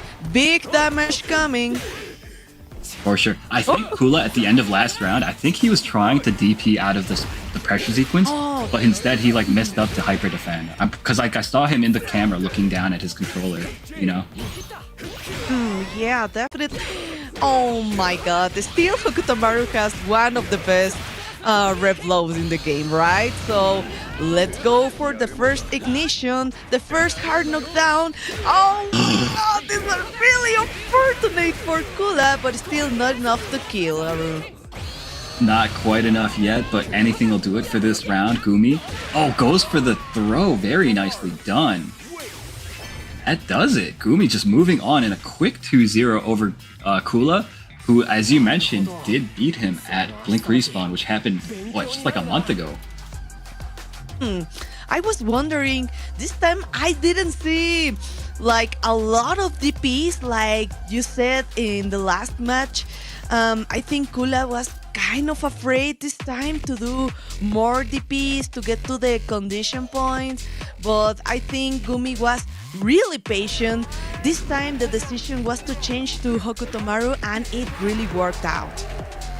It did, yeah. I think that, I mean, the way that he stuck so close to Kula and put on the offense, he kept like stealing turns with like the, you know, the Hokutomaru's like flipping move where he hits you and he's plus. He kept doing that a lot, going for a lot of throws. Really, he just didn't let Kula set up. Like, because really what's scary about Ronaldo is when he's like around like 3/4 full screen and he starts like, you know, doing the keepy uppies with the ball. That's when you have to be really scared, right? So as long as you're attacking him, you don't need to worry about that at all. Exactly. I was thinking the same thing. This time, Gumi tries to adapt because he wants to play aggressively first. Because if you let Kula have the moment to start the pressure, it's really, really hard to stop him. So yeah, I was thinking the same thing, Aru. All right, so that means that all of our winner's side top 8 is determined. So from the top, we've got Alioun and Gumi, and also we've got Abao and Pita. Meanwhile, we've actually got a bunch of loser side matches queued up. We're going to be streaming 2 of the loser side qualifying matches. The first one is most likely going to be Lokov versus Xian. 2 very explosive players, very reads-based players, very aggressive players. So this should be a very exciting matchup. And as well, I think we're going to be broadcasting Sai versus Freezer. But before that, we're going to have, as you guys can see on the screen, Lokov versus Xian first. Okay, so this is gonna be the Karate and the Gato, right? That's right, Karate versus Gato. So 2 very reads-based characters. I think that Karate has a bit of an edge in this matchup just because of the fact that Gato, he's a pretty like, he's a relatively honest character in the current meta. He still has to like walk up to you. He has to attack you. He doesn't have anything like super cheap. The fact, like his cheapest thing is the fact that he moves really quickly and his C normals are quite good. Definitely, that was what I'm gonna say because he has a really fast dash, so he can get really, really fast into your comfort zone. So you have to look out for both of them has command throw. So you have to be careful. You have to be ready to jump or maybe try to catch something there. So let's see. Lokov and Xian right now on the screen, and we're gonna wait for Kula, Junwoo, and Sai and Freezer. So we are ready, Aru. We're gonna start, of course, Mr. Karate versus Gato, and a little Drago. Don't worry, it wasn't the EX version. So, 50% of the rate meter right now for Shan. Yeah, he's using a lot already. And Lokov going to do a ton of damage here, but again, he's pretty close to overheating himself, so he cuts the combo a little short. Ooh. Counter hit.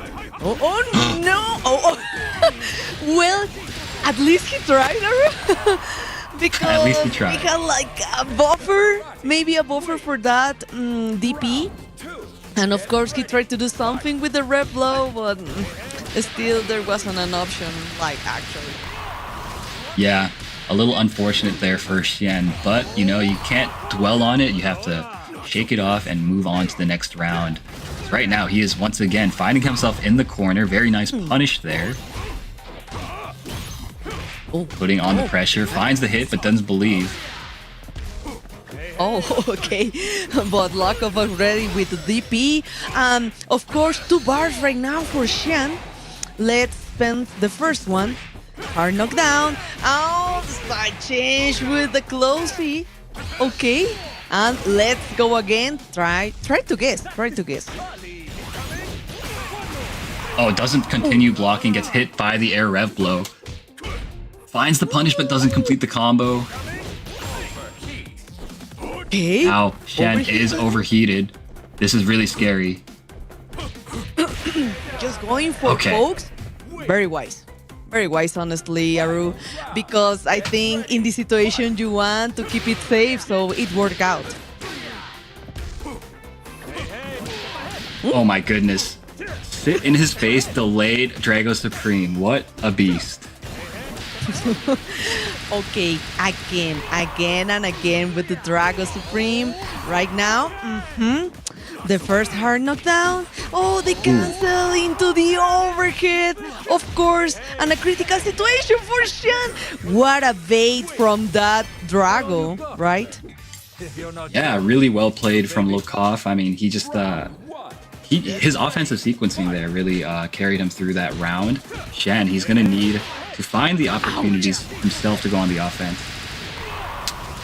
A nice wild punish. The round start. Oh, it really helps a lot for Lokov. Oh, okay.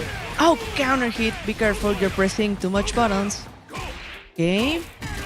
We got no bar, but still in a good position to keep the pressure going. But nice TP. Agreed. All right, let's see. He's gonna spend. Probably gonna use the bar here. Yeah. Yes, of course. Oh, nice. Oh my God.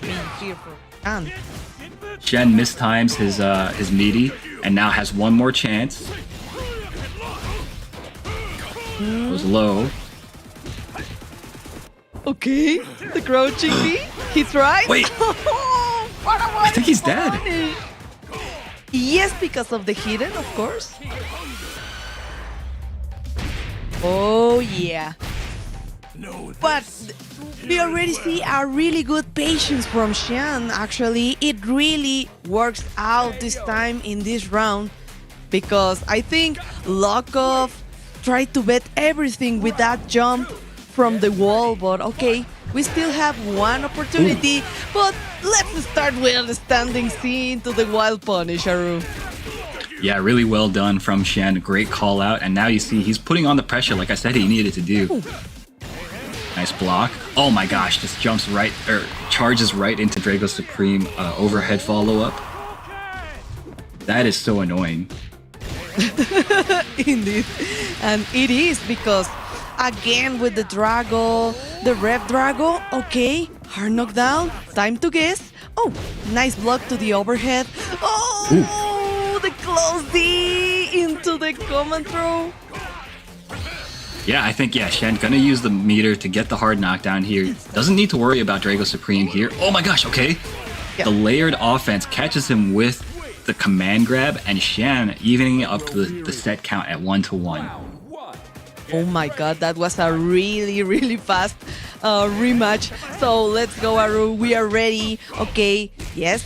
trying to do the checks, the necessary checks. Oh, nice counter hit. Just doing the lights. Be careful. He tried to go for the follow-up and gets the counter hit.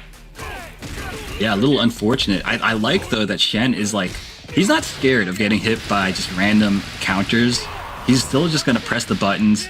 He doesn't seem deterred by it at all. And I think that you kind of need to approach this matchup that way. If you play scared the entire time, you're just going to die. Totally agree. Nice DP to get out of the pressure. Okay, wait, just wait, be patient. Be careful, Shan, because yeah, Lokov is waiting for the DP again. Nice anti-airs. Oh no, Ooh. but not the overheat right now. Yeah, a little unfortunate. Okay, nice punish from Lokov. That was really optimized. Using one hit of the light and then going straight into DP break. Beautifully done from him and taking the round. At least we have still 2 bars for Xian. The resources advantage, but okay, don't worry, we're gonna roll and ready for this. Oh, Shokoken! Oh no, what is happening, Aru? You know, just Mr. Karate things are happening. Okay, trying to fight his way back out. Wow, okay, catches Lokov trying to do something with the Rekka follow-up. And this is going to get him back some meter, but he's still quite close to overheating. Yeah, 70%. Oh. But we can do something in this. Yes, one more. I think that would be enough with that, of course, with that ignition. Yeah, a really good match for Lokov. And this is his opportunity to advance to the top 8, right? Yeah, it is. He is our first loser side qualifier for the top 8. So, of course, all of Mexico, I'm sure, is rejoicing for their boy, Lokov. And now, between him and Gumi, they've got 2 people in the top 8. Hula represents another chance for Mexico to make it. He's going to have to play against Yunwoo, who is obviously an incredibly strong player as well. We haven't seen Yunwoo on stream yet today, but there's a chance that we see him soon. Before that, though, we're going to have to see the result of the Psy versus Freezer matchup. I believe that's our next one to go on stream. Yeah. So once that's set up, we will have that on screen for you guys. But I also want to point out, if you're not following along with the bracket at home, DCQ and Xiao Tsai played, and Xiao Tsai actually won 2-0 against the DCQ. So he makes it into the top 8. Okay, Xiao still has an opportunity to be in the top 8. Really good. And remember, we still have the pending match with Kula versus Junwoo. So, okay, this is gonna be really interesting. But I don't remember, Aru, which character does Sai plays? Xiao Tsai, he plays Billy, if I'm not mistaken. I think Billy. We've seen him a couple times on stream already. I'm pretty sure it was on the screen already. And for Falcon Sai, you remember? Sai plays. He used to play Ken on stream. We saw him, I think, once or twice already tonight, and I think that it was Wolfgang Krauser from him. Oh, Krauser, yes. But that was against Mr. Karate. It might just be like a counter pick thing for him. I don't know for certain. Very, very good. I think we're having a really interesting top 8 right now. I think we have like a very good variety for the characters, because we are not seeing a lot of these Mr. Karates advancing actually to the top 8, right? Yeah, so far I think only Ali Yoon is a qualified Mr. Karate player. Everybody else, I mean, we got Gumi, who plays like a number of different characters. Abao plays Billy. Pita plays Andy. Xiao Tsai plays Billy. So, you know, not too surprising to see a bunch of Billies. But I think we still need to see more Mr. Biggs. He's like one of the favorite characters in Fatal Fury right now too. So, I think like maybe Freezer is thinking with his options And yeah, we see right now the handshake, so I think we are ready, Aru. I think so. So we got Sai versus Freezer. Both of these guys have been traveling all over the world to compete in Fatal Fury this year. It all comes down to this one matchup between the two of them. Who is going to qualify into this top 8 of the LCQ? Honestly, I have no idea who wins this, man. I mean, these guys are both like elite players, and they've both improved so much over the course of this season. Round 1.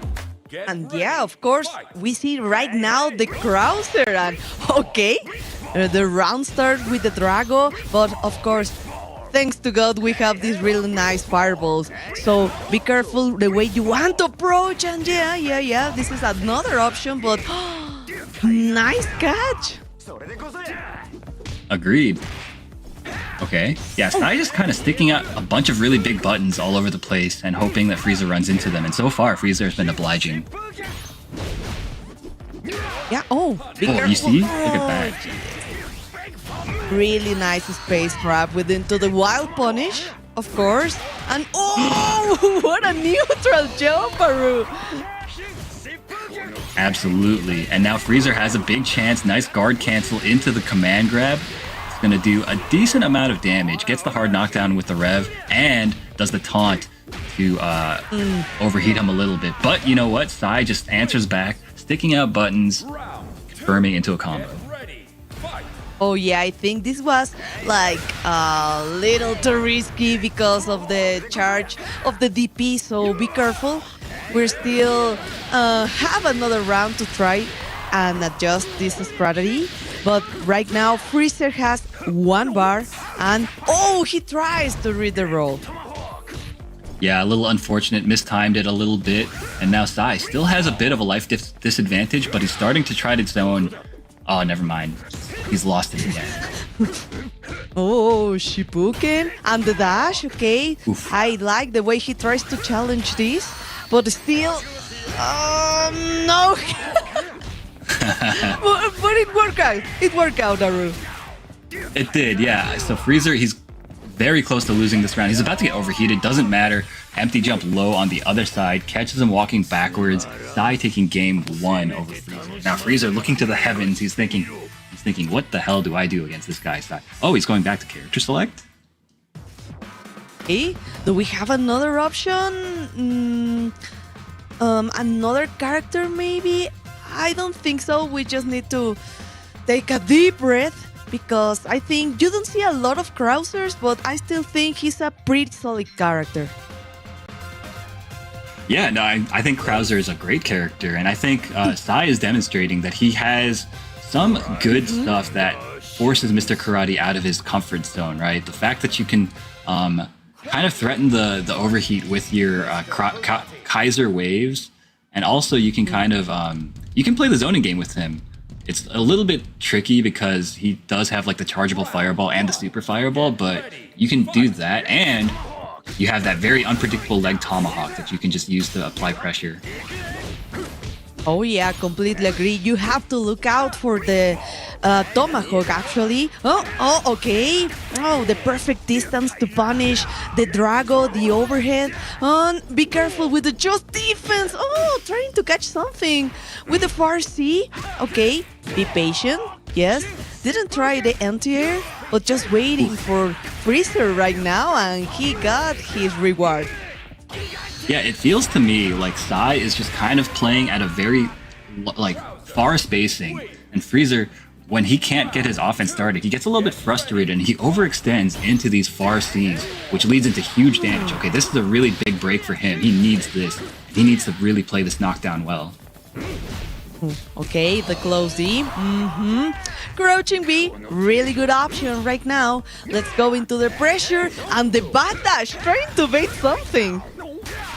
Oh my goodness, baits the throw there. Sai gonna do a ton of damage here. Goes into the gigantic tornado. Empty jump low. Yes. Empty jump, of course. Okay. he baited really good that rev low, but no punish this time. Okay, wild punish, but no convert. Be careful with the tomahawk. And right now, into the overhit. Nah, don't worry, we got already this option for Sai. And wow, I'm really surprised, Aru, because right now for the top 8, we really had good options for the characters, because right now we're going to see a Krauser. We are indeed, yeah. You see Freenel, congratulating his friend Sai. Sai, of course, such a nice guy. Can't help but root for him. But of course, the same could be said for Freezer as well. Freezer, an incredibly kind person. So you hate to see, the fact that either of them has to go home really sucks, but that's just how tournaments go, man. And look at Sai. He's overcome with emotion, man. He's so close. He can feel it. He's so close to qualifying for that EWC spot. Oh my God. He deserved it. He deserves it, honestly, because I don't think that too many players they have the option from Mr. Karate, Mr. Big, and using Krauser. Okay, we already said it. It's a really strong character, but if you have like other really good options, you don't see like this moment, right? So this was really good with the command grab, right? Agreed. Yeah, it was incredibly well played by him. Sai, he was so prepared for that matchup. He came in with like a very strict game plan, and I feel like Freezer, probably because of the fact that Karate is such a new character, he probably doesn't have as much matchup experience. He doesn't have the game plan against Krauser the same way that Sai did for him. So, a bit unfortunate. That's just the difference in preparation between these two players. I know. But, that's just the way it goes sometimes. I know, but this is another important moment right now because of the next match.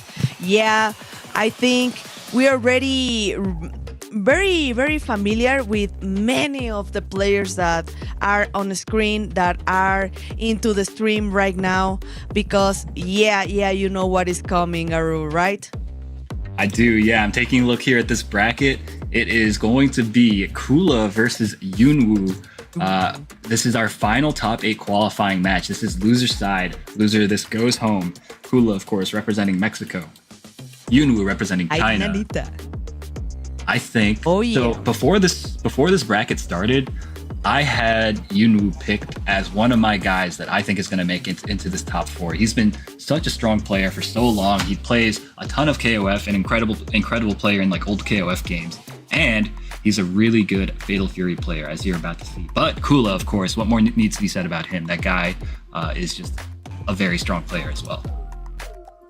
Yeah, the problem here is you have to be really patient playing versus Kula, because the TPs are coming, the frame traps, and this fireball that I think still one of the best fireballs in the game. I don't know what you think about that, Aru. Yeah, I think it's still one of the best ones for sure. It's pretty fast, right? And it leads to a lot of damage if it connects. So I think there's a case for that. Yeah, totally, for Ronaldo especially. So, yeah. I don't remember which character does Jungwoo uses. So he used to play Hotaru because he's Chinese, and all the Chinese players they picked Hotaru back in the day. Yeah. Right, but I don't know anymore. So we'll see in a moment here. I think like Jungwoo right now is thinking really hard about this, because this is the moment to qualify for the top 8, so you have to be really careful. Oh, of course, he already seen Kula play, right? So he knows he can play with the Ronaldo, or maybe in a moment in the tournament he changed to Mr. Karate. So he has really 2 strong options right now. So Jungwoo really needs to think hard about this. Yeah, agreed. I'm just trying to take a look here at the rest of this bracket to see who actually beat Yunwoo. When I figure that out, I will definitely let you know, because... Oh, okay, here we go. So Yunwoo actually lost 2-1 to Sai. So, no surprise. Yeah, Sai, obviously, very, very strong player. Awesome cross. So not too surprising. Yeah, definitely. I think right now they're at the bottom check. No, or I think Oh, yeah. Okay. Oh, they're just going in. Oh, and it is Hotaru. Oh, yes, yeah. We didn't change at all. We stayed with the Hotaru. Like, I think she still works in this game. She's like a really, really good character, but just not the most popular, right? Yeah, she's not the most popular. I think just the fact that she kind of got power crept by some of these new characters that they added in Season 2. It's hard for her to kind of keep up, but she's still a terrifying character, especially when you have neutral as good as Yunwoo. Definitely agree, but be careful with that wild punish. 1 bar for both of them. Oh my god. Hotaru is still so fast to try to chase the rolls. Agreed, yeah. Okay, nice usage of the super. Gets the hard knockdown. Is he blocking? He is. What? What? What happened to the... Okay, it didn't matter. It didn't matter at all. But no, that definitely mattered. You know what that means? That means he's nervous. That means he's super nervous. Exactly, because you had the punished opportunity. But okay. We're still in the first match, in the first round, so we can have really good opportunities, Aru. Oh, okay. Nice defense, nice patience right now from Jungwoo. Yeah, I mean, this guy, he's old. He's willing to play lame against people. Oh, nice air JDs. Okay, good crouching C, be careful. Counter hit. Okay, Tenshiso just in the perfect moment. Double grab. Oh, got hit by the whiffed light normal into heavy normal. That's the Ronaldo player classic. Kula taking round 1. And that is enough with that damage, of course. But still, 2 bars for Jungwoo. Okay, let's go. Just defense. Okay, the firewall wasn't active at all? Yeah, he just threaded the needle there. And that was the perfect usage of both the jump B for that extended horizontal range and the down C, again, for the extended horizontal range. Demonstrating complete mastery of this character. Okay. Oh, nice counter hit. Yes, let's go for the first hard knockdown. Time to guess. Okay, nice. Nice trying with the cross up. Oh, another counter hit. Okay. Okay, something is happening with Kula, because I don't think like this is the usual Kula I see in every tournament, Naru. He looks a little rattled, right? Like, he doesn't look as confident in his decision. Okay, here we go. This is what we need to see. Kula needs to get these opportunities and make them count. Every time we see a lot of counter hits from Jungwoo, not even scared from the frame trap, so... Okay, nice trade. Oh, just like defend. What? You knew he's like staying out of the range of like the far A, the far... Oh yeah, you see, as soon as he's in range of that type of situation, that's when he's gonna take the most damage. So he's trying to avoid it as much as possible. Oh, and just like that, Kula taking the next round. He pressed, Jungwoo pressed the button with that close D, so you have to be careful. And oh, nice slide. Yes, we're gonna see the first TP. So Jungwoo needs to think if he's going to still try to do the challenge. Some fireballs here, waiting. Kula making the perfect moment to cool down a little bit his rev meter, but here goes with the punish. And try to guess. Oh, nice. Mashing the buttons, the necessary buttons. Yeah, you see this? Yunu, as soon as Kula is in his face doing that Ronaldo frame trap sequences, that's when he's taking a ton of damage. Look at all of this damage. Okay, I think right now, if he's not careful with the rev, with the rev guard, what? Okay, we can use a hidden. Command grab? Command grab? No super, no hidden. He's trying to go for the crouching beat. What a read, Aru. What a read. He was so ready. That was incredible. Yunwoo, he's demonstrating some young man reactions in that old man body. That was insane. Just knew exactly what Kula wanted. He wanted that chip. He was so thirsty for it. And Yunwoo was like, no, I'm not going to give it to you. Ay, Kula. This is the round. Final round. The moment. So let's go because we still have 2 bars for Kula right now. So, looking for a counter hit without a standing C. Going for a fireball. Just make the perfect entrance. Patient. And yes, maybe trying to look for a DP. Oh, nice, JD in the air. But no, not that DP, Aru. No, not like this. Kula fans everywhere, I'm sure, are furious. Oh my god. Okay, no high dodge.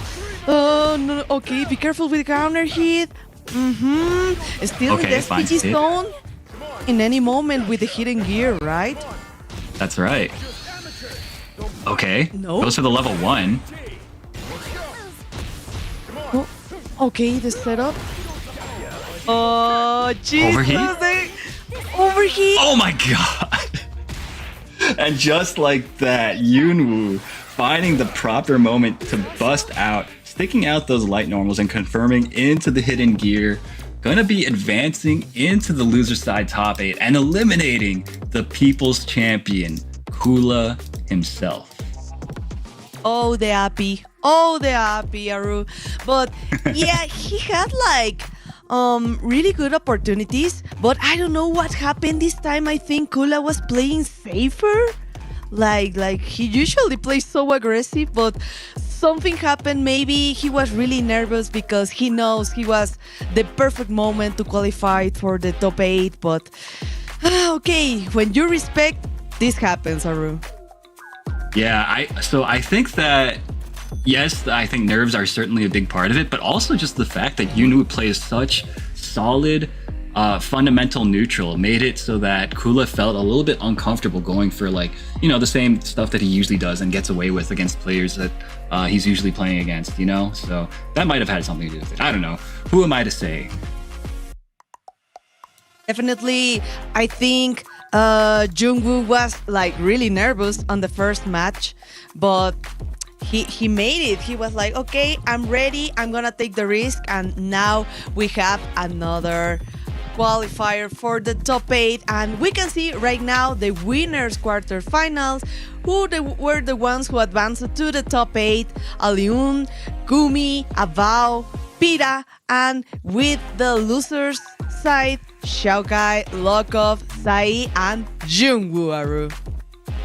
Yeah, incredible cast of players here for this top 8. And just as a reminder, now that we're in top 8 territory, every single match is a first to 3. Yes. So from here on out, it's going to be, you know, longer sets, more adaptation going back and forth between these players. So it should be a pretty good time. Oh yeah, and this is a pretty big opportunity too for Gumi, because I know he's been chasing this way to qualify. So I think maybe we can see the Pira versus Gumi. I don't know. This is gonna be pretty exciting, Aru.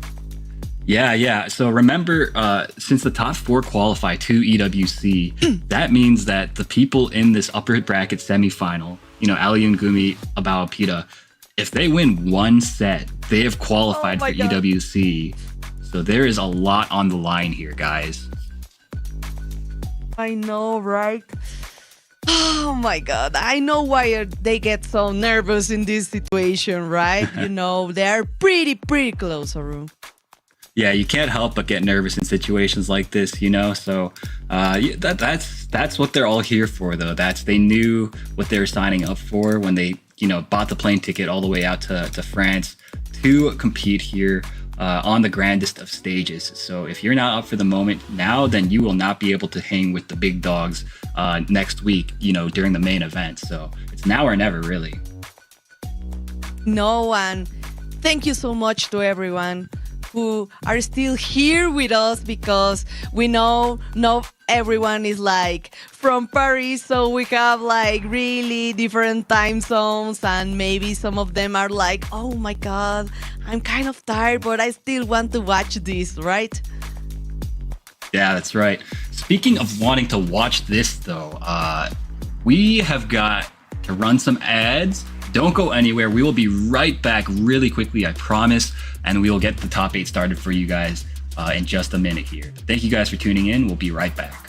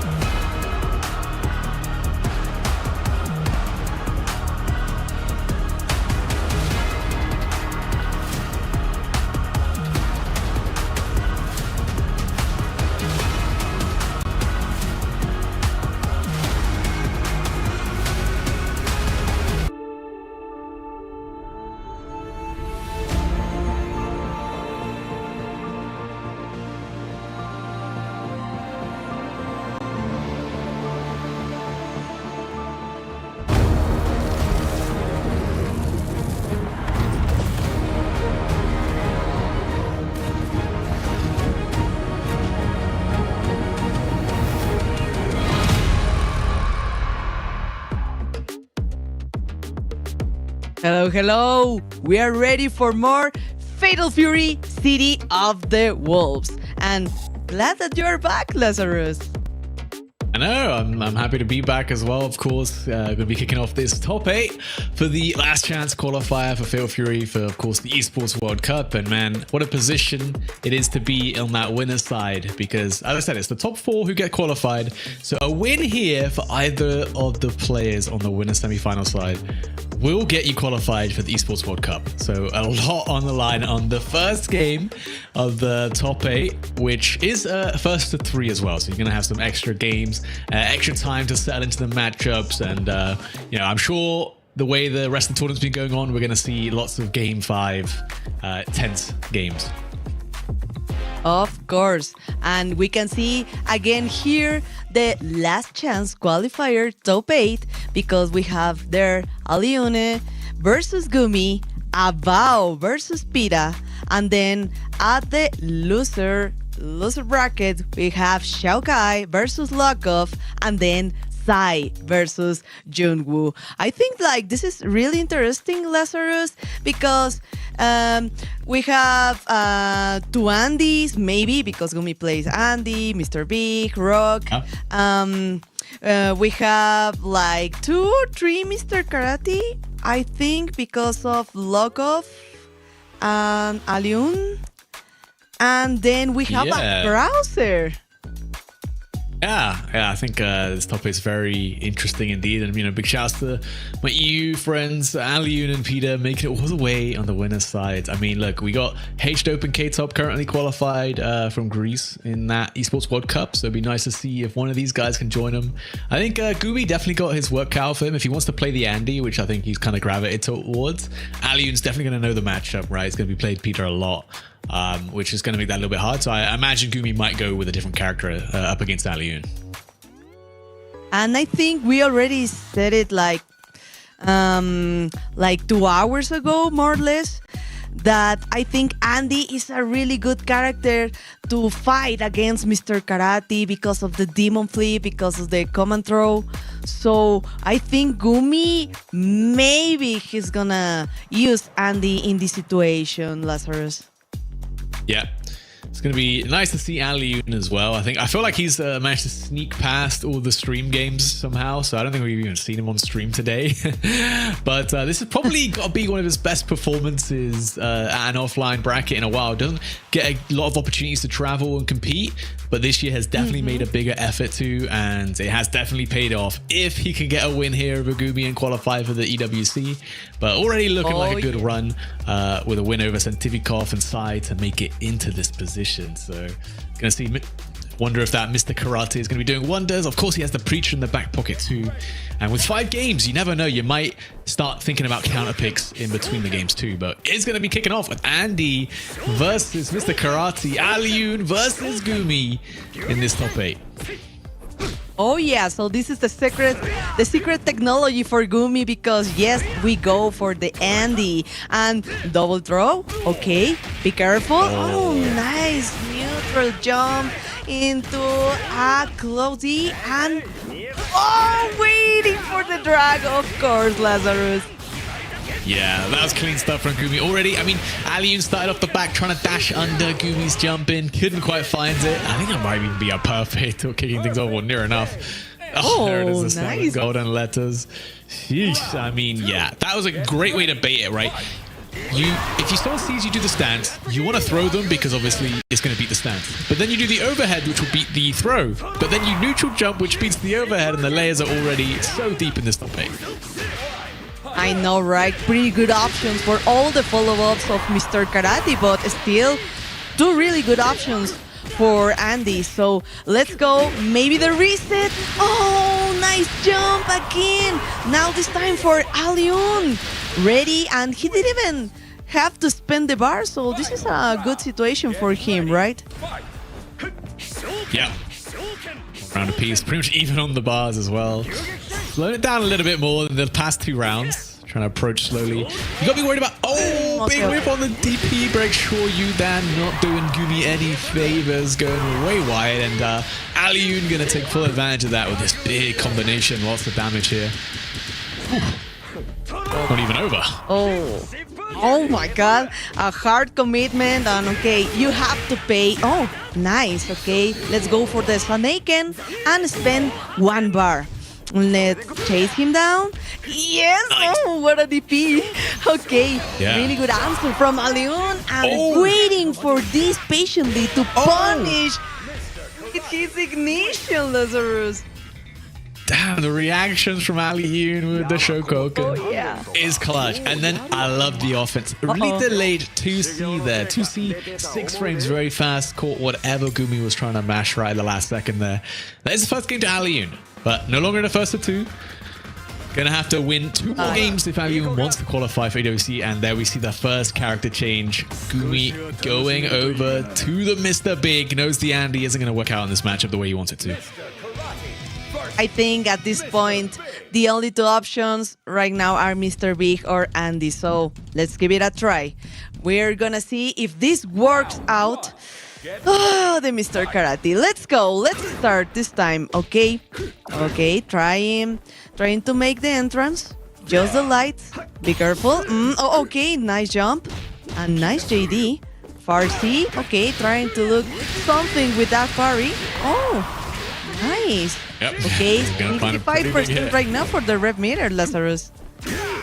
Yeah, but this is one of the things that makes, Mr. Karate so good is that his combos let him cool down his rev gauge so much.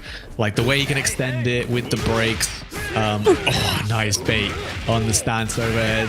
Gonna be cashing out tons of damage from Mr. Big. Definitely no short of that. Scary situation just outside of SPG. Gets hit on the backwards tech and then does get opened up by the lights again. The blaster wave, not enough, but very close. Okay.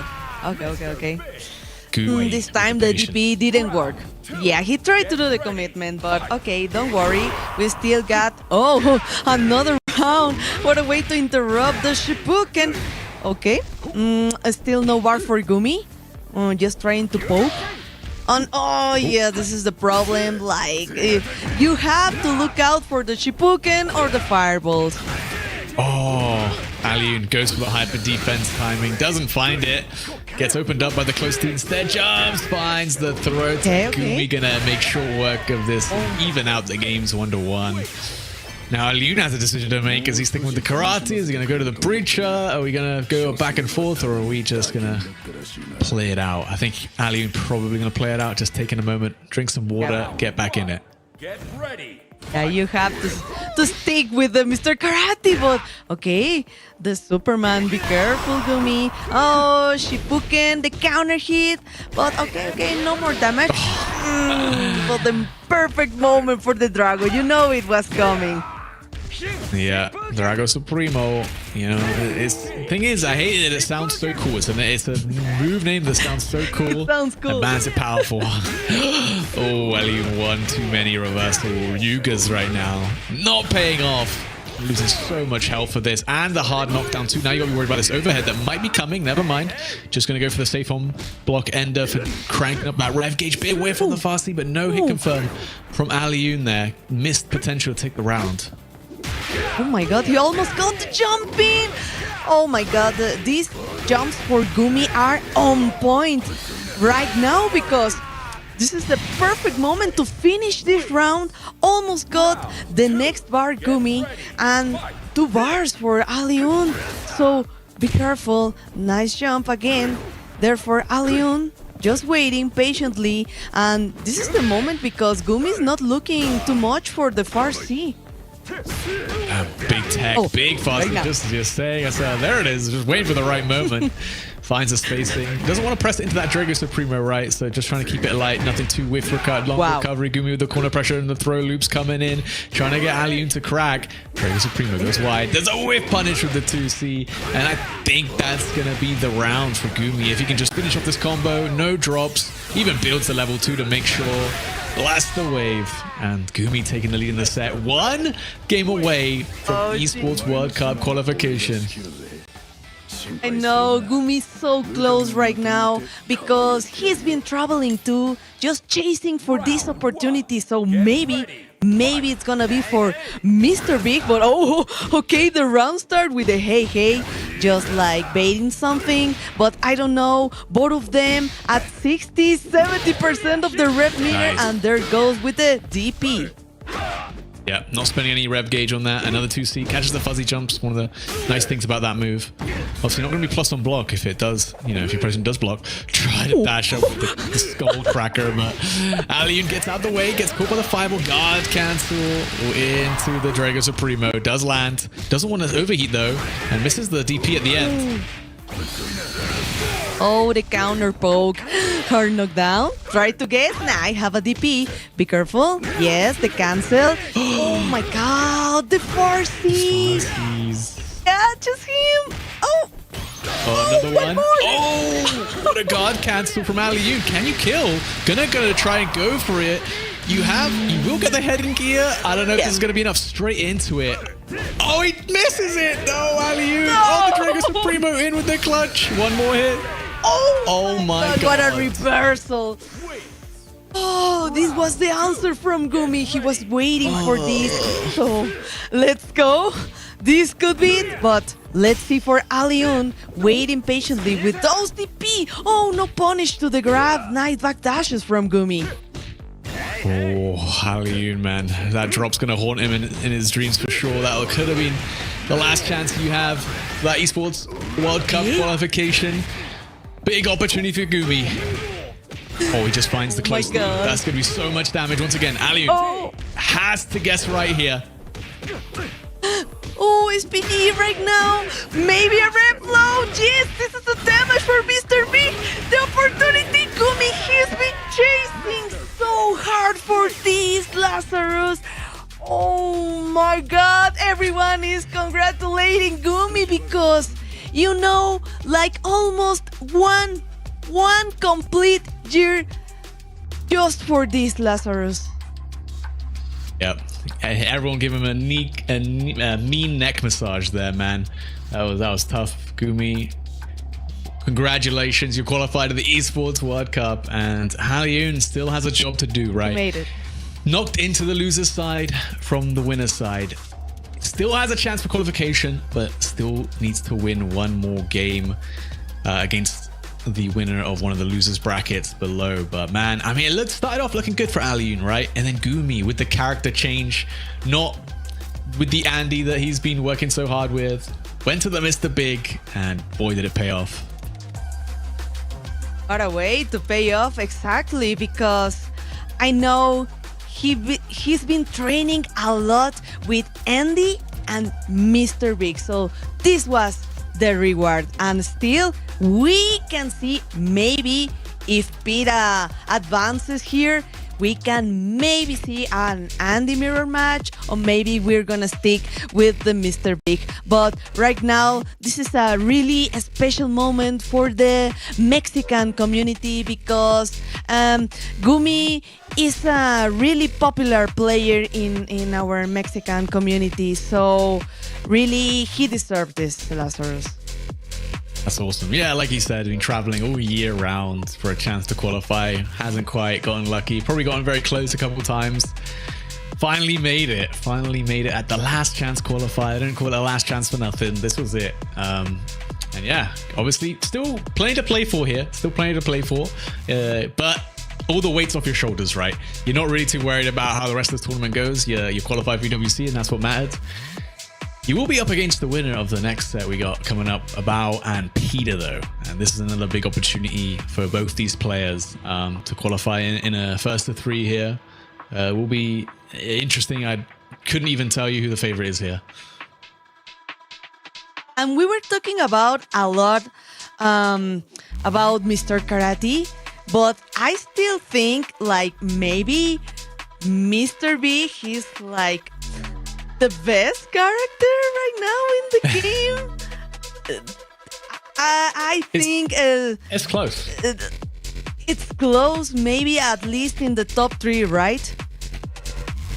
Yeah, I think it's like Mr. Big, and then you got the stick characters, as people like to call them, like Billy Kane and of course Mr. Big himself. And I think as well, Mr. Big is that he is really good, and he's not like Mr. Karate where you kind of have to gamble on the stances a little bit. Mr. Big, you can play as like slow and as solid as you want. You don't have to go for anything too crazy. You're going to have the advantage in neutral most of the time because you've got a great Farsi and you have great damage, knockdown. You have that, you know, like 20 frame overhead you can cheese out wins with. You have an EX command grab, you can do the same. He's just all around like a character for people who want to play with like full control, right?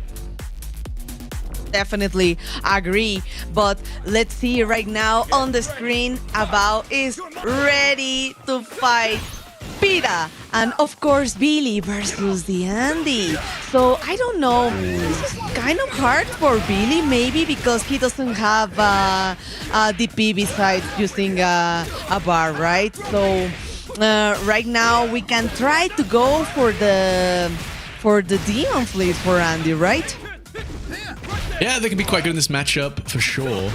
I think Pita does know this matchup pretty well, but you know, when it missed, oh, what a punish, by the way. Definitely gonna have to take some time to adapt to it though, because yeah, you might be used to working on other characters, might not work on Billy because he has great tools to punish you from far away. Sliding in, tries to bait a throw tech attempt there. Doesn't come. Abao just trying to find that Leica first, and another jump. Back-to-back jumps for Abao to find an opening here, and with the level 2, the red line gear in the back, should be able to finish this one off, taking out the first round. And again, just off the back of these 2 jumps, Pita has to be a lot more careful about throwing these fireballs. Really good jump-ins right now from Abao. So be careful. You have to take note of this. Still, Pita with an opportunity in this round with 1 bar. So, the round start with the wild punish, air-to-air. Oh, nice, just defense. But okay, no follow-ups. No, but yeah, of course, the jumping C and the come here. Oh, nice challenge. Wow, no whiff recovery right there with the 6B. EX teleport going in, demon flip going out too.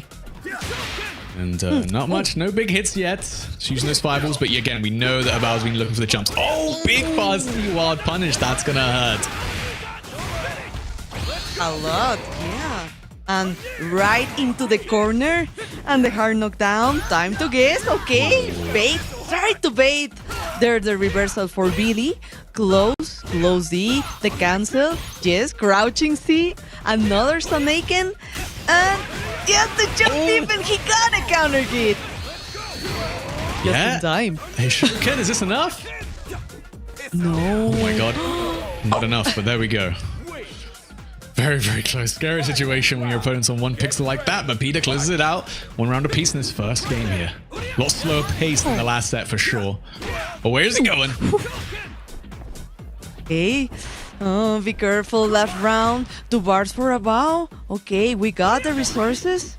And okay, the demon flip. The whole screen. Yeah, try to go for a demon flip grab. You know, we were talking about this before, right? The Andy players, there's something in their brain that's telling them, you gotta flip, you gotta go in. That's true, that's true. Okay, 70%. Be careful, Pita. Okay, nice way to keep the pressure going. And just little backdashes. Waiting for the opportunity. Oh no, he tried to do maybe a just defender. Really unfortunate for Abao. Yeah. Needs to cool down here, but Abao finding those light confirms to fight out of the corner. Close the hits on the media on the other side. You might even be able to kill because your name is Billy Kane. Goes to overheat though. Definitely didn't want that. And not gonna be able to kill either.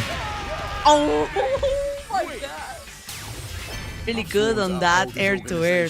So, okay. Don't worry. We're still in the first match. So we can try to think about what do you need to adjust to fight Billy. And of course, no change. We're gonna stick with Andy. And let's go. We are ready. Trying to do more neutral jump. Oh, he got a counter hit with a Sanaken. Yeah, big EX and Naken doing quite a lot of work in this matchup. Great anti-air though from Abao though. Good answer back and you're out of the corner, which is exactly where you want to be. Oh, trying to get these demon flip grabs out. Doesn't quite find them. You have to wait. Confirm. If you see like Andy is doing a lot of demon flips, you have to wait to do the dash under. Yeah. Oh, this time Abao challenging. Peter's doing too much of the Zenaking 1 hit.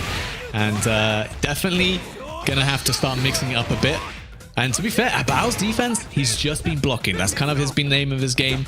He's jumping and there's no answer. It's very, uncharacteristic for Peter. Normally so good, ready with the Shoryu dance. Instead, just taking the hits on the ground, reset. All the light confirms. Nice stuff from About. Into the super. Knockdown. Peter gets hit by the empty low. Oh no, another round to About there. Okay, let's see. No bar right now for any of the players, but okay. Wild punish with the Sonaken. Oh, be careful. Another wild punish, but not too much damage, honestly. Oh, trying to do maybe the high dodge. Let's go for the fireballs. And again, just waiting for the Pita jumps. Yeah, and Billy's lights are just very, very, very strong. Some of the best in the game to be able to challenge things like that. And obviously the reward is so high once you got that super meter cranked up. There's a throw. Peter with the offensive opportunity here, just trying to find the timing for Abao and his defensive habits. But Abao's doing a great job of mixing it up, making it really difficult for Peter. Oh, nice counter hit. Oh, what a way to confirm with the rev low. Again, the aerial rev low. Yes. Ready for the counter hit. And we got one more that we wanted to spend maybe. Yes, and the counter poke. Just a space trap. And that's it for the second point for Abao. My boys handle the dirty work lately. Yeah. 2-0 now. This is the power of first to 3 though. Peter needs to make a reverse 3-0 comeback to qualify for EWC. Abao looking very comfortable in this matchup. His defense is looking really tight. Peter has not found any way to crack this guy. No big openings yet. At least not on pressure. In neutral, yes, but you really got to find a way to open him up. There it is. Catches the backdash, but again, these are small openings. They're not really leading to a lot. And that's what Peter needs right now. Ooh, nice backdash and trying to avoid the demon flip right now. Okay, let's go. The soft knock. Just little fireballs. Don't worry. Just wait for the big jump in. Oh, the standing C. Oh. Yes. Oh, nice challenge. Like he was waiting for him to press some buttons. Yeah, taking his turn. I mean, definitely wasn't your turn there, but willing to play those mind games with the mental frames. Peter's been doing the same and another jump in. Abao just knows when those Shokens are coming out from Peter, and just the timing on these jumps are just too good. Oh, nice defense, but no follow-up. Okay, he has almost the 2 bars right now, so I don't know, maybe he needs to spend a bar to do a little cooldown for the rev meter, because right now, overheat time, so be careful for the... Oh my god. Oh my god. Straight into the super as well. Peter has to wake up with it. You have to guess. Not much you can do here. Oh, 8 seconds as well. Peter, what are you going to do? Oh my god, 5 seconds and nice air to air. Round 2. Get ready. Fight. Okay. Oh, let's my god. go. Peter's last chance. About 1 round away from qualifying to the EWC. Just needs to close it out. He's looked so dominant in this set. Only lost 1 round in the first game and now is challenging confidently. Oh, we need to make time to build the bar for Abao, but still 2 bars ready for Peter. Okay, that worked. Oh, they come over here. That 2B reaches so far. Peter couldn't get away from it. Down to the other side, crosses up. Close C on the punish landing. No buffer into Q Hadan though. Had a big opportunity. Nice dash under Abao with the counterplay to the demon flip shenanigans. Peter can't get away with anything against this guy. Oh my god. Another counter hit, but still no bar. Oh, drop. Oh, he couldn't punish at all. Oh my god, the rev low. What a way here to read and to wait for that rev low to jump into neutral and punish. Man, Abao. Definitely feeling it right now. It's finally done it. Qualified to the ESPORTS World Cup. The Fatal Fury to the Wolves, and he can't believe it. Getting a nice round of applause from everybody spectating. And well deserved. I mean, 3 over Peter. Definitely no slouch with the Billy Kane. Just played the matchup so well. Like, Peter is used to people understanding the Andy matchup at this point, but Bao was prolific. Did not leave a single opportunity for Peter to get away with any shenanigans. And honestly, his defense, was looking really solid. Like, once you get the demon flip shenanigans out of the way, we talked about this before, but Andy does find it hard to open people up, right? He does have good close range pressure, but he has to commit to like a throw or something like that. And that's not really a situation you want to be in, where you have to commit to a regular throw to open someone up, because regular throws kind of low reward for the risk you're taking, right? So there we go. Definitely. Both EU representatives, Aliu and Peter, in that loser's side. Going to be waiting on the winners of Xiao Kai, Lokov, Sai, and Yun Wu. Still a chance at qualifying for the Esports World Cup, but the road is much harder now. Oh yeah, but I think like I can feel the relief in their faces, because it was a really tense situation, even though that Pida couldn't get any game at all. I think it was pretty close every round, so I know why they were so tense, right? Yeah, definitely. Maybe the nerves getting to Aliun and Peter there a little bit. But yeah, Gumi versus Bao, that'll be a good matchup, which I think is probably going to be our next one, actually, if the schedule's correct. But so we're going to have to wait, and keeping us on our edge of our seat to see the final players to qualify for the Esports World Cup, because 2 slots remain, and there's 6 players going to be battling out for those remaining 2 slots.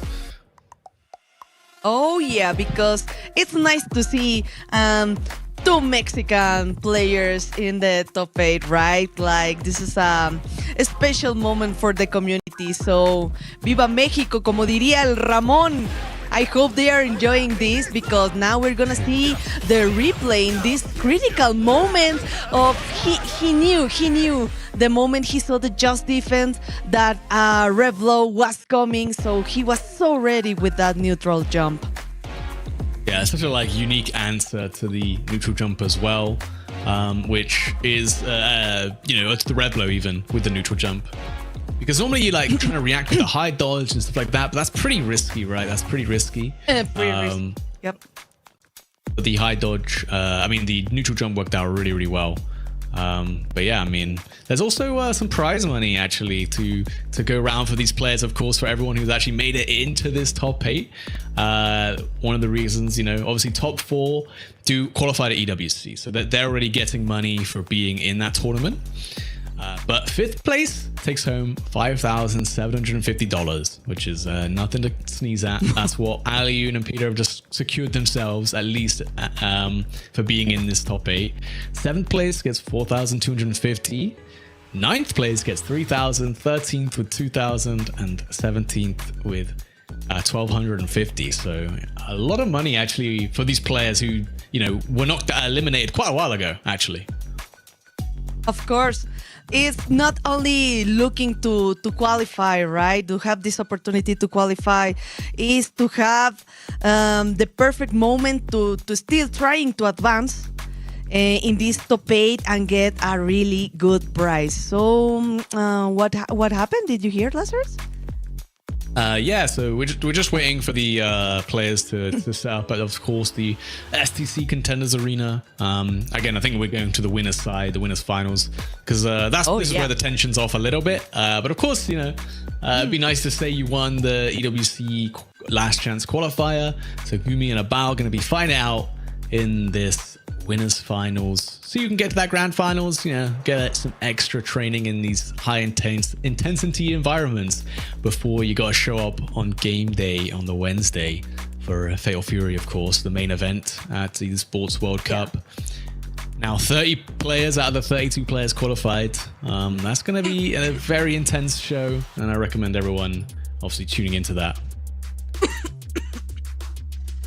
Totally, because I think right now Gumi maybe is going to stick just with Mr. Big. I don't know.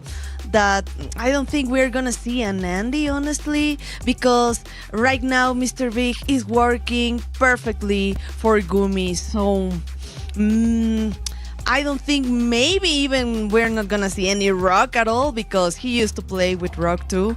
So, Hokutomaru. But yeah, I remember in another match, he started with Hokutomaru, right? Yeah, I think. versus I mean, at this point, you can play whatever. I'd tell them to play Kenshiro, but I think that would get them disqualified. Oh no, it's banned. But at least if you get DQ'd at this point, you know, it's probably fine. But hey, you know, pick Blue Mary, pick the low tier warriors. If you want a chance to show them on the stream, now's the time. In this low stakes environment, should be entertaining set regardless. But yeah, I mean, as long as we don't get Mr. Karate Mirror, which I mean that could be entertaining. To be fair. Okay. Oh, Mr. It could have been a really interesting option, maybe for either of them. But I think Gumi didn't like at all. That's why he's not an option for Gumi at all. Okay. But I think only Mr. Big and Andy and maybe Hokutomaru are the options for Gumi. Okay. I'll have to wait and find out. The players are just getting ready. Yeah, I think I mean, probably just going to play Billy, to be honest. Don't think he's going to think too hard about it. Yeah. It's a good character. You know, I think it's so funny. Like, when they took away the hard knockdowns in Season 2, a lot of characters were thought they'd struggle a little bit. But, I mean, Billy, if you have to play neutral more as that character, you're normally pretty happy. You know, if you go back to neutral, that's a good thing for you if you're the Billy player. And yes, I think this is kind of hard for Billy because, of course, Mr. Big has really, really good setup. So you have to look out for these. So yeah, I don't think I've seen about use another character like Billy is the perfect option, and overall a really good character for I think almost any character in the game. Yeah, for sure. We are going to be getting into that game. We'll find out who's against who. It's still going to be a first to three between these two on the winners finals. It's not often the winners finals is the tensions out of it a little bit, but still some fun stuff. And it is Mr. Big versus the Billy Kane, and we are going to get the matchup we thought we would. Oh, okay, so be careful not to press any button with that jumping C because you're gonna get the counter hit. And of course Billy privilege, really good conversion, juggles, combos, and okay, nice jumps. Gumi tries to go for the command throw too early. Yeah, a little bit too soon. Nice challenge of the light, and getting trapped by the EX pole stab is definitely a common occurrence, especially if you try to just defend it. Sometimes you can miss the timing. Great punish on the landing, small DP. Could have gone a lot more there, actually, with the EX DP. Maybe didn't believe in it. Careful.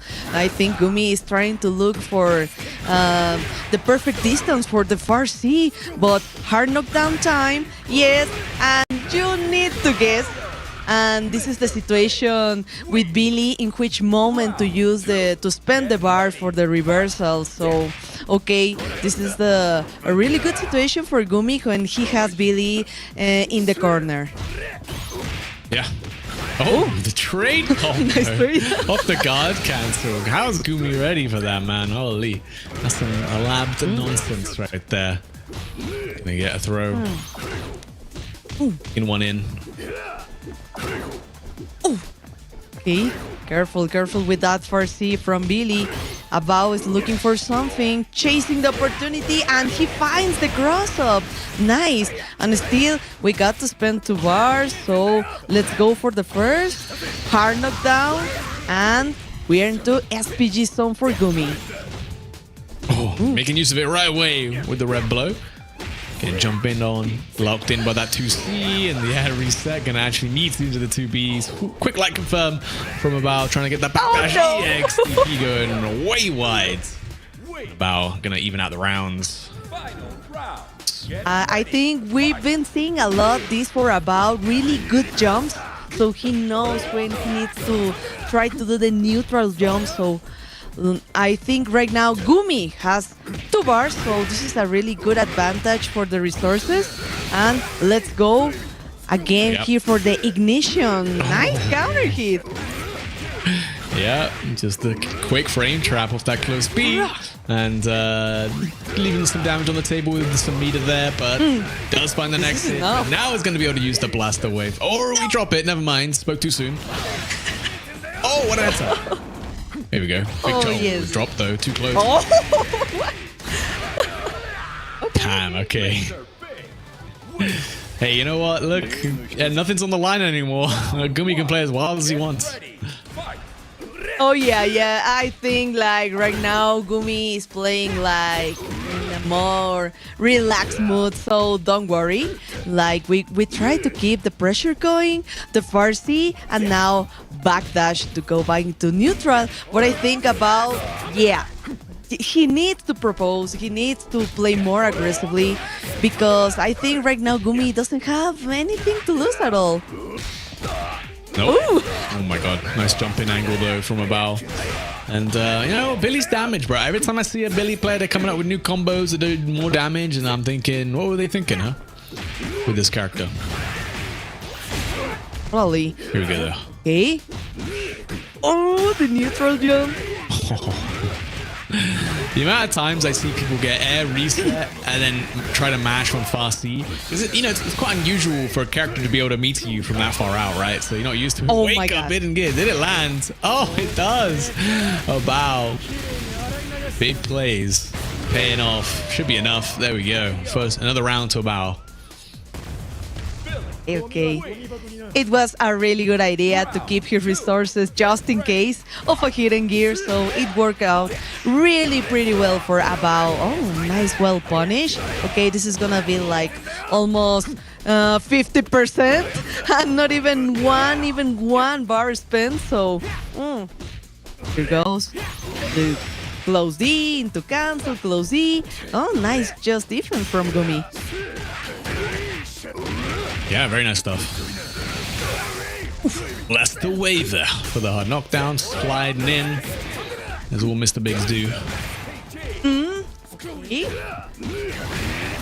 It's really good to have that distance with that red blow from Mr. Big. Oh, okay. Let's go. Trying to guess. Oh, the lights. And yes, looking for a counter hit. Maybe that Abao was thinking using the bar, but okay. Oh, it worked out. Oh, again. The my ear God. to ear. Really good for Mr. B. Yep. All right. Coming in, Oh, trading up. nice. Gets dashed in for the throw. It's annoying, right? You see fast C, feint. It's definitely not plus, but you got to respect all the follow-ups out of it. So, oh, we're dropping. And this is really dangerous for Abao. Oh, okay. 85%. Never mind. Yes. Don't worry, we got you. Counter hit. Again. Trying to keep that bar maybe just to finish this match, this round for Abao. But be careful because right now we have hidden gear just in case. Oh, and over here, about dash up. Oh, could have done the hidden gear. Just does the level 1. That doesn't kill. Oh my God. I actually could have spent it all. Oh no, didn't have the level 2. My bad. I was looking at Gumi. Fasty air reset though. Oh, the overhead. A bow, evening out the games. Nice. I like that. The universal overhead. It beats the throw there. It also beats the fuzzy low attempt. Oh yeah, really nice pogo, but oh yes, of course, the dash under. Just waiting for that jumps. Gumi is like making really good reads right now for these really good jumps from Abao. But lights into in any moment a grab, a common grab. Oh, and he tried to enter. Oh, but let's go for the wild punish. Running up into that crouch speed. Nice guard cancel into the drumming beats. Can't get anything off it though. In the light one. Normally if you get a counter, you get a follow up, but see, keeping that pressure on. Clutch tech on the throw. About just trying to find his way out of this corner. Just one light confirm it as super, and you know, generally that's enough. Oh, nice guard cancel. Yes, straight into the ignition. One more. Let him guess. Oh my God. Oh, nice defense from Abao. With that, the guard cancel. Oh, and yes, counter. of course. Oh Yes, Mr. Big has the option if you want to do the JD into the rev low. Yeah, I love that. One thing, as much as we've been ragging on Mr. Karate, he is super fun to play. I've been playing him a lot, and one thing that's super nice is having a counter to deal with red blows on reaction. Right, you cancel your normals into the counter, get a big counter hit starter. It's super nice. It's definitely one of the selling points of Mr. Big. Totally, but be careful with that far C. Let's go into the corner again. Nice, just defend the counter hit for Billy this time. Oh, the Superman. Oh, what a high dodge. Okay, he's ready. And remember, still into the SPG zone. Maybe a hidden gear, a double ignition. Oh, he tries the come here, and he finds the well punished Lazarus. Yeah, very rare situation. Mr. Big's fast C whiffing, but About takes full advantage. Nice wild punish, and there you go, clean stuff. Gumi just needs to find that one hit right. The hidden gear would have been enough to kill. Could have bet it all on that ES command grab, but not willing to take that risk. Oh no, that wave really unfortunate for Gumi right now. Okay, tries to jump into a grab. So maybe we still got the resources. 2 bars ready and a well punish. Yep. You had to press the button right there. And the far C comes right now. Counter hit. Let's go for a grab and into the corner. That should be enough, right, to close out this game number 3. Clean stuff. Doesn't even need the super. And yeah, I mean, this is good practice for the Billy matchup. Definitely going to be a few of them at the ESPORTS World Cup. So, Mr. Big matchup. Better get used to it. We've seen a lot of far C's right now with a bow. But okay, great punish. The soft and the roll. Okay, no chasing, not trying to go like a lot of pressure, not trying to play aggressively right now. Safer for a bow. Yeah, definitely. I think that's definitely the way to go about it in this matchup. You can't be too predictable though, right? Of course, if you're trying to just play defensively, your opponent's gonna find those gaps in your defense. So you gotta approach sometimes. Luckily, Billy has great options to approach with. Not in the corner though. Not gonna be able to make use of that. Nice, a dasher, crouch B interrupts the start with a fast C, man. Jeez. Critical situation for Gumi, but nice throw take. Still not in the point of conditioning. But yeah, waiting maybe what he's gonna do when he jumps and he tries to go for a red blow. That, of course, Mr. Big has the damage to finish this round. Yep, that's Mr. Big, man. He's big in a lot of ways. He's got big range, big damage.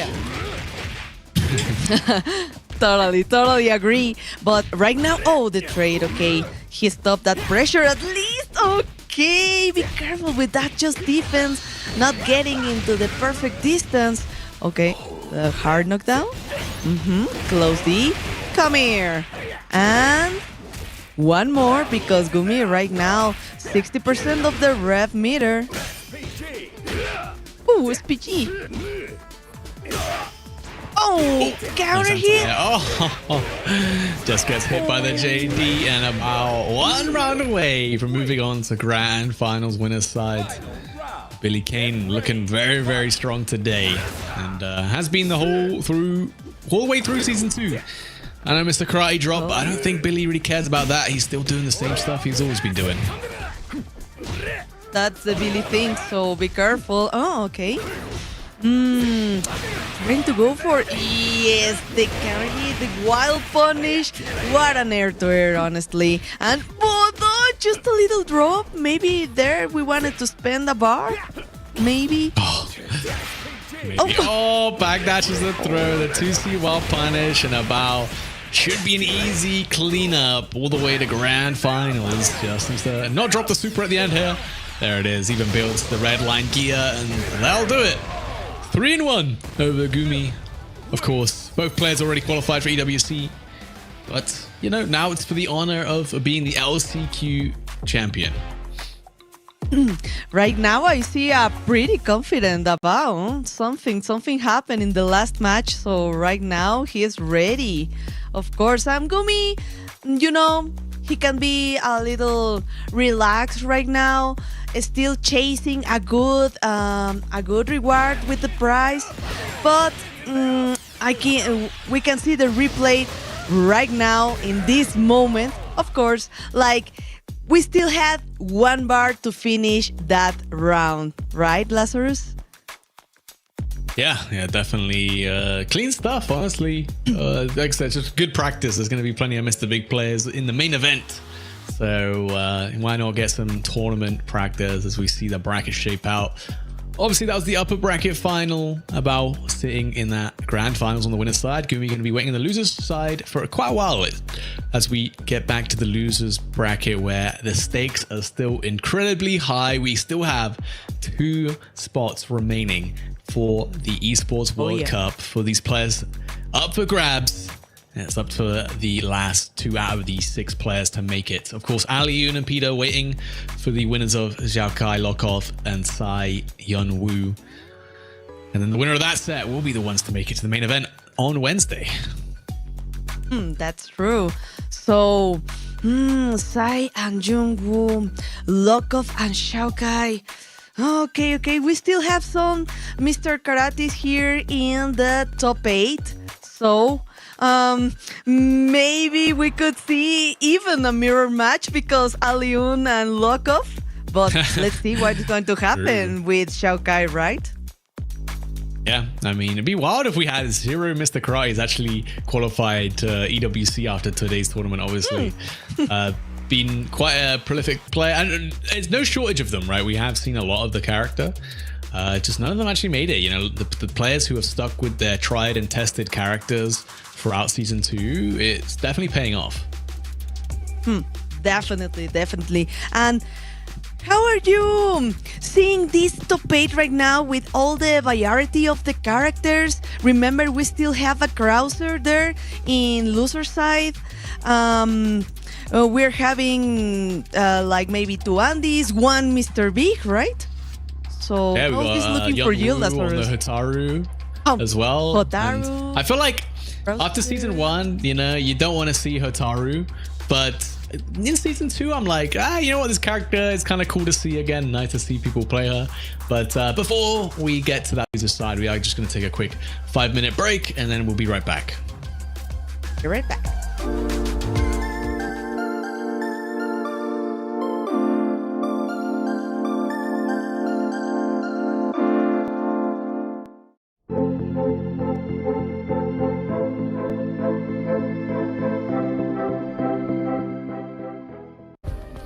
Play is in our DNA. Whenever we let it out, it becomes our superpower. Now imagine an entire city being built to supercharge it. Kadir City, powered by Play.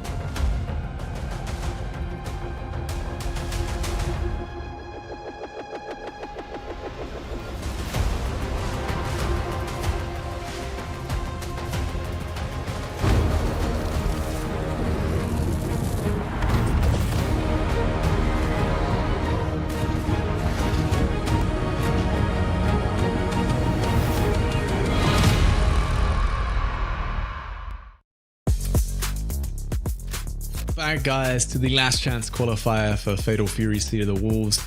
We're down to the last 6 players who can qualify in the last chance qualifier. Of course, only 2 of them are going to make it out, though, on the loser side. And we're here to find out who that's going to be. Isn't that right? Yeah. It's going to be a really exciting time of the bracket. Obviously, this is the end, basically the end of the LCQ here. Our last 2 will be determined. Everybody knows this is their last chance. Any more losses and they are out. And yeah, obviously there is a bit of a prize pool that they are fighting for. I say a bit, but it is a pretty significant amount. So 7th place, if you lose here, you get $4,250. If you make it to the losers quarterfinal round, that's 5th place. That'll get you $5,750. And then, you know, if you qualify any further than that, then that gets you qualified to EWC, which is the prize in and of itself. So that's where we're at right now. Of course, yeah. Yeah. You guys can see here on the bracket. You want to take us through it? Yeah, of course. Yeah, we just had Aliun and Peter get knocked down to the losers side, which very much hurt my European heart to see them lose and not qualify. EWC still got a chance, though.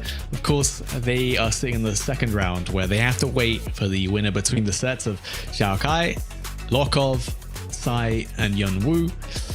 And honestly, any 6 of these players are definitely skilled enough and deserve the chance for the Esports World Cup qualification. Going to be kicking it off with Sai against Yun Wu. So Hotaru versus Krauser, I believe. No Mr. Karate, actually. You know what? There's only like 2 Karates left in the bracket. None have qualified yet. We've had a great day. We've had a great day, Aru. It has been a very interesting, surprising day. I feel like everybody was kind of expecting a lot of karate, and we don't get me wrong, we saw a lot of karate, but now that it's time to crown our champions here of this bracket, we're only seeing 2 left, which I think is a bit surprising. And I think that's also a bit of a welcome surprise, because all these guys have been putting in a lot of work with their respective characters, and they're being rewarded for the work that they're putting in with, you know, some portion of this prize pool, and getting 1 step closer each win to that EWC spot. Yeah, I wonder, like, for the players, right, especially the more local ones, someone like Peter or Aliun, if they qualify, if it's obviously a Sunday, if they have to be like, sorry work, I can't come in next week, I'm gonna be at the Esports World Cup. Like, I'm busy. Dude. I'm sorry about it. From Wednesday I can't even I'm imagine. gonna be in Paris fighting for my life for life-changing money. That's true. That's such a good point, that these guys, they must, well, they have to take, basically they have to take time off tomorrow because they're here in Paris, right? I mean, if they're traveling in from out of country like PETA is, like Sai, like all these guys, except for Aliun. And then, of course, if you qualify, then you're basically stuck there for the rest of the week too. That's a very good point, and a bit of an advantage if you're Aliun, not having to worry quite as much about that. Of course, there's still the worry about, you know, calling into work, getting that time off, but not having to travel, huge weight off your shoulders. Yeah, I mean, definitely helps a lot, right? Mentally, physically, all these factors do weigh in. As we're going to get Sai versus Yun Wu. This is actually a run back from the winner's side, where Sai, you know, he's been playing out of his mind today. His Krauser's looking super clean, and he did take it 2-1 over Yun Wu. This is a game 5 now, though. We're going to see if that extra game is going to come in handy for Yun Wu, if he can get that run back against Sai. It's going to be a tough matchup, Hotaru versus Krauser. Definitely, I want to say you're going to feel a little more uncomfortable as Hotaru than in most matchups. You can't really rely on your fireball very much, which is already going to be kind of a downhill thing. And that's why we see Yun Wu on the Mr. Karate. Never mind. We have 3 Mr. Karates. I lied. Surprise.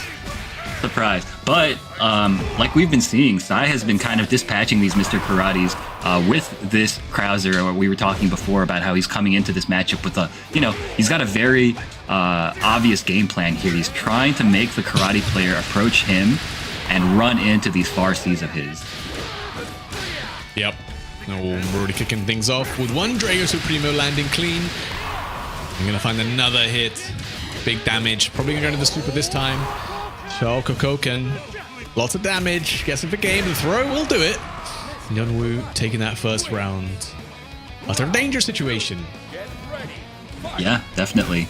So Sai, I think he's going to try, yeah, you see he's trying to establish that zoning game. And again, force him to run into these far Cs. They lead to a lot of damage if he hits. That was nice. Using the counter as well to reflect the fire. But what doesn't it do, Rue? Great question. There's nothing going to lead into so much damage here.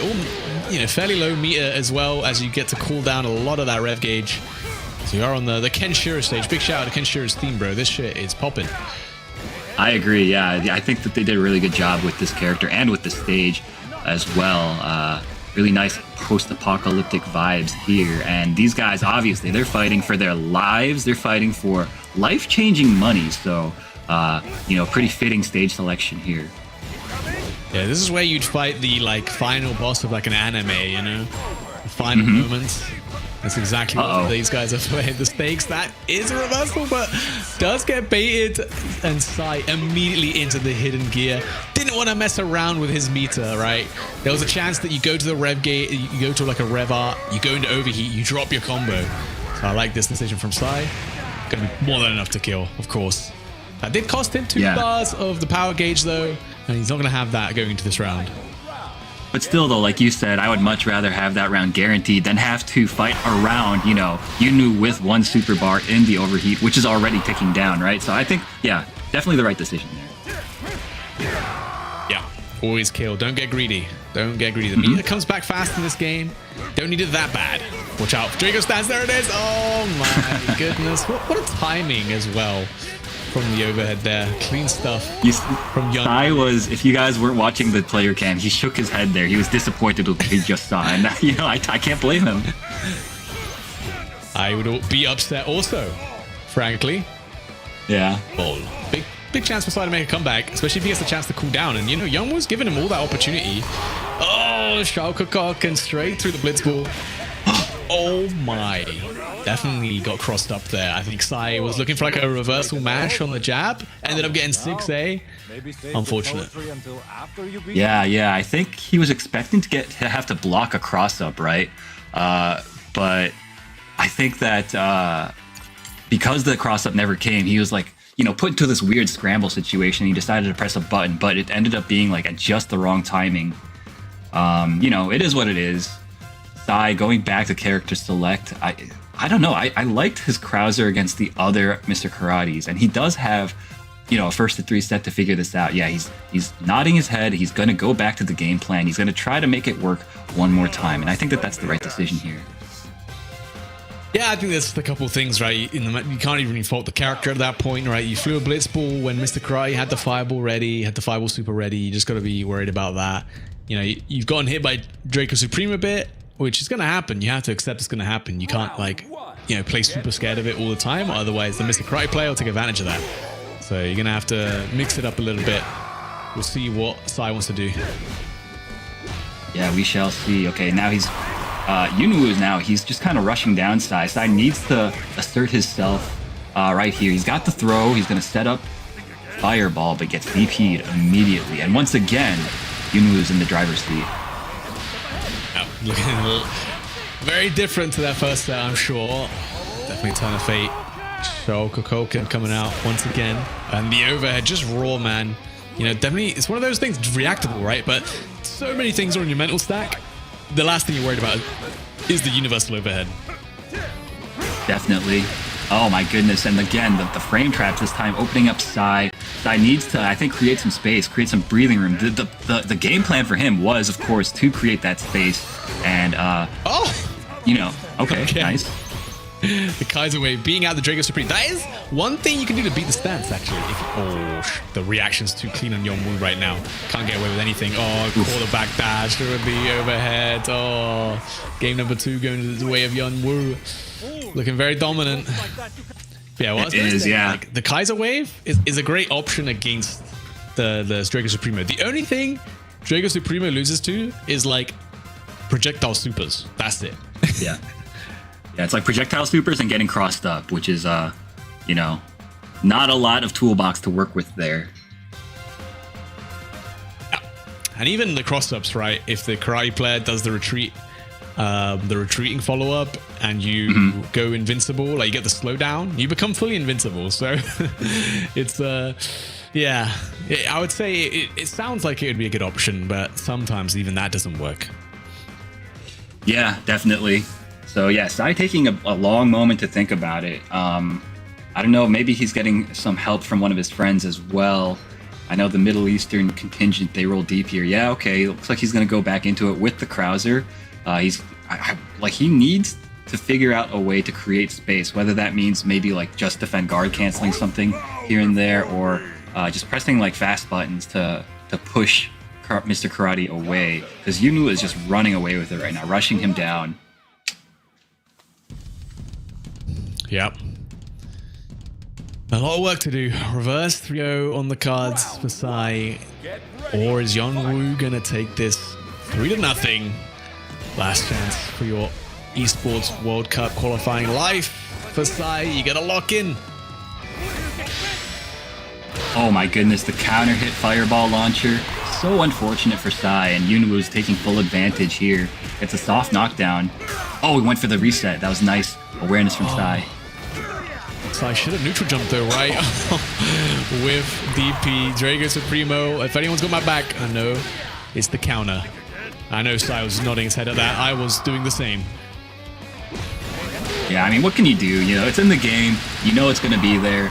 And if he's got the wherewithal to press it at the right moments, then all you can do is tip your cap. Bang. Just like that, Yeonwoo set point. They're going to move on the loser side. I think up against Peter for that chance of qualifying to the Esports World Cup. Definitely won't be easy, but this is definitely the fastest route you can get. Nice hit confirmed. The Kaiser away from Sai on the blitzball. Knew it was going to connect. So Sai actually has a good chance here. Yunu did overheat himself quite a bit. Never mind, just like that, the tables have turned. Oh, and he gets opened up by the frame trap yet again. That's, I think, the second or third time that that's happened in this set. He needs to get out of this situation, but the hard knockdown is not going to make it easy. Just held the stance, no fear for Yeonwoo. The Draco Supremo will do it for me. And there we go. Yeonwoo 3-0 over Sai. That was a run back as well from the winner's side, of course, which Sai did take 2-1. It's got to be a good feeling. One step closer to Esports World Cup qualification. Yeah, definitely. So Sai, yeah, he's going to have to play against... Or sorry, not Sai. It's going to have... Yunu is going to have to play against Pita to determine who qualifies. That is the final step of both of their journeys here to the EWC. But before that, we're actually going to have to see who advances between Xiao Tsai and Lokoff. Yeah, definitely. That'll be the next matchup, no doubt. Xiao Kai, of course, been playing the Billy. And Lokoff, we did see another Mr. Karate on the table for him. But you never know. You never know, especially with 5 games on the table. You could be down 2 games and Marco's going to be looking at you. He's going to be looking into your soul, and you might have to pick him. Yeah, I mean, definitely. I think, yeah, Xiao Tsai, it's going to be the Billy, right? Lokoff. It would be cool to see Lokoff bust out the Marco, but I don't think that that's going to happen. I mean, his karate was looking pretty, pretty comfortable already, and the way that he plays karate, he kind of abuses very similar tools that he uses a lot on the Marco. So I don't know. I just don't see it. I don't see him switching. Yeah, I definitely see that as well. Like, to be honest, it's one of those things where Marco is probably about as close of a character you can get to Mr. Karate. The characters, they literally practice the same martial art. They do very similar things. Some extra gimmicky stuff from Mr. Karate. And of course, Marco does have the more conventional pressure, the +4 on block, close D, into frame traps, all that stuff. And he does have that like 20 frame, 19 frame overhead, which is very dangerous. But the neutral game's very similar. But honestly, the Draco Supremo is really it's kind of like the great equalizer, Mm-hmm. Yeah, great equalizer is the correct way to describe it, I would say. A lot of people were complaining that just like anybody could win. with this tool, but that's turned out to not be the case. As you guys can see, there's only 2.5 karate players here in this top 8 of this tournament. So, and trust me, there were many more than that. Yeah, there are many more than that that entered. So, you know, it's not an auto win button. It's just no. I mean, it'll take you most of the way there. It will do the heavy lifting for sure. I mean, it really helps defense, right? Defense being like the hardest part of the game. Having one option that's able to cover multiple instantly makes it a very powerful option, because if you can get the defense down in this game, you're going to do pretty well. And if you got a character that can make that easy, well, even better. Definitely. Nice. Yeah, great guard cancel there. Nice check on the run forward. Lokov, though, we saw this before in the last set he played on stream. The first round, he looked a little lost at first, and then he like got a read on the other guy's habits and game plan, and he adapted very quickly and very effectively. So you see right now, they're both just gathering data on each other. Yeah, very slow first round, but like you said, that's pretty common actually in Fatal Fury, right? The damage potential on big hits is quite high, so it's quite easy for you to make a... Oh, I think we're gonna be remaking the game for some reason. They're on a banned stage, so they have to redo the game. That's... okay. Alright, well... Okay.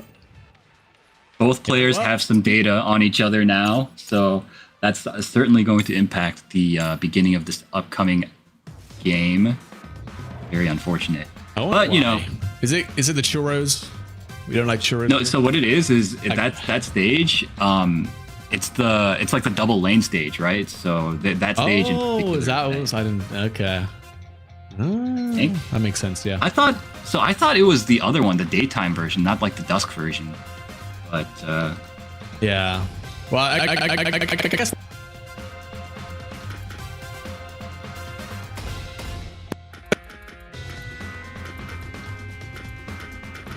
Man, it looks like the players are a little bit upset about it. I understand. These guys, you know, it's pretty disruptive to your flow when something like this happens. By the way, Lazarus, it sounds like we might have lost you. Something happened with your microphone. So yeah, try to figure that out. Meanwhile, we still have Shaotsai and Lokov figuring out what just happened. I think Shaotsai might not understand.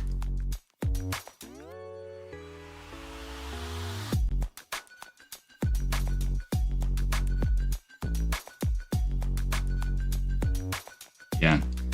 So I think the admins are trying to relay some certain information to Shaotsai. There might be a bit of a language barrier, is my guess. But surely, I think Significus is in the building. I'm pretty sure he's, you know, bilingual and could translate. So just gotta find my mans.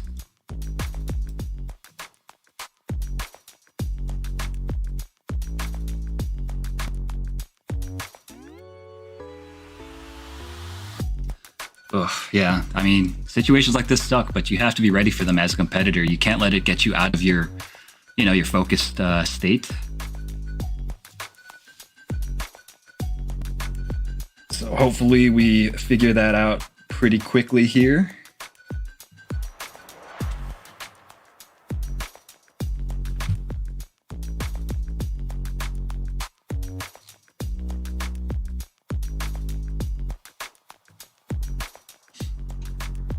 Yeah, looks like the information has been relayed. So we're probably going to get started again pretty soon here, folks. Lazarus, I still can't hear you, by the way. So, not sure what's going on. Okay. Okay. So I'm hearing that we might have lost connection entirely to Lazarus. So,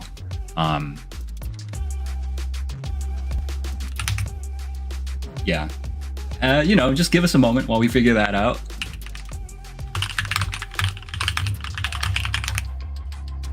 How you guys doing though in the stream chat? Hope you guys have been enjoying these matches. Obviously, we're very close to determining who our final 2 qualifiers are for the EWC. We just have to figure out the winner of this match here that's about to start. And then after that, we have 2 more matches. And the winner of those 2 matches are auto-qualified to the EWC. Let me just double check how much money you get just for qualifying to EWC this year. Shout outs to Liquipedia, my boy Incross, holding it down. It looks like, okay, it looks like the match has started actually. So we've got Shoutsai in the corner, Lokov trying to put on the pressure, putting him back in the corner. Oh, and he just runs right into the overhead follow-up after Drago Supreme. Lokov taking round 1. And that's kind of the direction it felt like the first game was going. So it's good to see that the result is about what it might have looked like. Obviously, there's no way to know.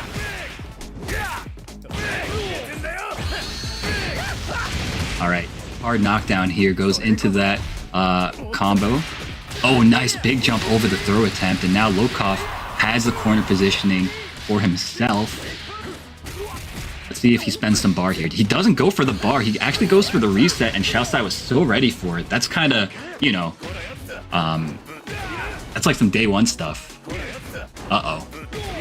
And now one more guess. Tries to bait out with the shimmy. Now Lokov far away, needs to work his way back in.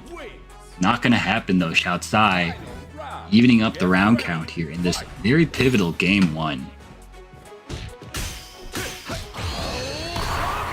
Alright, finds the confirm here.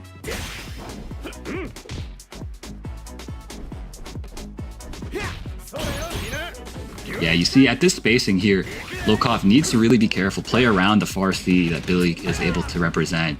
Lokov, unlike other karate players, he doesn't go for random, like hard call out counters from this spacing as much. The reward just isn't as good.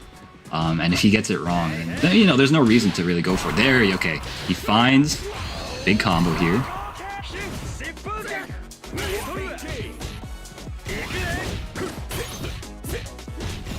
Good check though from Shoutsai. Not getting caught asleep at the wheel against Lokov. Karate in particular, he has a fair amount of options that let him kind of steal turns and close the distance on you quickly. But Shoutsai, he is showing that he's ready for it. Disengaging. Both players have 1 bar of super. 1 touch wins for either of them. Oh my goodness, and that'll do it. Finds the counter hit crumple with the rev blow. Goes into the super, and Shoutsai taking game 1.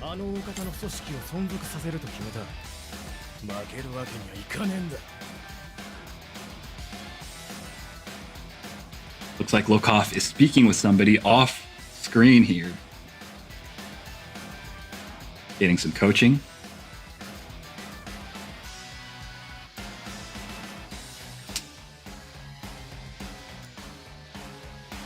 Ah, yes, it's Urez and Gumi, it seems, are giving him some advice. 2, of course, very strong players from Mexico as well. Good to see them helping out their boy.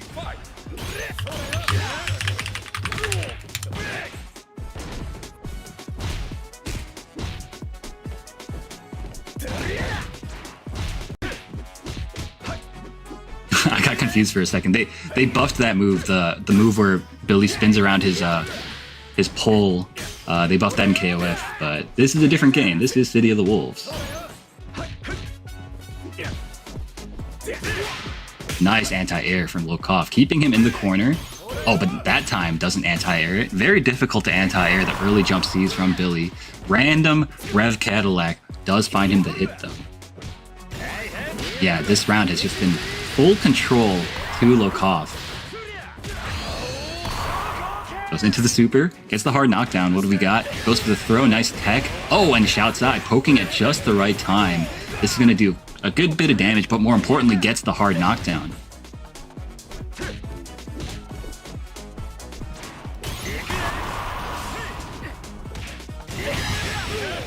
Nice. Finds the poke there. He's got 2 bars. I think he's going to cash out both of them here. Yes, he does. sealing the deal, taking. Now he's 1 round away from going up 2-0 on Lokov. Such a strong position to be in if you're Xiaozai. If you see it in his eyes, he is so intensely focused right now. He needs to win this if he wants to continue his miraculous tournament run here in the LCQ. I'd like to remind everybody, I think that last year it was Lokov. I'm pretty sure he won an LCQ. Maybe it was for KOF last year. I don't know. It's been a long time, and a lot of tournaments have happened since then. So maybe I'm misremembering. I'm pretty sure that this is a guy that has a lot of experience in LCQ situations. And he's gonna need it. Xiaozai doing a lot of damage here with this combo.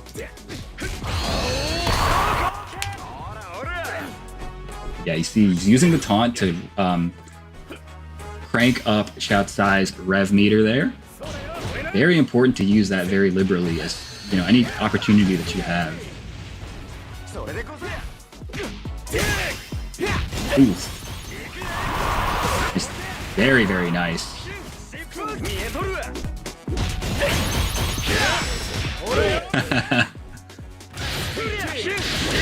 Good stuff. Lokov looking strong right now.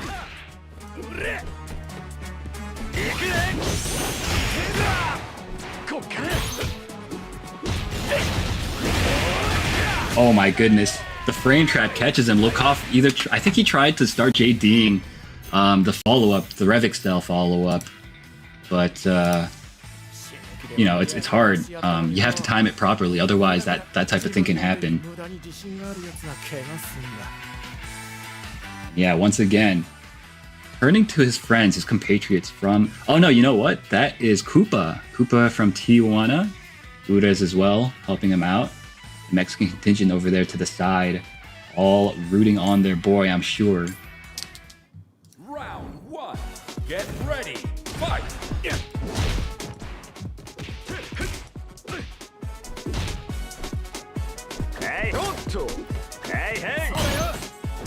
Using the taunt.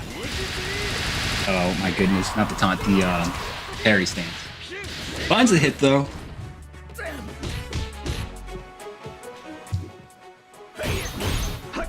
Nice double JD there. Oh, gets wild punish. This is gonna hurt quite a bit.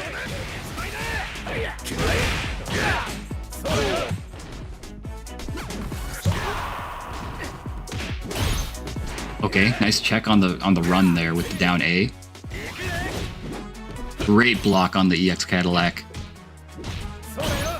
Hey, you're back. Sorry. We missed you, bro. Don't worry about it. My sound engine exploded, man. Okay, what did I miss? What did I miss? Oh, you know, just Xiaozai going up 2-0. Oh my goodness, great just defend guard hands. Hyper defend, actually. And Lokov taking a round finally. He has been struggling a lot since the first round that he took in this set. Okay, well, I mean, I don't know, Billy, man, he's kind of been slaying all these Mr. Karates out there. Still looking like an absolute champ of a character, putting in a lot of work for these Chinese players, of course. Looking to qualify for the ESPORTS World Cup.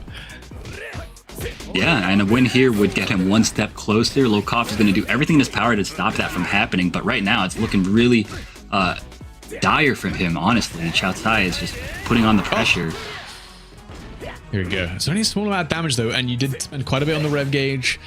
Gonna have to be a little more careful. You don't want to overheat versus Billy Kane. That's a one-stop shop to losing the round. Absolutely. Oh no, gets checked by the lights. They reach so far.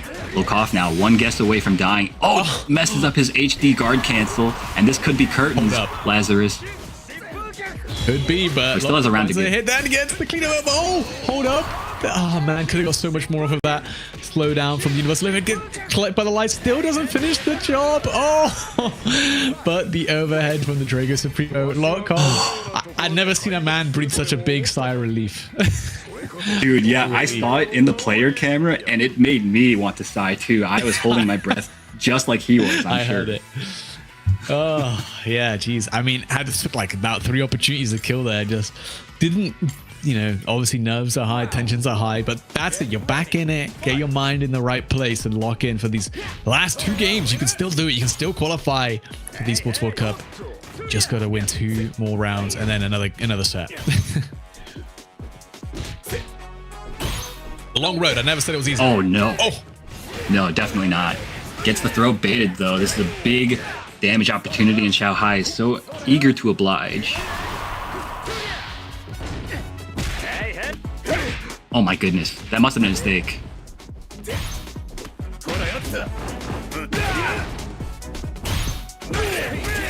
Oh my goodness, he's just getting opened up.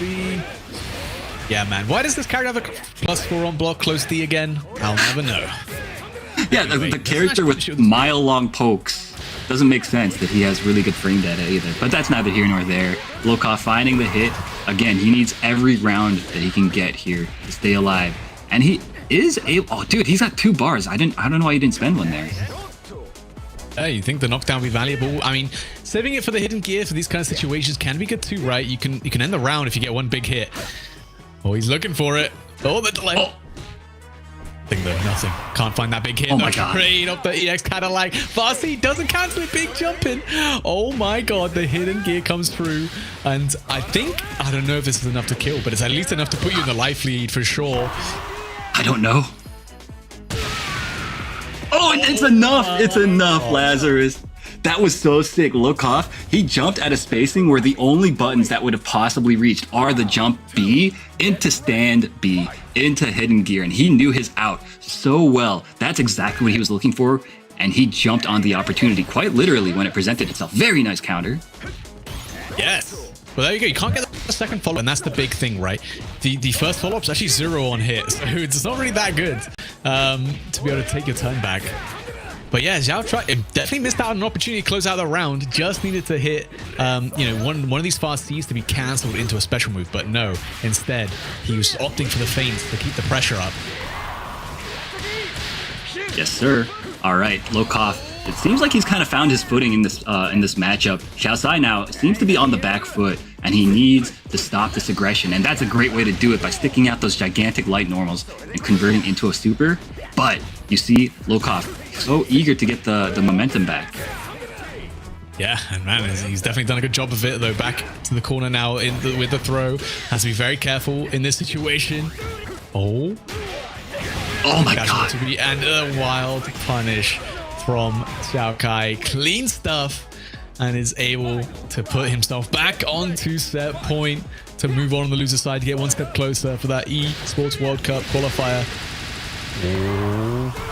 Big Ruger start things off from Lokov. Yes, indeed. Goes into the super, wants the hard knockdown. What have we got here? Goes for the overhead, runs into the reversal super. Both these players now are playing a lot looser with the reversals. So I think the first player to notice that and bait one out at a crucial moment is going to run away with the set. Yeah, Lokov though, he really wants to do an EX Tatsu right now. I feel like I can feel it in him. There it is, coming through, busting out. That's going to put Xiao Kai in SPG though. That's a dangerous place to be. A big counter hit. Red blow, the slowdown. Nothing's going to come of this though. A bit too far away. Tensions are high right now, Aru. Oh, the reactions, the high dodge. Xiao Kai, sick stuff. Gonna probably end this combo just a bit short. Lokov outside of SPG. Has to be careful getting opened up. Anyone's game right now, Lazarus. If Xiaosai wins this round, he moves on. His EWC dreams remain. Oh my gosh. Oh my god, we're whiffing into Drago Supremo. We're playing Mr. Karate, baby. One more hit. Any of these players are light into hidden gear. Oh, that's gonna be a punish, and Xiao Kai finds it with the jab into the hidden gear. There's no surviving this, no matter how hard you want to hold on to that controller, Lokov. It's over. 3-1. Xiao Kai moves on in a very tense final game there. My goodness, that was incredible. I think the level of play that we saw displayed there at the end, and also I want to shout out like Lokov's like his play style. He's like so like he's like a very instinctive player, right? And like I feel like he's able to ride the momentum. He's able to kind of get reads on people's mental states quite well as a player, and I think that's gotten him this far. But against the cool, calm, collected play style of Xiaosai, it wasn't quite enough. So that right there is where Lokov's tournament run ends, and I'm sure all of Mexico is sad for their boy, but you know what? Xiaosai, he really deserved that win.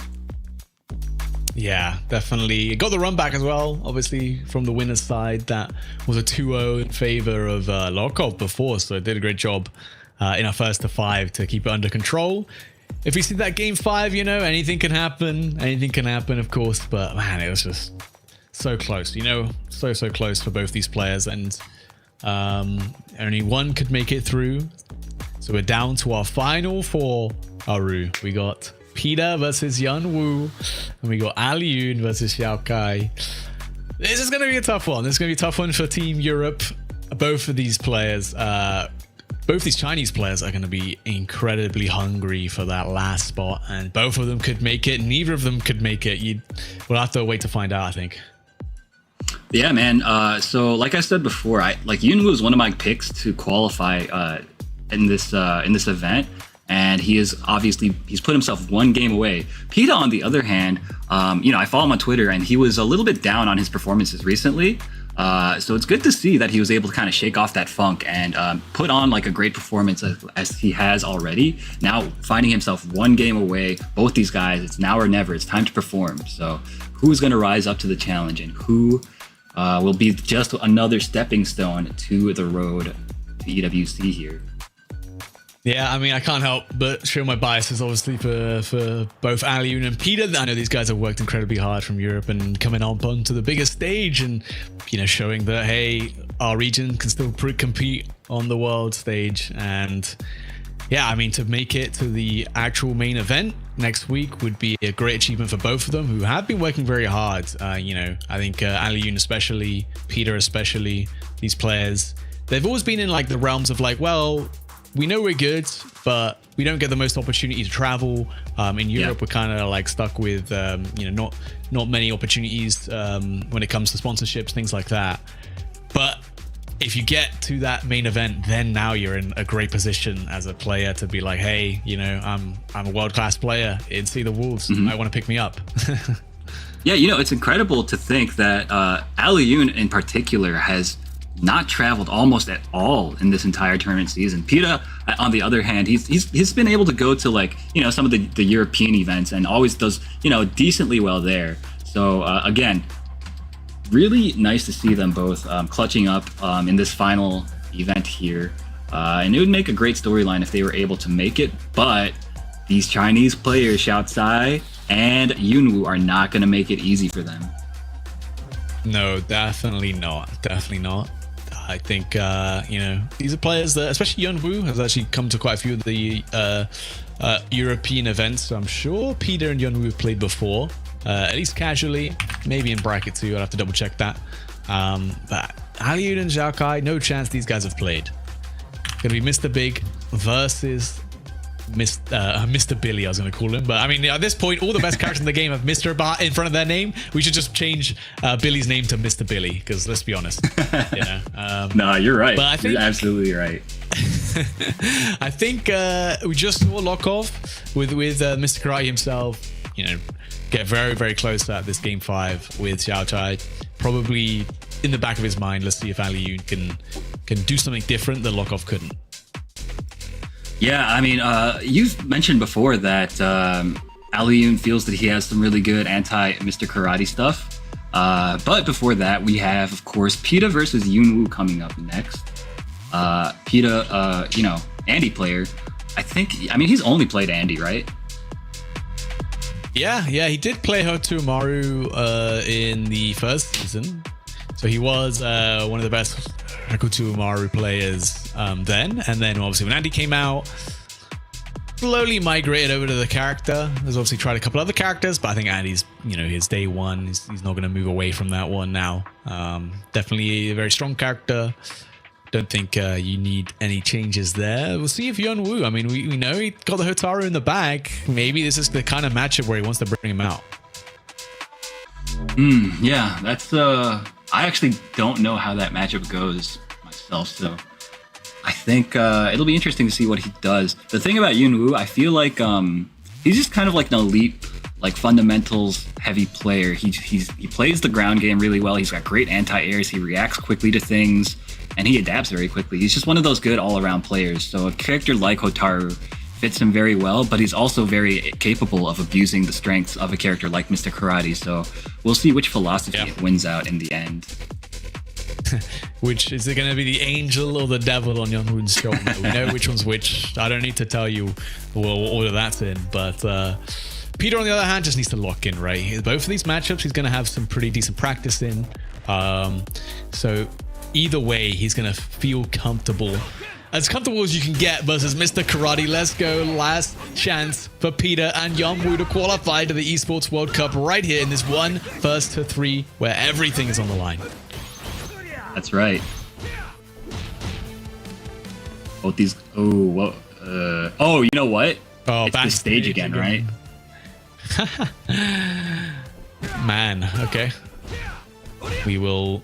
Oh, Yeonwoo, stop blocking. Okay, we can't random select the stages. I feel like I'm pretty sure it's only the daytime version of that stage that's that has the double lanes. But you know what? Whatever. Right. Yeah.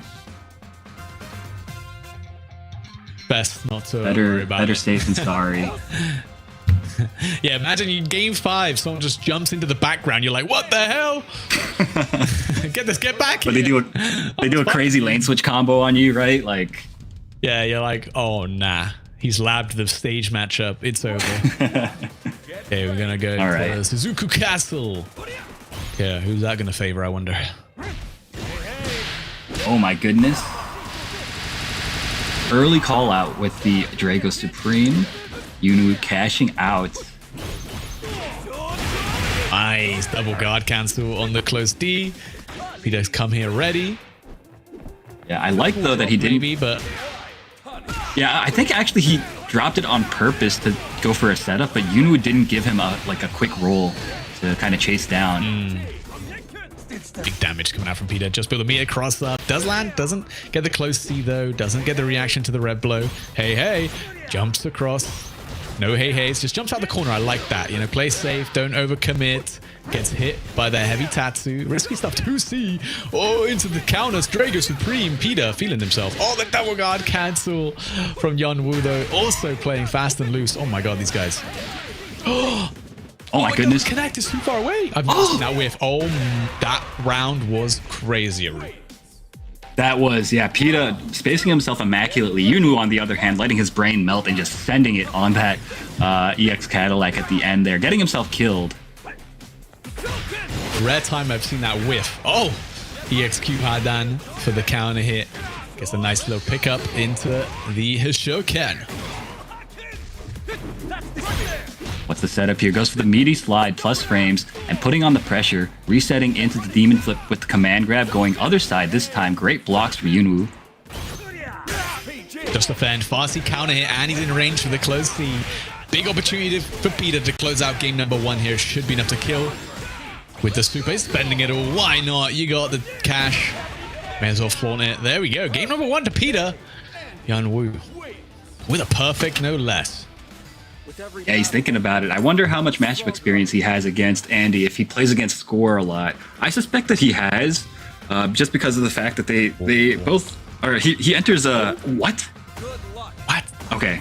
This is interesting. Don't think I've seen Yeonwoo's rock before, but this is. I mean, obviously a strong character this season. We've seen him succeed on many a level. Mimi Tohashi just recently, the runner-up to Evo, of course, was putting the work in against Xiaohai, but I wonder why in this matchup specifically you want to go to Rock. I mean, the EX5 does a lot of work, sure, but I mean, we'll find out. It looked like he tried to do a heavy DP there and got grabbed. Yeah, I mean, the deep look, so you can't DP anti-air the demon flip because, you know, DPs are air invuln. They're not throw invuln, and the demon flip is a throw, so classic situation. Happens in a ton of games, like with any ground to air to ground throws. Putting on the pressure now in the corner. Yeonwoo has a big chance, but Peta is very close to overheating, and there he goes. Has to spend the bar. But he also needs now to evade and not block for too long. Yep. I mean, you do cool down very quick when you're in final position SPG, provided you get the time to do it. Gonna be tough. No DP from Yunu. I feel like Yunu was going for a DP there and it just didn't come out in time. Wasn't expecting the jump B from Andy to hit so quickly. Who can? Okay. Demon flipping in. Rising tackle though, busting out for Yeonwoo. Oh, EX Harnage. Peter went for the hyper defend. Just narrowly misses the timing. Gets punished for that throw. How many are you going to take though? Demon flips out. Wild punish. Peter. Sick stuff, man. Onto the other side. Zane Shohaken. Gets the throw. Peter, Czech Republic's strongest soldier, getting the very meaty crescent kick there into full combo. Peter does need one more hit. Oh, and that'll do it. Baits out the rev blow. Has the perfect response ready for it. Peter now taking game 2 very quickly. Yunwoo looks very uncomfortable with this matchup, I gotta say. Was clean. I mean, I don't know what the Rock... I mean, we didn't see what the Rock was cooking. We couldn't smell it either. But I don't know. I think he had to just go Hotaru and pray. Like, I think that's going to be your best bet. You know, Peter did not look phased against the Mr. Karate. Did not look phased versus Rock Howard. Do you go back with the tried and tested? Do you dance with the one that brought you in the Hotaru? Or do you don the mask once again? I wonder. Yeah, in my mind, it's between Mr. Karate and Hotaru. And on paper, Mr. Karate, I think he's obviously the better pick here. But, you know, he looked so comfortable on the Hotaru before. So we'll see. Don't do that. Don't do that. There's no way. There's no way. Who's talking to Yeonwoo right now? Who's whispering in his ear, man? Definitely not Zhao Hai. I mean, maybe Sukahiko was giving him some bad ideas, but Kai? Could be. I mean, the idea is there. The flash kick autocorrects, but no. Gonna go with Old Faithful Hotaru Futaba. We'll see. Can he go the distance? Reverse 3-0 inbound from Yeonwoo. Or is Peter going to close this out 3-0 and take one of the final 2 spots to the Esports World Cup? Here we go. Round 1. Get ready. All right, Yunu, what we got? Yo, he put his glasses on. My man's is powering up. Okay, nice check using the lights. Shit, the glasses. I never thought about the glasses matchup. Oh no. Missed the clip. See? Go though. This is technically the world's first $1.5 million character, so she can still get it done. Yeah, she's certainly up there still. The only issue is that she sort of got power crept, and she also did eat some, you know, substantial nerfs. So there's that. But in the hands of Yunwoo, I think she can still do it. Definitely. I mean, she went from doing things better than everyone else to doing things pretty damn good. Yeah, doing things better than most people still. Yeah. Oh, what a bait! Peter baits the reversal. Has to be careful not to put himself to overheat. And with the super, the Zane Shohaken should be enough. Peter 1 round away from qualifying for the Esports World Cup. Don't let it slip now. 1 round away, man. You said it. This guy he wanted so badly. You can tell in just the way that he's playing, and also, I mean, the way he carries himself, man. He is so focused. Nervous, man. I'm nervous. That was a cross-up. I got hit. That was a command throw. I was not holding up. Peter getting hit, though. Super gonna land. Yeonwoo with all the momentum in this round, but final position, SPG has 100% on the rev gauge to use up. Unfortunately, not going to get a chance to use it. Never mind, still alive. Blocks the rev blow. Yo, you see how Andy players, they always just go crazy when they're about to die? There you go. The wild punish, cross under jab. Yunu keeping himself alive. Yep. Okay, don't let it slip now, Peter. Trying to get that counter hit, confirm into the EX Zanaken. It's not plus, don't get it twisted. It's just the follow-ups there that, you know, make Yeonwoo not want to press. And Peter's got that 6 frame close, so you can definitely take advantage. EX Q Hadan straight into the super to get the momentum. Peter hasn't been touched yet. Yeonwoo down to 50% life.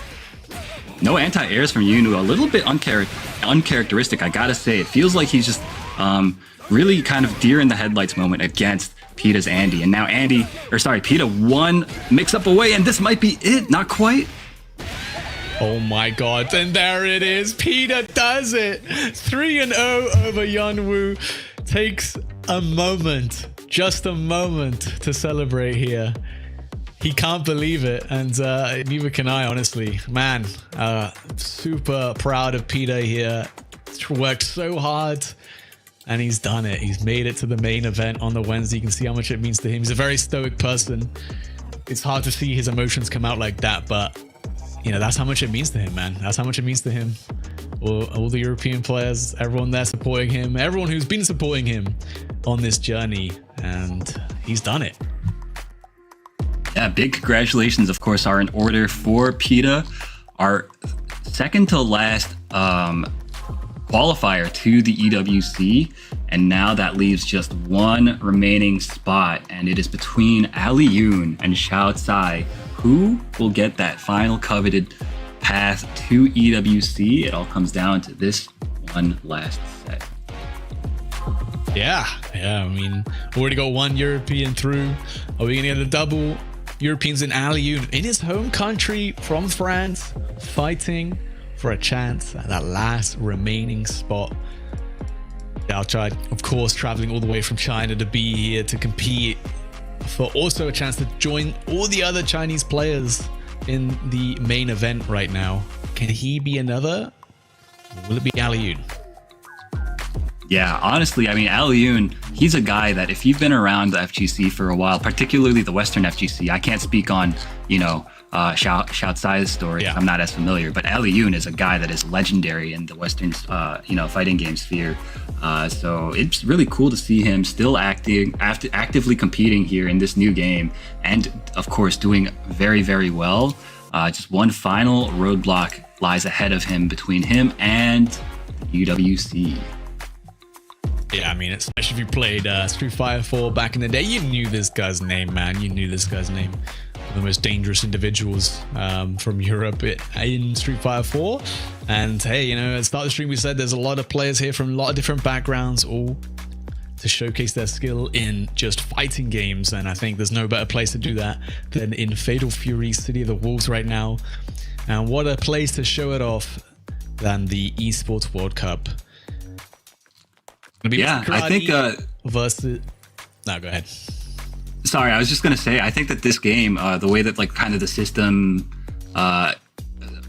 works, it suits his skill set pretty well, in that he's able to find very layered OSs and stuff like that. He's able to break down interactions really well. And this game is a game that really allows for that type of knowledge to really come through and shine. So let's see how relevant that is against this guy Xiao Tsai and his Billy. Oh, we got the Preacher. Ali Yoon with the Preacher. I think I get it. This matchup's kind of nice. You got tools like the EX Tatsu to bust through the neutral, and your Fireball is hella annoying for Billy to deal with. It's really annoying. It's super active, and he presses his buttons into it all the time, and you're really sticky. Once you get in, it's hard to let go, and that's something that, Mr. Karate doesn't do. He doesn't stick on top of you like these other aggressive rushdown characters. Yeah, dude, that's such a great point. The fact that once you start blocking, Preach's close C feint stuff, you kind of have to take a risk at some point to get out of there. Yep. Especially when your back's in the corner and you can't just backdash away from her pressure. Gets frame trapped. Unfortunate for Ali Yoon. Should still be alive here. Oh my god, no way. You actually built all the way up to the hidden gear, man. Oh, you can't be doing this. That's enough to kill. The meter gain, especially with the recent change, right, where they made rev moves, able to build meter. Definitely benefit some characters more than others. I think Billy Kane is one of those. Yeah, it turns out the top tier characters are top tier for many, many reasons, not just one. Usually how it goes. Right? All right, and you see, yeah, like you pointed out, he's throwing out the fireball to create, a hazard, and then he works his way in. Big opportunity here. Has Xiao Tsai in the corner. I suspect he's going to jump over here. Oh, actually stays in the corner. Yeah, I assume was just trying to make some visual noise for Xiao Tsai. Of course, when you're so used to seeing that situation over and over again, you think that the cross-up's coming, and then when it doesn't come, you might be thinking, oh, you know, you're one step behind. Yeah, definitely. All right. Gets hit by the follow-ups there. That happens all the time. Trust me, I know it happened to me literally every time I try to JD. Yeah, if you try to just defend and miss the timing, it feels bad, man. Yeah. Gonna have to bust out some point. Oh my god, dash up, close C. Oh, runs right into the jump in though. Xiao Kai should be able to finish this one off with that meter gain. Yeah.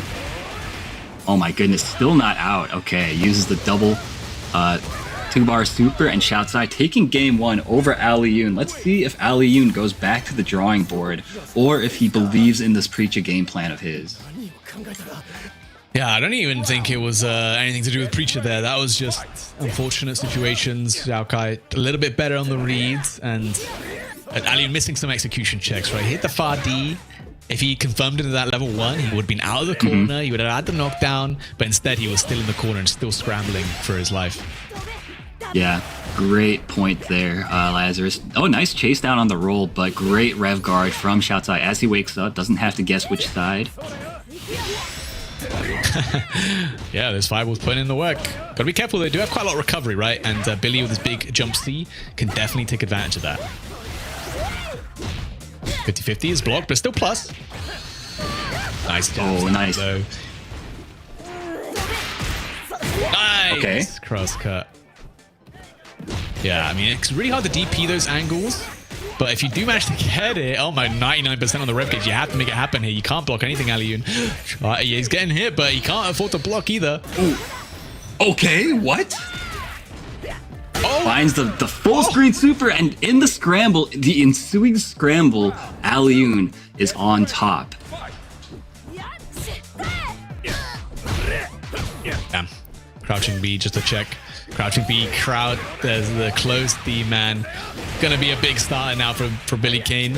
Gonna be tons of damage coming through. Yes, sir. Gets the hard knockdown as well. We were talking about it before, but this character, Billy, his close range pressure is also quite potent, and we're seeing it in action here. Alioun getting opened up by the mid. Yeah. Been trying to guard cancel, you know, he loves his guard cancels, he's very good at them. And Xiao Kai knows that. He's just delaying his options on wake up, making, you know, Alioun have to guess. Nice block though, on the low there. And gets out of that dangerous situation. Alioun still in SPG. EX Tattoo, that is plus. Tries to take his turn, Xiao Kai though. Doesn't take too much damage for it. Finds some fast Cs. One more will do it. Ah, nice. Oh. Using the double, poking 2 times in a row. Alioun thought he had an opening there to throw out a fireball and maybe get something started, but man, that special move is pretty good, man. Yeah, it's damn good, man. Big damage coming out from Alioun here. Yes, sir. And the knockdown is this time one part.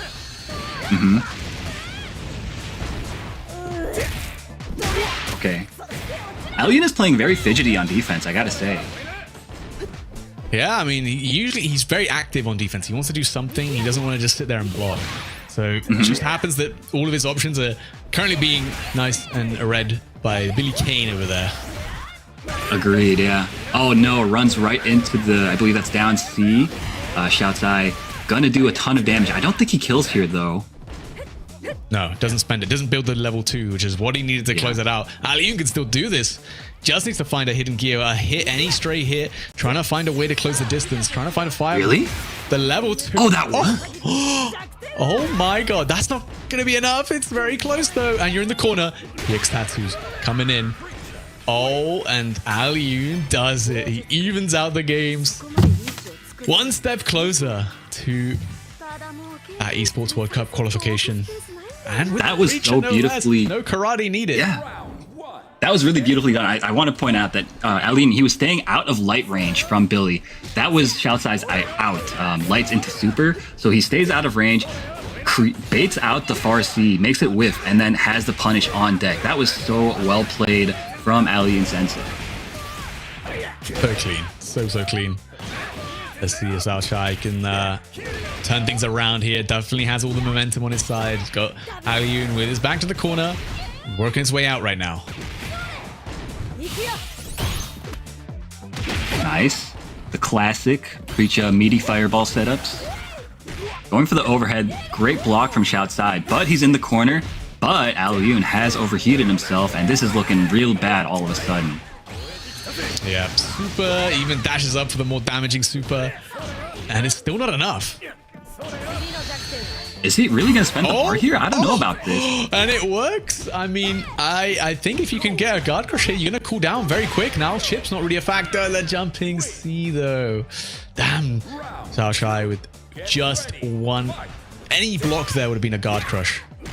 Yeah, I think he expected to cool down a little bit earlier and then be able to use those Rev Excels to get the guard crush, but it just didn't end up happening that way. Xiaosai winning the scramble and once again finding himself ahead in the set.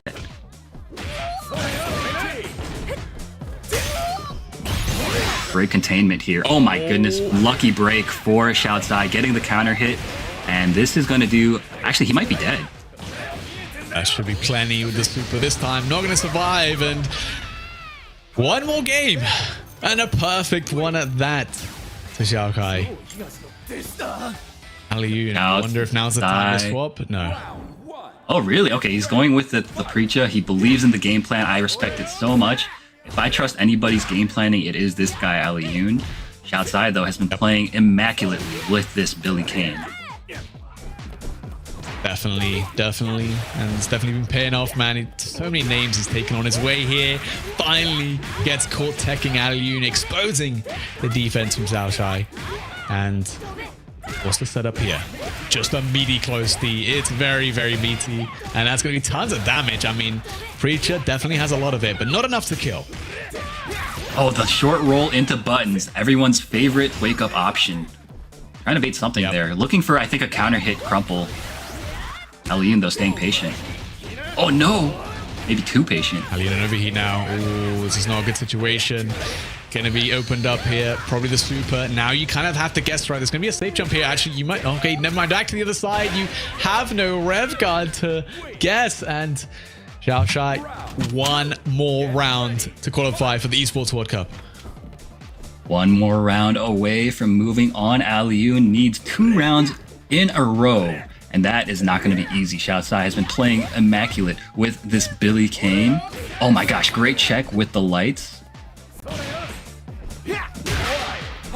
Oh, wild punish though with that close C. Gonna be a lot of damage coming through. Straight into the hard knockdown, saving all that rev gauge. Alioun's lost in overheat many a time now. Knows how valuable that rev gauge is. Goes over the low. Xiaoshai somehow defending. Clean stuff gets opened up though. Yeah, nice. No rev art required. Alioun not going to be able to kill with this, but leaves himself in a great situation. Gets thrown into the corner. This is really bad, Lazarus. Oh, the jump. Nearly gets caught by the close D. Luckily, one downside of the Billy close D is that it doesn't anti-air for you too. A lot of other people's do, but not Billy's. No, indeed. And once again, Shoutside taking an early lead in this round. Alioun needs to find a good hit that leads into knockdown and apply that Preacher. Oh, there you go. That was a beautiful dash under. He needs this so badly. And he's gonna get it, Aru. The hard knockdowns here. You have to make it count. You can't let Xiaoshai get out of it. The reversal super does land, though. Just needs that one big hit. Yeah, and he's looking for it right now. Oh, finds it. It's the overhead. It's a little bit scaled, but he gets a knockdown. Oh, the close knee, but it hits him out of the air. This is good stuff.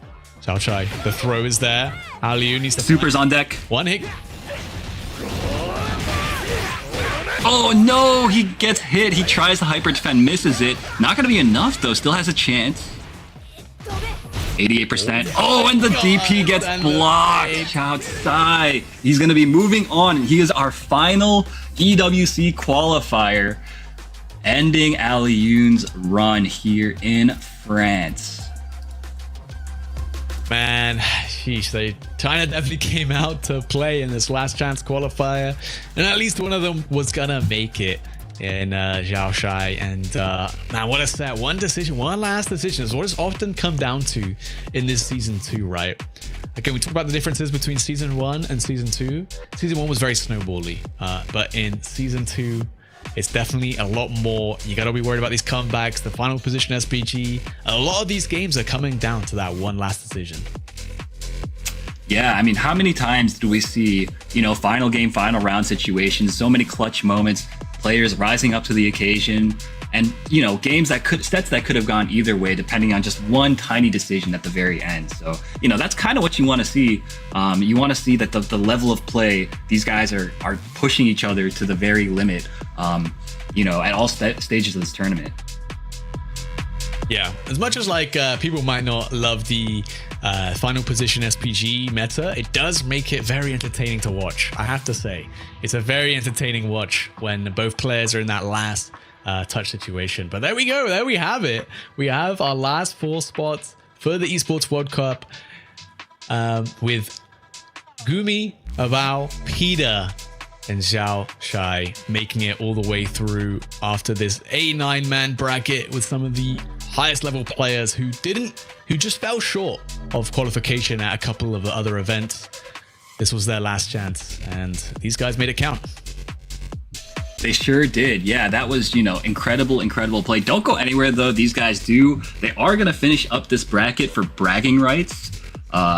Who doesn't like a nice top 4 for bragging rights, right? So obviously we've got Abao waiting in the grand finals on the winner's side, Gumi waiting in the losers finals, and now they are waiting for the victor between Xiao Sai and Pita to see kind of who gets to continue their tournament run. But of course, I'm sure that these players are going to need a moment to collect themselves after playing such a high stakes match. So we're probably going to need a short break for these guys. So don't go anywhere. We are going to be going on a short break, but we will be back with some more Fatal Fury action after these short messages.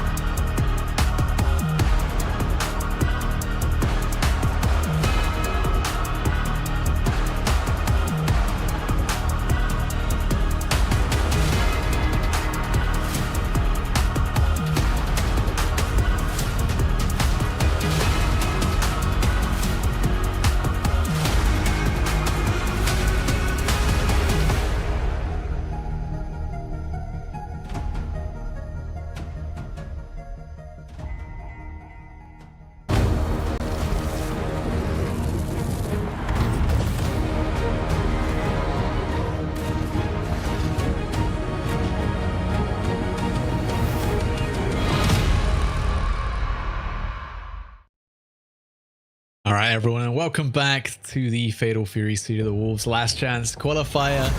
We have already achieved all 4 of our players who will be making it to the main event on Wednesday. So it's time for a little victory lap, I think. Don't you think so, Haseo?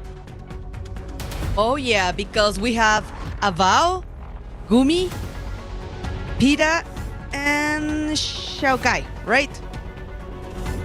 Yeah, both. All 4 of these players will make it to the main event on Wednesday. All the emotions are now have definitely been expunged from all these players, right? I think they gave it their all made it in. And like I said, now's the chance for some more entertaining games, a chance to practice with your, fellow competitors who you will be meeting on Wednesday. So I think right now, these 4 players can relax, definitely. But we're still chasing for a really good prize, right? So and still the glory, of course. So don't worry, Yeah. We got now that here Xiaokai versus Pita. And of course, waiting here patiently Gumi to see if he's gonna fight against Xiao or Pita. Yeah, we've got 3 sets left, or 4, if the grand final ends up being a reset. The way Abao's playing, that would definitely be a tough job for everyone. But yeah, basically the players are playing for the bragging rights, which, I think in the fighting game community, we love bragging rights. We love to say that we, won a very stacked bracket. I think people will remember that. So why not give it your best shot and see if you can, be the person who won the last chance qualifier. That's true. And finally, thanks to Aliune, I've seen a preacher in the top 8, in this whole tournament. I was waiting for that. And I love the idea behind it, right? We saw how well it can work into Billy, but ultimately, Xiao Shai was just a little bit too strong, a little bit too prepared. And Yes. Well deserved Really for good all set. these players, of course. My heart goes out to Peter, who made it from Czechia, who's the, a pretty underrepresented region. Definitely going to be the only one at the Esports World Cup repping that nation, and well deserved. Like I said, he's been grinding for that opportunity, and I think his Andy came to play today, and especially recently, he's had some pretty tough results, some pretty tough losses. So to be able to get back on the horse and give it everything you got to qualify today was a big accomplishment. Oh, definitely. And I still think that Andy is going to be a really good matchup, even versus Billy, because of this reversal, because we need to spend the bar to try to have a better answer to all the Andy's pressure. But I think, like we saw it in another match, that Xiaokai is ready, right? Yeah, exactly. We'll see though. I doubt these guys would have played before. Definitely no runbacks from the winner's side or anything. Be a nice chance for Peter to get some practice in the Billy matchup. Definitely a character that at the time in Europe, Nivek was playing a lot of Billy, but now there's a lot less Billys around in Europe. So good practice already going in with a demon flip throw. It's very tough to deal with, even if you see it coming. Exactly. We're going to see the demon flip at any moment, but not so early. But let's go. Be careful with all these counter hits. Don't worry. Still not a threat, honestly. We need more damage. Oh, nice. All this just defense. But exactly. I was waiting for the follow-up, but here it goes. Oh, nice throw take and the wild punish. Nice. Yeah, very clean stuff, and guard cancel with the flip out. Peter does love that, and it's a really good option, right? Because even if you see the guard cancel, it's very rare you're ready for the demon flip. You're normally looking for like the guard cancels, the naked, things like that. Oh my god, nice, confirm. And I'm happy to be honest, because we are fighting at the one of the best stage in this game, of course, the Salvatore map. So yeah, I'm happy, I'm motivated. So 2 bars ready for each player, and yeah, waiting patiently for that roll. But okay, good defense until he gets the counter hit, but no way to anything at all. Yep. I can't stop looking at the stage now that you pointed it out. I find it so funny that it's like a DJ set and they got like someone's like mother or grandmother just sat in a chair, just like just watching. She's here for the rave. Oh, that's so good. Actually, that in a music video from Salvatore, I think that's his uncle. Oh, right, yes. I forget these are all references to his music videos. Oh, Everything in the actually. stage is a reference. Oh, Peter, nice. bang it all. Nothing on the line now, so Peter feels pretty comfortable sending out those reversals. Pretty much had to, right? Although he would have been guard broken if you actually blocked anything there. Oh, nice. That was a really good neutral jump. Waiting what was going to happen next after all these lights. So, good defense, patience, but let's go for the grab. You have to challenge that because now Andy's going into a snowball. Yeah, overhead. Still plus, by the way. Gets hit by the EX air fireball. Definitely Peter special. He loves that. Unfortunate. Close C whiffs and gets wild punished for it. And now on the back foot in the back at the corner, reversal level 2. Does catch the backdash. And you think you can kill. Oh, maybe not. I think with the double jab, the scaling might be too much. Okay. Maybe with a red line, that would have been enough. But be careful because almost, yes, we're ready for the overheat. And now we have to do something because chip damage is on the table. And of course, the guard crush too. Peter actually had one chance to get out there, right? We saw the DP, I'm not sure what the special is called, but the DP motion special from Billy come out. And did run up close C, so definitely could have reversal supered there. Oh, EX and Aiken, big wild punish. Okay. Grab, demon, and yeah, right into the overhead. Okay, it was a good read, a good call from Pita. Oh, just defending guard consent again with a demon flip. It was a really good option to get out of the corner. Yeah, it's very evasive. You get the side swap. It's kind of hard to track. There's a lot of follow-ups out of it, obviously. Okay. And you're not really prepared to deal with them. Red blow lands. Here we go, though. Some couple just defending from Peter. Kind of need to do a bit more than that if you don't want to get overheated. Guard cancel's going to get you close. Demon flip grab. Won't be enough. The second one will, though.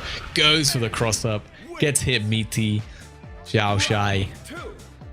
Getting caught off guard there. Probably tried to red blow there.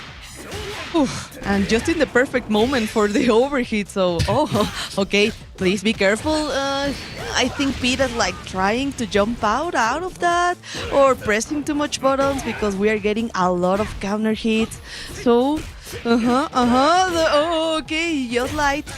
But, oh my god, the shimmy. And no, Peter does not fall for that. Oh!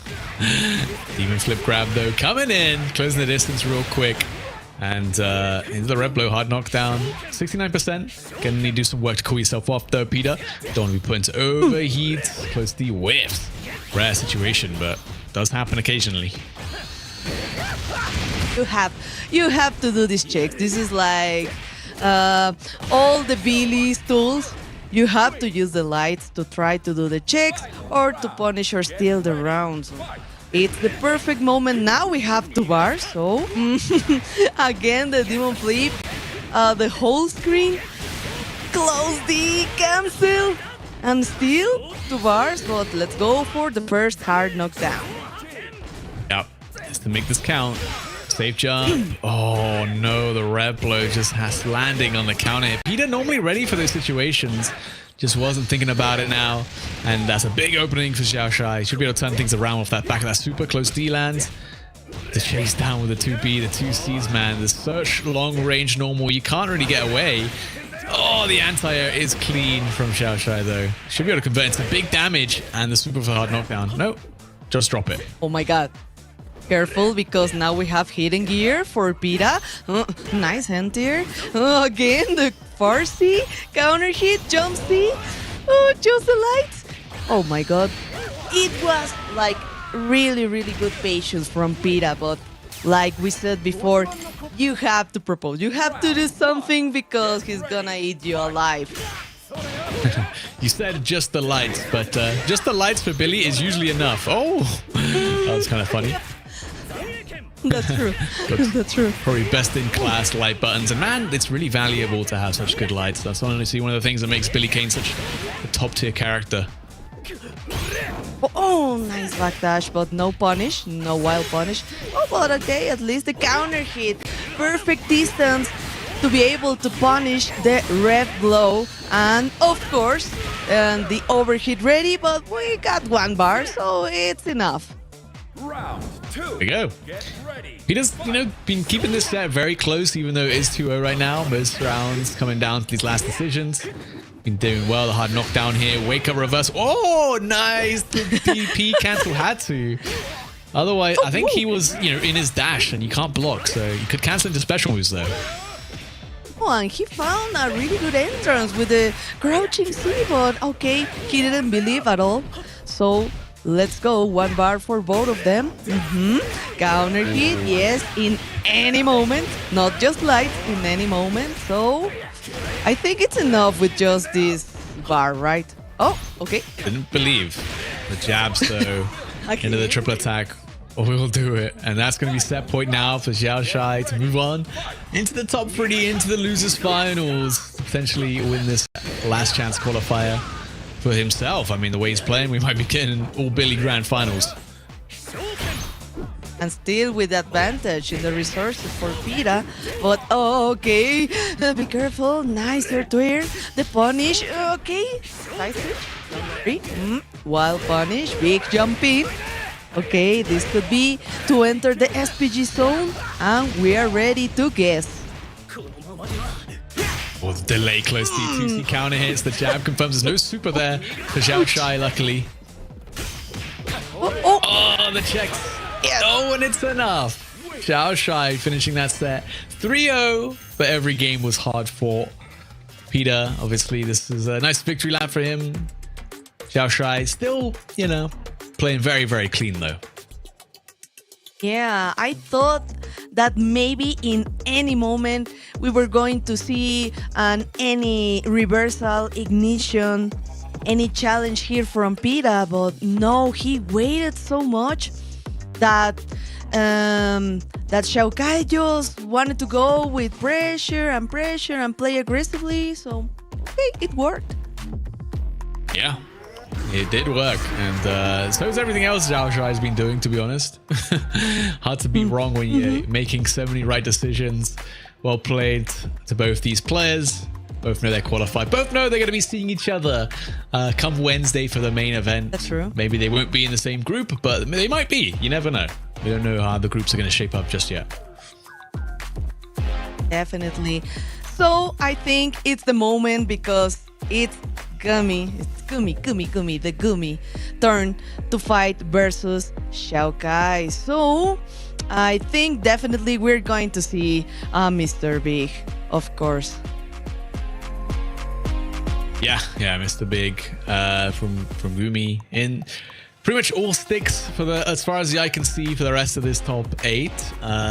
Gumi, Xiao Shai, and then Abao all playing that Mr. Big, Mr. Billy Kane, as I think we've come to call him. And yeah, we'll see Abao in that grand finals winner's side, about as comfortable as you can get. Just needs to win that one set. And, you've taken the trophy. Or if there even is a trophy. I don't think there is one for this one. The bragging rights. I think Gumi already saw this match. So I don't think that there would be any reason to use right now Andy. So I think he needs to stick with Mr. Big. So you just have to wait. I think the only other option for Gumi maybe is just Rock or Hokutomaru, but right now Mr. Big is working perfectly, so I think this would be the character right now for Gumi. And Xiao Kai is so ready to fight versus Andy, so it's not likely an option. Yeah, definitely not. Yeah, it's gonna be interesting. Interesting to see. Gumi's got so many characters though. I feel like at this point, you're just here to have fun. You can play anything. Yep. I'm seeing right now like Gumi is ready like to make a counter plan for Billy, because you know Gumi is a Mexican player that plays a lot with Dani Elmaza. I think maybe the best Billy right now. Danny, yeah, for sure. I think he's going to take the trophy. Definitely one of the favorites for the main event come Wednesday. But we've got something different, something a little more tasteful, which I never thought I'd say about, Hokuto Umaru, but here we go. Yeah. And I'm we remember season 1. Yeah, weirdly, I'm happy to see this little ninja kid for the first time in my life. And this is a wise choice because we want really a lot of mobility right now, but not with Andy. So Hokuto Umaru is a really good choice. Let's go, because the throw tick, nice air to air. I think he's looking for a counter hit with the jumping C, but Gumi was ready. Yeah. Let's see. I mean, I do like Hokuto Umaru in this matchup, of course. You got the double jump to get around the neutral game from Billy Kane. That's definitely going to give you a leg up in a lot of situations, right? 2. Get ready. Definitely. And be careful, because we still have 2 bars for Xiao Kai. Yes, here goes the first one into the wild punish. Yeah, it's definitely pays when you got 2 bars, because you can let that one rip, and now your lights are still very lethal. You still have to be worried about, getting caught by that Billy Kane 2D or 2B. Okay, yes. I think Gumi will try to look a lot for the crouching C, but okay, let's do the Billy thing. The light, the jump, and you're like guessing what's going to happen next. And a grab, I think, is like the best of the options that can happen to you if Billy can make the entrance. Yeah, unironically. You gotta take the throw against Billy Kane, man. Never thought I'd see the day. As a throw. Speaking of, I mean, Gumi, red blows. We know how good Hokuto Umaru's red blow is. But in general, block. Oh my God, he's still alive. Gumi, what a huge jump in. That should be enough. Gumi gonna build the super bar. Not even gonna need it, honestly. And there we go. First game going the way of Gumi. I think that's the first game I feel like I've seen Xiao Shai lose in a while. Get ready. Fight. Yeah. Of course, that would have been an overkill with a hit and not a red line. So let's go, because Gumi has the first versus Xiao Sai. And then the counter hit. Okay, the target combo. And one more Sanaken. Yes, the grab. Oh my God, that was really sneaky.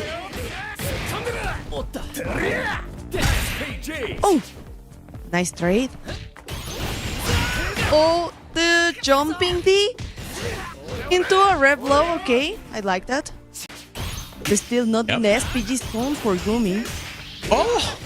Jumps out of the SPG and gets a nice whiff punish conversion. Shoken, is that going to be enough? Not quite. The super does do good damage, but the throw will do it. Now Gumi, man, with the Hokuto Umaru actually making a good run here. It was a really good read. Trying to jump, and he's gonna go for a red blow. So really good on Gumi's side, and still 60% of the rev meter. But don't worry, we got to spend 1 bar. The ignition is ready. Close D, cancel. You have to wait for all the pressure until you find the perfect moment to do the JD, and he tried, but he goes for the delay. The red blows though, gonna land. I feel like I haven't seen that in a little while. Hokuto Umaru red blows coming through, some good damage. Hidden gear available for Gumi. Any light confirm into the hidden gear is gonna be enough. The Iber defend is so clean. Okay, the counter hit. Yes, the pixel critical situation. Tried to guess, counter hit. Okay. Final round. I can see that Gumi is like changing every time he's pressure because you think he's going for an overhead and then he goes for a EX fireball. So this is very interesting for Gumi. Yeah, definitely. See, there we go. Finds that 2C. Still great normal for Gotomaru. And in that hard knockdown, this is where it gets dangerous, right? The double jump mix-up just holds up. Xiaoshai gets out of there. The wild punish, light confirms, lots of damage. Red blow gets thrown. Oh, not the grab, not the jumping C counter hit. Okay. Great work. Damn. Twice, Lazarus. Yeah, definitely. Gumi just trying, but couldn't quite succeed to get out of that corner there. Oh, nice though. There's the bait on the throw whiff. And Gumi gonna do quite a good amount of damage. Man, so consistent with those hyper defense. It's a shame that, you know, Gotomaru, he can't commit to any faster special move because if Xiaoshai does any of the follow-ups to the Rekka, it gets a counter hit. Yes. So he can do the Sanaken like this, but still it's working, and with the Hisho, it's enough, of course. Yeah, really good confirmation. Gumi is keeping his resources just when it's needed to finish the round. Yeah, definitely important on a character like Gotomaru. Don't want to leave your opponent alive with a sliver of health. Nice. Gets the close B into that close C. And chasing him down. Oh, again, Xiaoshai. He's always gambling a little bit on the defense, right? Either he's holding up, he's taking, he's doing something, he's being active. He's rarely get caught with his pants down doing nothing. Oh no, the pogo. Okay, at least he didn't got the counter hit, so that could have been really dangerous for Gumi. And almost the second bar. Yep, it's ready, but he's gonna survive, right? Yeah. There's the counter hit Zanaken, and just enough rev gauge for that guard cancel. Needs to make this count. A wild punish though, and Xiaoshai. I mean, keeping this set very, very close between these two. I think Gumi is going a lot for a lot of grabs.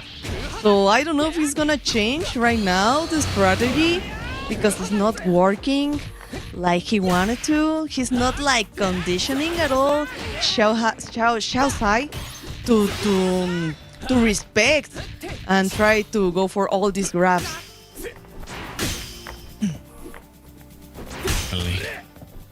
Jump in the air to air, the close D, locking them in. And yeah, nice pressure sequence from Xiaoshai. Got the corner. Attack comes out from Gumi, still fighting, trying to get out of this corner real bad, but doesn't quite find it. Gets opened up. Is that going to be enough? I think so. Yes. Yes. Oh! The pixel. Yeah, not quite. Oh, the chip damage though. Xiaoshai in these last hit situations, man, keeps coming out on top. Get ready. Fight. As you know, with versus Billy, to keep consistent with the rev guard, really hard, but okay.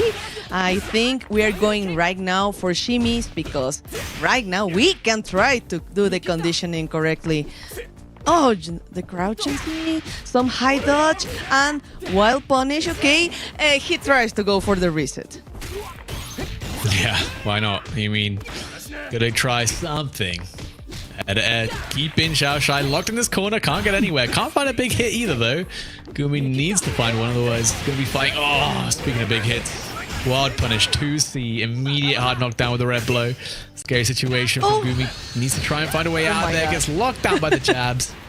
Now the throw will kill. You guess him for life. Goes for the overhead. Gumi with the neutral jump. Big reads pay off. Yeah, this is enough, actually. Yep. I don't know. Round 2. Xiaoshai is like missing really great opportunities because I think the moment you gave the opportunity to Gumi, okay, nice. Just have to mash that just defense. Clean stuff, yeah, from Xiaoshai there. I mean, unnecessary, you still get the punish either way, right? But helps with that meter replenishment. Don't spend too much red blow. One of the best anti-airs, honestly, still very scary. Just hold it up. Honestly, that's something that I haven't seen Gumi use very much. He hasn't really used the double jump a lot in this matchup. He's not really left the ground very much either. No, he's just going a lot for the shimmies and maybe the grabs. So that was really unfortunate. Like, did he wake up with an overhead? Yeah, I guess so. Not sure what that was about. Hard read from Gumi right now. Xiaoshai now though in on set point on the back foot in this round. But obviously, winner here will get a run back against a bow. Still got I'm one kind of more hoping it's Gumi though. Yeah, I'm kind of hoping it's Gumi that makes it through. I don't want to see a Billy mirror matchup. That would ruin the day. Almost. Oh, nice. Patient. Oh, Jumping the again. Hard knockdown. Oh, the shimmy. Okay, but we didn't got to confirm. oh, there we go. Gumi finds the combo, gets the Hishoken to finish it off, and we are going into a game 5. No changes from either player. Locking back in. Like, Gumi is so calm down right now. I know it's a critical situation to be in the 2-2 versus Xiaosai, but okay, I still think that Gumi is like pretty calm. Yeah. I mean, there's not too much on the line right now, of course, with all these players qualified already. But there is that honor of being the LCQ champion, and Gumi playing so well right now. He really wants that. Locked in with the Hokotomarus. I think he's played like 4 different characters in this bracket already. Definitely, but I think it's not enough. Again, the critical situation, not a good position for Gumi. Oh, okay, he tried the frame trap. Okay, oh no anti-air, no crouching C to the jumping C. Unfortunate. Get ready. Fight. So Shiloh now set point. Once again, let's see if Gumi can take this round back. Yeah, again, just really not jumping. Oh, there it is. There it is. Oh, but Xiao, I mean, to be fair, Xiaoshuai's doing a great job of making sure it's a bad option, right? The air is like the right idea. You don't want to try and anti-air Hokotomaru the normal way, because if you mess it up, you get wild punish for like 1,000,000 damage. Oh, the defense. He tries to go. Oh. We're into speedy zone again. Maybe the thing is here. The chip damage, guard crush. Yes. Had to get hit. Is the super going to be enough though? Oh yeah, definitely now. Spending everything in the tank for this one is out. No. No.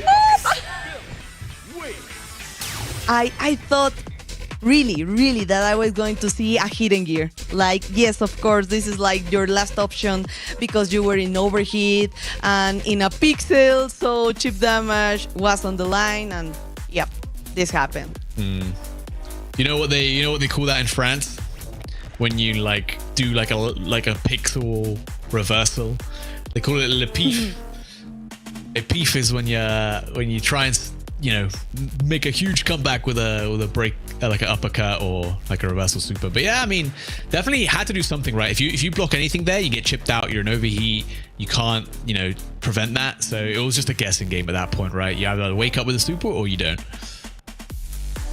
I think like Gumi was trying to position himself again with that backdash. That's why he didn't go straight into the hidden gear. But okay, I think it was really patient, Xiaosai. So of course, Lazarus, this been a pleasure.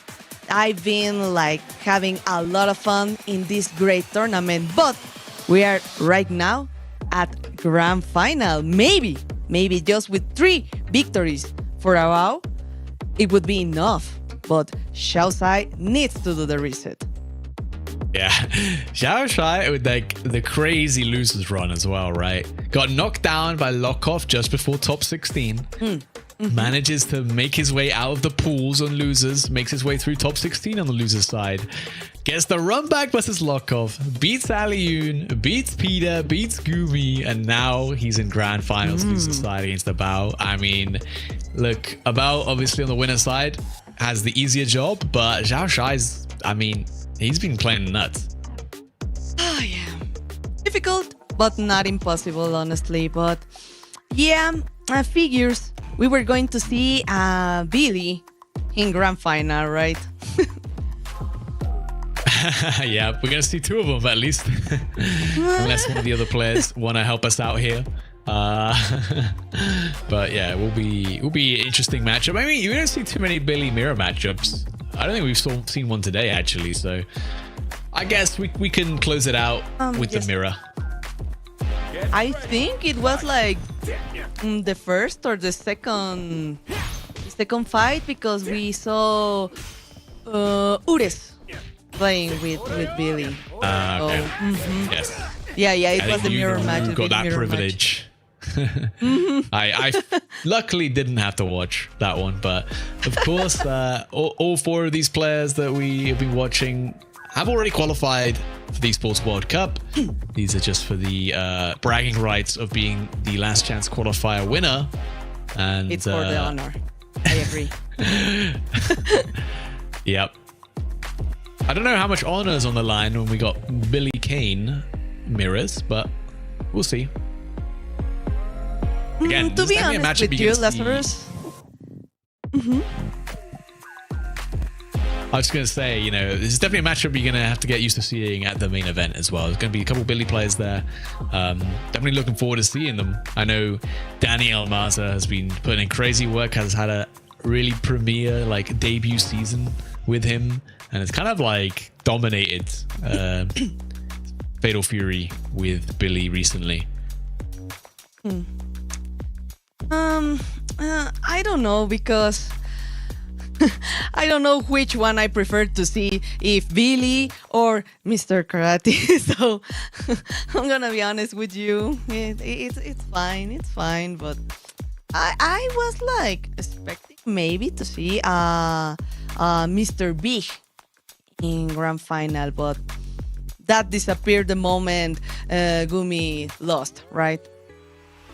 Yeah, I think obviously there's kind of like the meta has slowly been evolving too. We've got Billy Kanes, we got Mr. Biggs, and we got the Mr. Karates.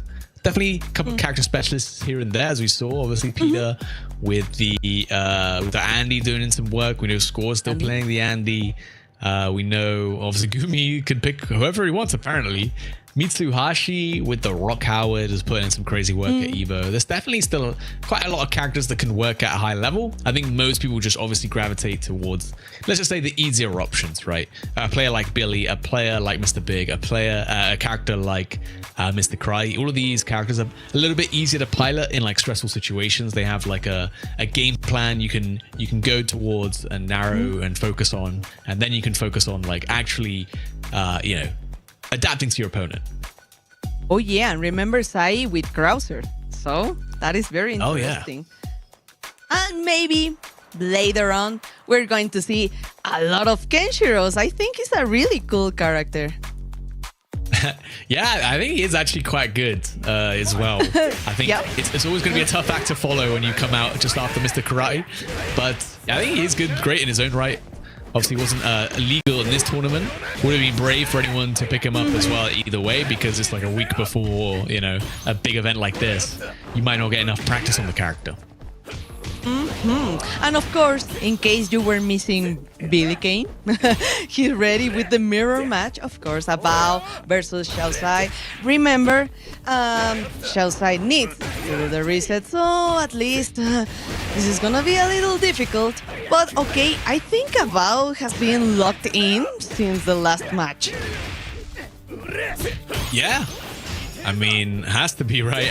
Zhao Shai's made a hell of a loser's run, so he's already definitely in a flow state. Hasn't let up, hasn't taken his foot off the gas since he lost to Lokov. And here we go. Still, the resources are intact, so don't worry. We still have like the first match, the first round, to adapt to the opponent. So let's go. Hard knockdown.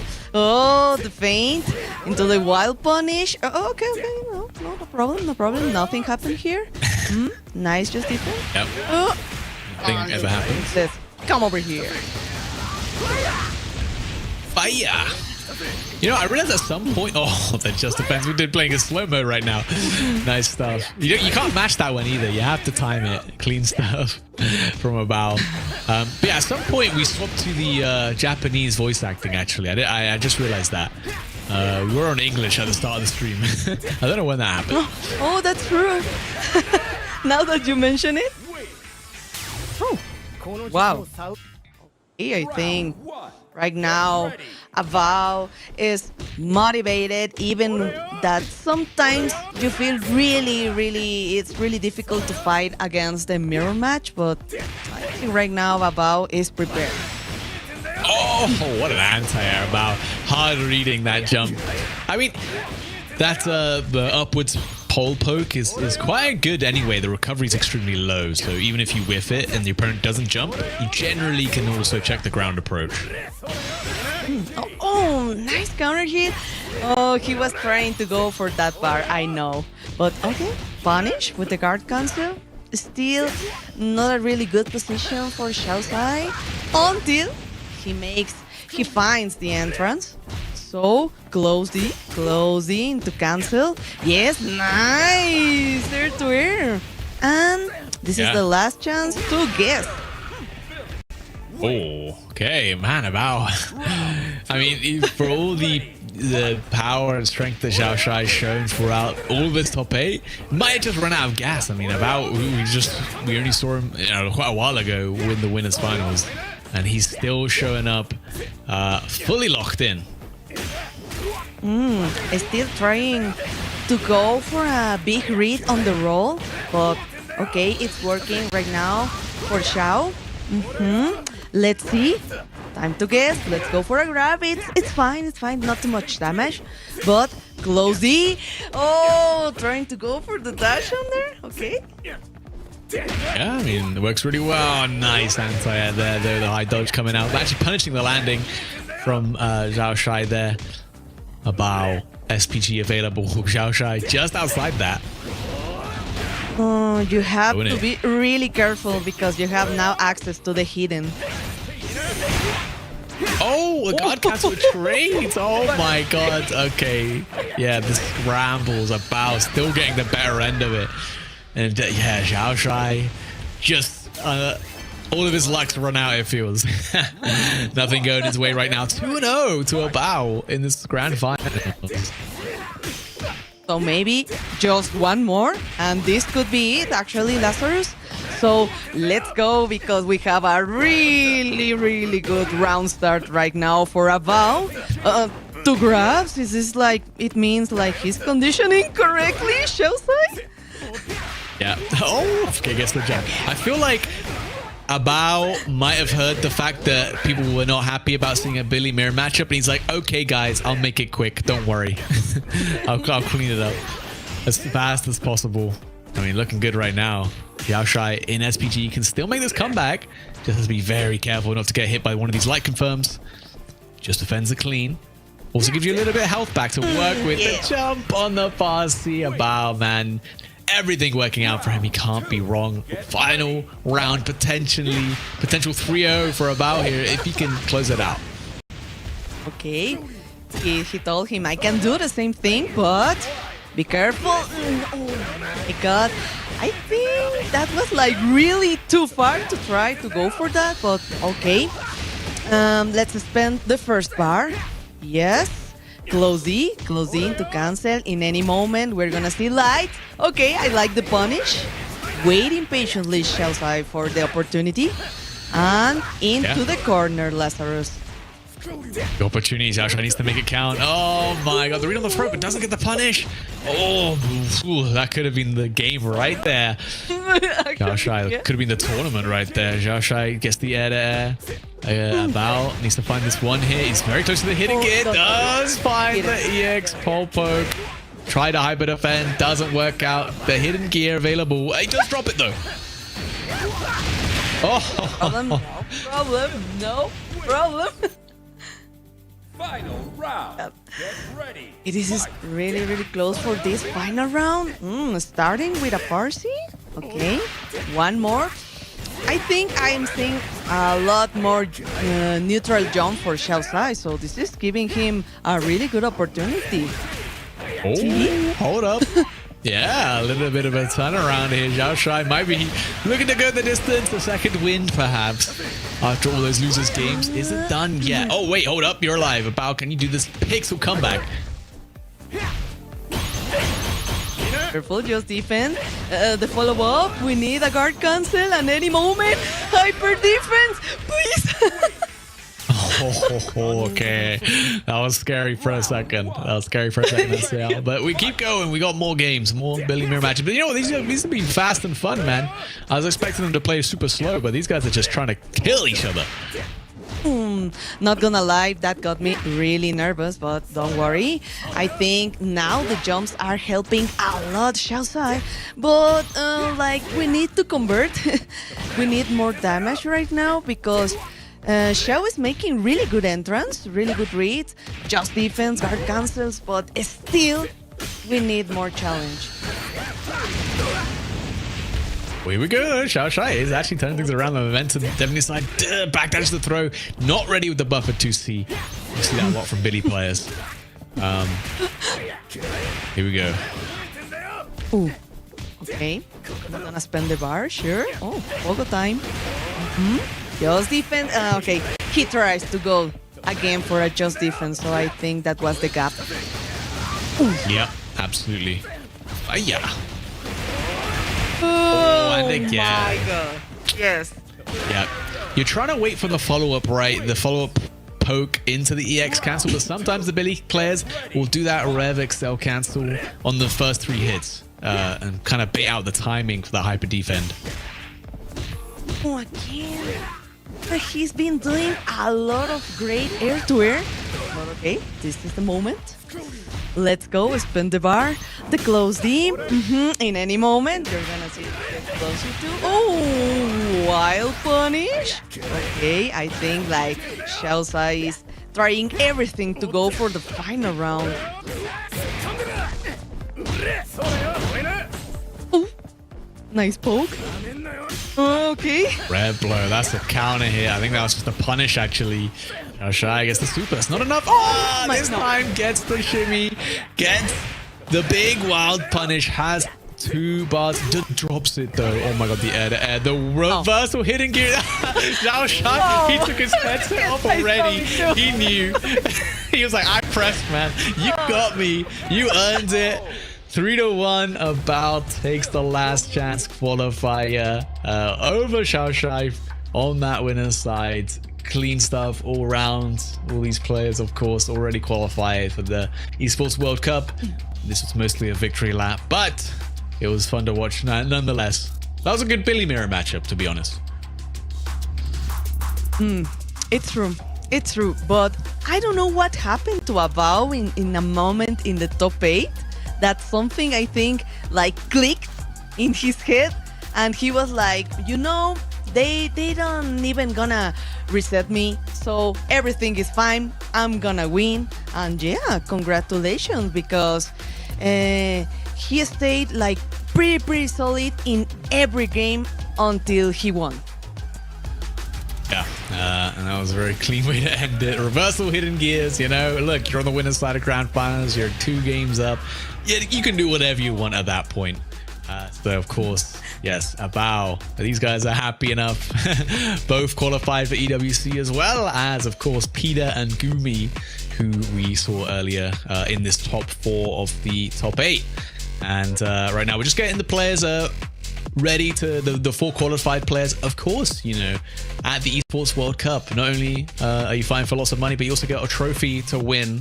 And as part of that trophy, you have like a key, and each of these players will have to sign their names onto the key. So we should be able to see that very shortly once we get the players situated in the right position in the STC Contenders Arena. But yeah, this has been a great tournament, Haseo. What do you think?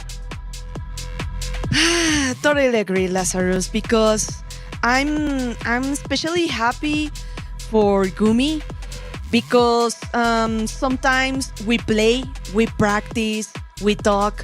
So I know that this is something he's been looking, like trying every time he tried for this opportunity.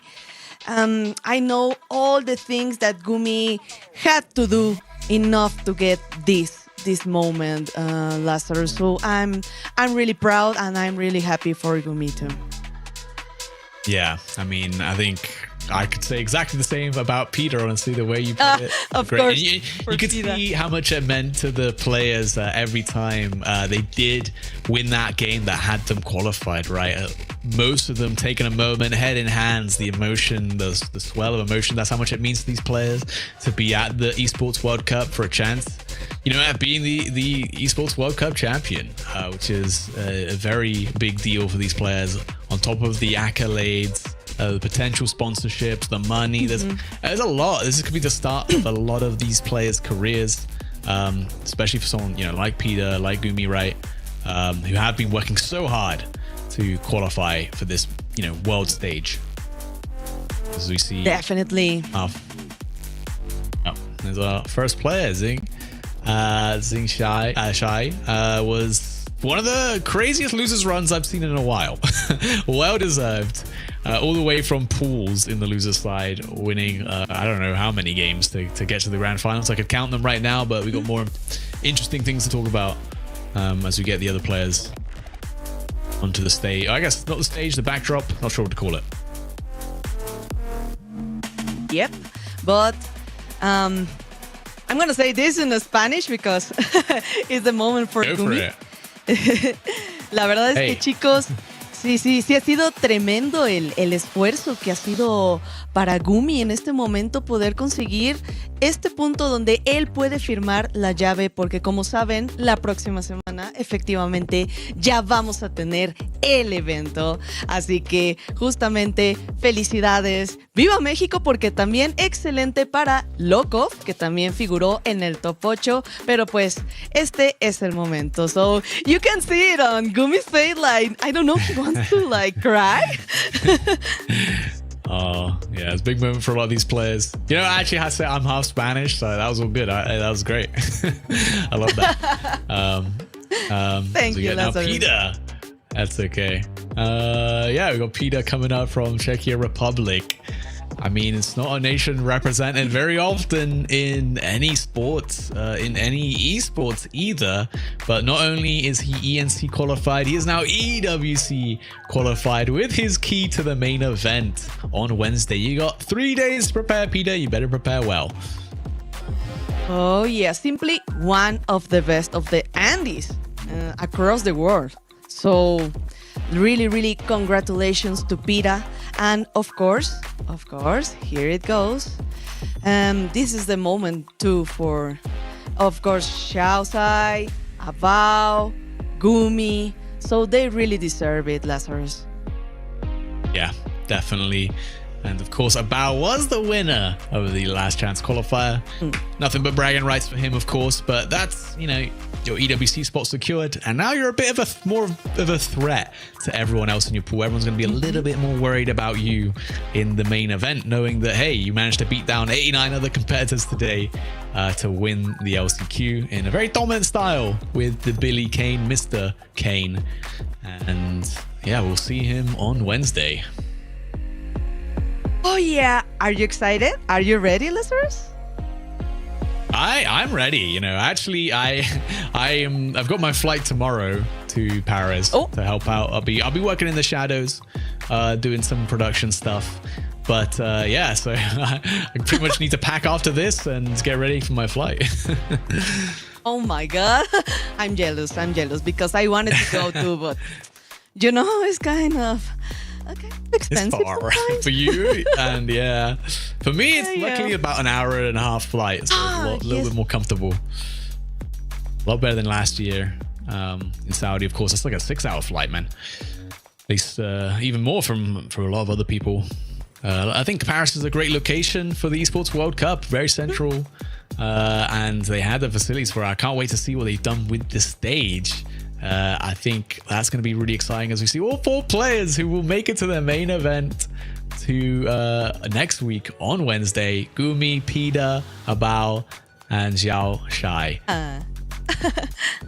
Oh, love it, because Abao is like, congratulations to Pita. But I think like something really characteristically for Gumi is that he does a lot of poker face, because you don't see like a lot of him smiling or like celebrating. But okay. We're almost off the end of the stream, Lazarus, because right now we are gonna see the standings, and of course, in the first place, Avao, then Xiaosai, Gumi, Pida, but be careful because Aliune, Jungwoo, Sai, Lokov, and of course, everyone, this is the moment to see their rank. And this is a big opportunity, good to see, I should say, because these are the players that got paid out, basically, right? From 17th place, you got, $1,250, nothing to sneeze at, right? If you got to 13th place, those players there, like Freza, Sugahiko, Arasu, ET, those players got $2,000. 9th place got $3,000. 7th place, $4,250, and then for the 5th place players, Aliun and Yunwoo, they did actually win $5,750. So even though they didn't get their EWC place, they did get to walk home with some pretty decent cash. That's true. So it was worth, after all, going to this great tournament. I was like, I have some really good moments to remember, and I'm so proud of the Mexican players too, of course, because I know everyone is like trying to do the best they can to participate in these tournaments, to going all over to Paris, right? Yeah, as we're saying, like we will be seeing some of those highlights throughout this day as well, which have been so exciting. Just before we close it out today, I mean, I gotta say, Alex Smith for me was definitely showing up big. His Bijanet, he was the low tier warrior, put in some work, gave us a really clutch set up against Sugahiko. Definitely recommend you guys go back and watch those. Obviously, the set for Pida qualifying, that was a big moment. I don't know, were there any standout sets for you, Hasso? Like, I think so too for Alex Smith, because I like always find him on rank, so I know he's simply one of the best Genet in the world. So totally agree. But it was a big upset too for Kula, because I think almost everyone was like, he's going to make it to top 8. So it happens, Lazarus. So it was a really great tournament. Pretty much every set we've had has gone down to those final rounds. I think the only thing we can do now is hope that the main event on Wednesday will be, about half as hype as the last chance qualifier has been. Obviously, big congratulations to the 4 players once again who have been qualified: Gumi, Pida, Bao, and finally Xiao Shai. But I think that's it for us, Haseo. It's been a pleasure working with you guys, of course, bringing you the action. We're going to take a small break while we recharge for the next few days, and we'll be back with the main event come Wednesday. So we'll see you guys then.